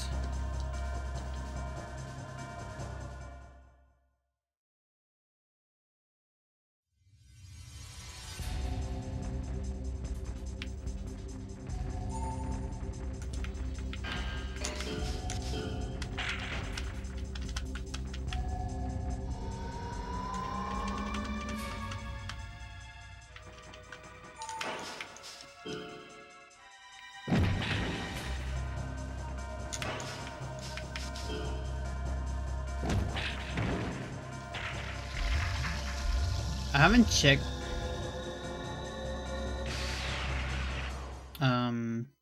like ideally the optimal levels are it's getting 90 of everything, but obviously it takes a lot of time and I can try to optimize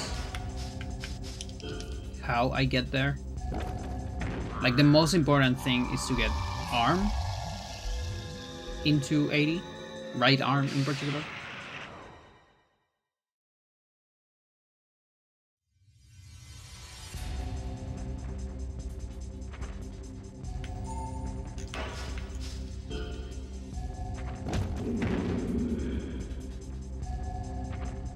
Like that should be the first one that gets into 80, and then after that body, I think. We can watch it now. There's like a live of the experiment, like at all times. Mental. Wow. Yep. Yes, indeed. So they put the droplets into a different vacuum thingy because there's too many of them, and they put like a new thingy. The next one it's close, and by close I mean, you know, a bunch of years probably, but still.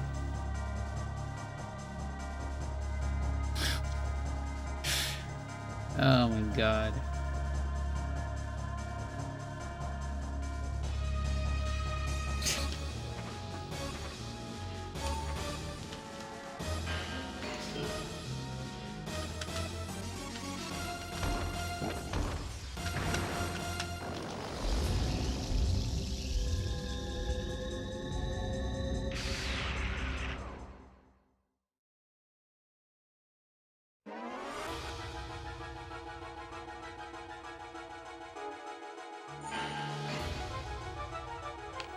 I mean, that actually makes a lot of sense.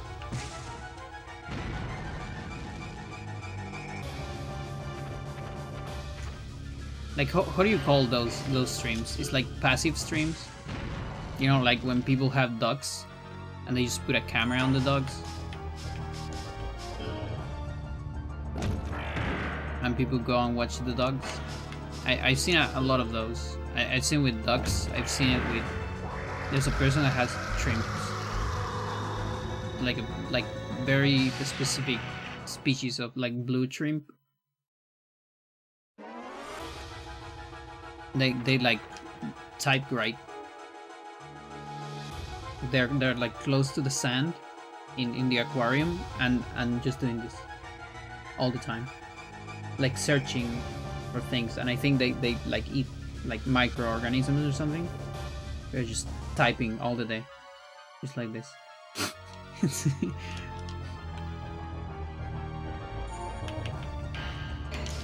YouTube holds the past 12 hours of the stream. Interesting.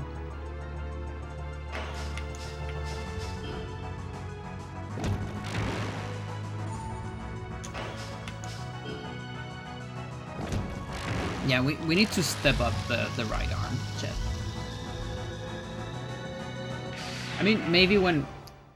No, you know what? When we get everything to 70, I'm gonna start going a little bit more mental with the right arm.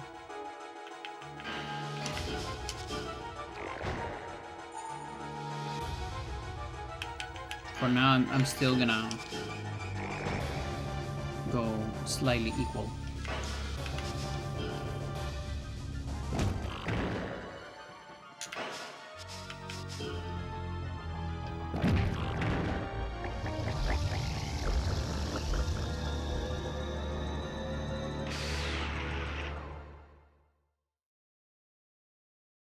I need a gym. Funk. What is funk? Funk montage of you getting stronger in Harry Heaven. I think I understand the idea though. I mean, if I had an editor, I could have that shit.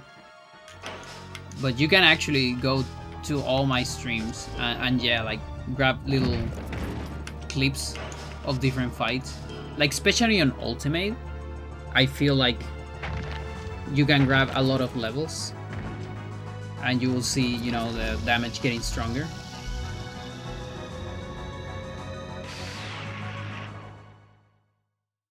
It's a genre that was created from Brazilian funk. Very popular nowadays with the youngster. Interesting.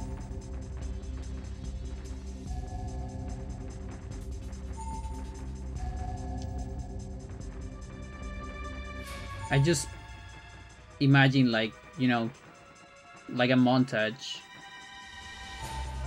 of someone with like the Rocky song,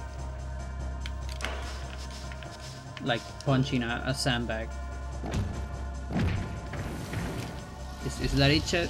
Something like that? And like getting more rip as the video progresses.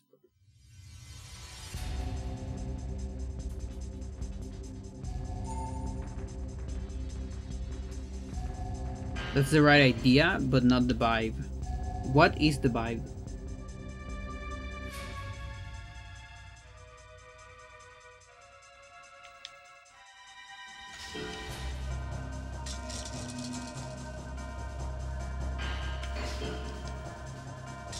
What is the funk vibe?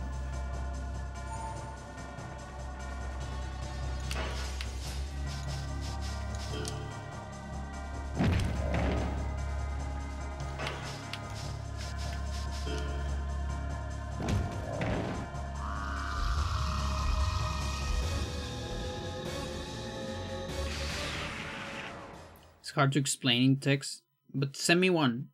Send me a chart of that shit.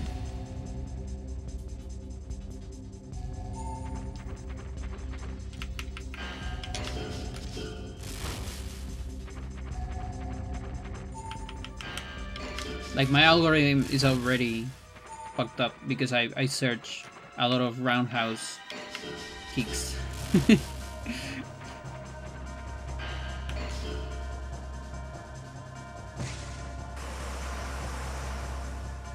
So now I'm gonna get some funk montages, and yeah, YouTube's gonna think that now I'm a gym person. Now I like exercising, yeah. No longer a gamer, chat. No more Smash clips. Now it's just all gym grinds it. My algorithm.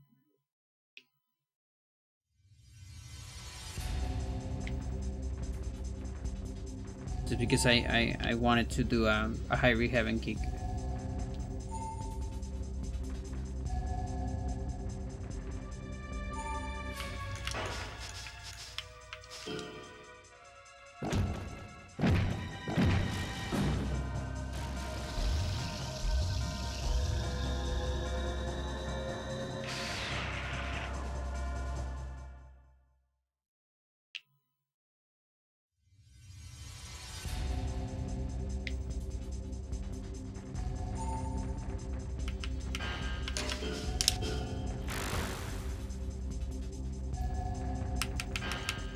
You never telegraph the second.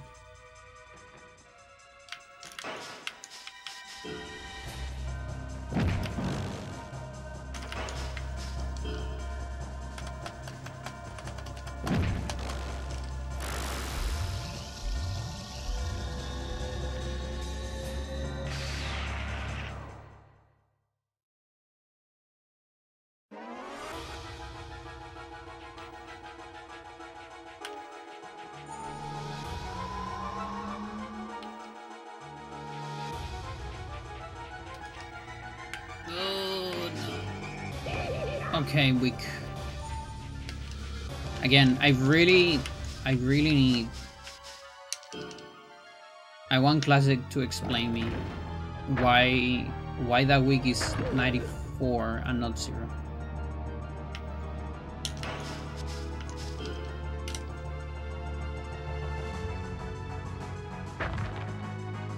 Where's that 94 coming from in the formula?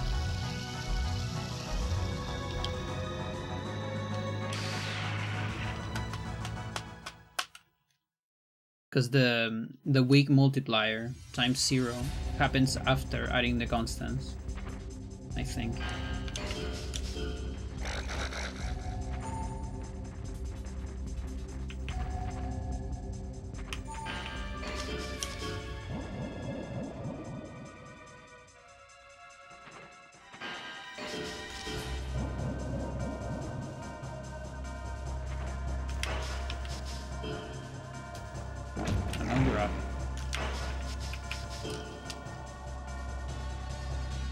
Don't you grab me.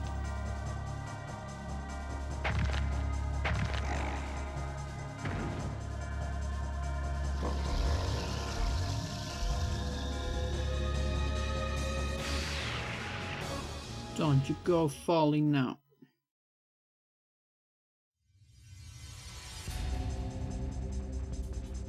Okay, that's a good size.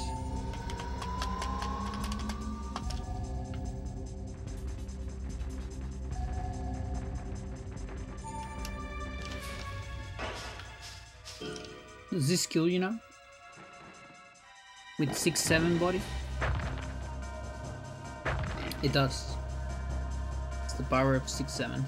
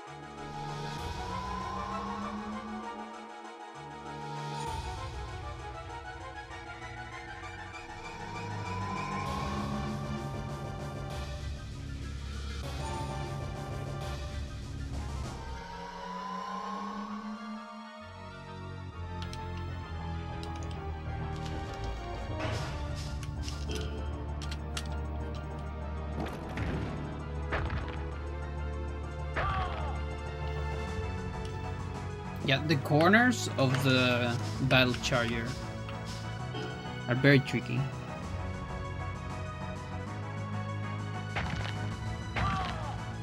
Right arm.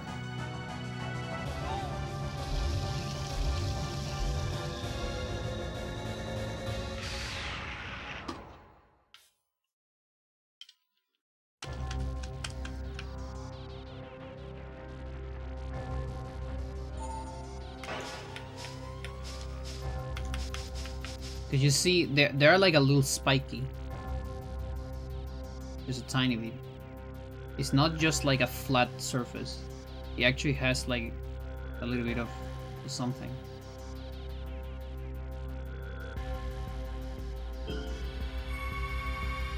Like the smallest, the most flattened pyramid you can imagine.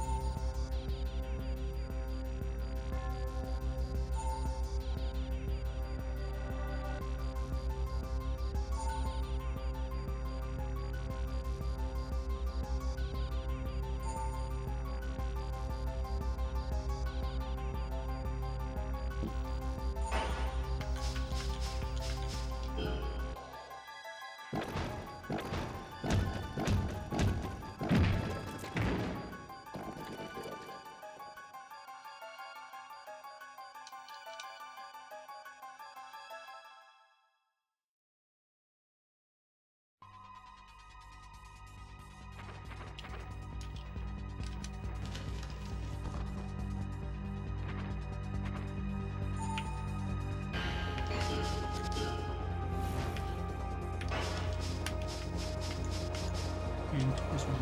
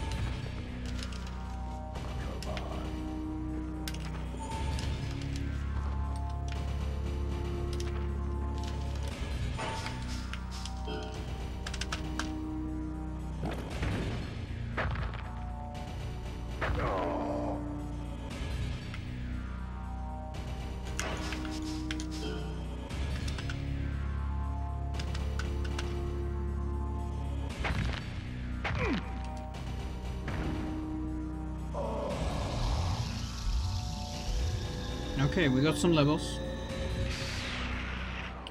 A lot of my levels are converging as well.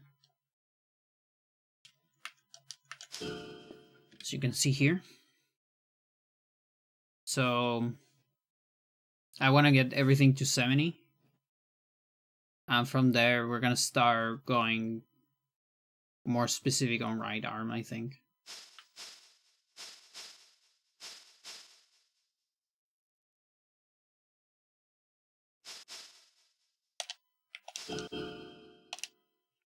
Everything's still fine here. No 49s.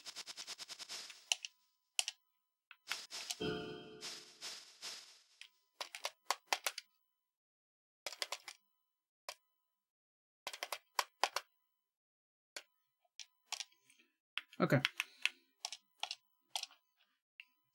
Good. That is 58. We're also one level away from real 90. True 90. Not this fake 90. Chat, right here I have the base of the light charger. The base shape. And of course, I have my ring eraser now. Pretty good.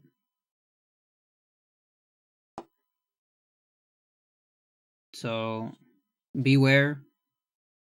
Don't do anything stupid in chat or you're gonna get ring erased.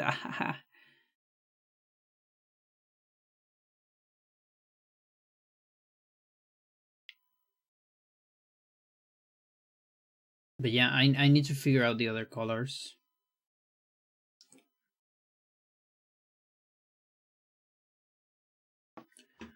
Good. Yeah, so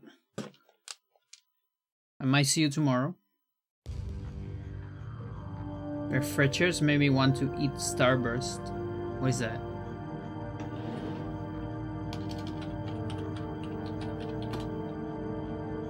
It's a candy? Yeah, it is kind of like that, yeah. We definitely have this, but with a different name. I don't know which one. But yeah, it does feel like that. That's why I like to think about items kind of like pills. You know, like kind of this size or so. Okay, this is a little big for a pill, but yeah.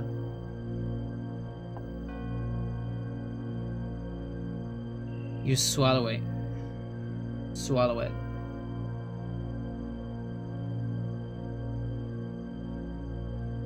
That way you can also, you know, fit all those fucking items in your suit.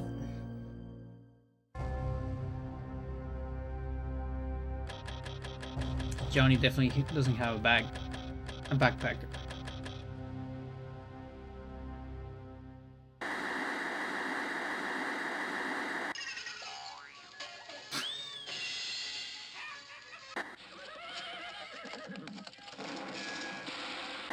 And Russian presidents revealed today that they are all but ready to conclude Cartoon channel, reduction of existing nuclear arsenals and are prepared to ratify the Western channel, that promises to be a giant news leap channel towards world peace in New York City on the 24th. President Weller is slated to arrive in New York City tomorrow and attend the ratification after some last-minute discussions with the Russian president, who's scheduled to fly in on the same day. In a press conference Abel with like 50 of the shots on it. Yeah, actually. Yeah. Yeah, because I guess the shots are not that small. Unless they are actually that small. Like, picture the shots being that size. It's like just like a little thingy you just put in the diffuser, and then the diffuser goes on that mode for one shot. Just one shot.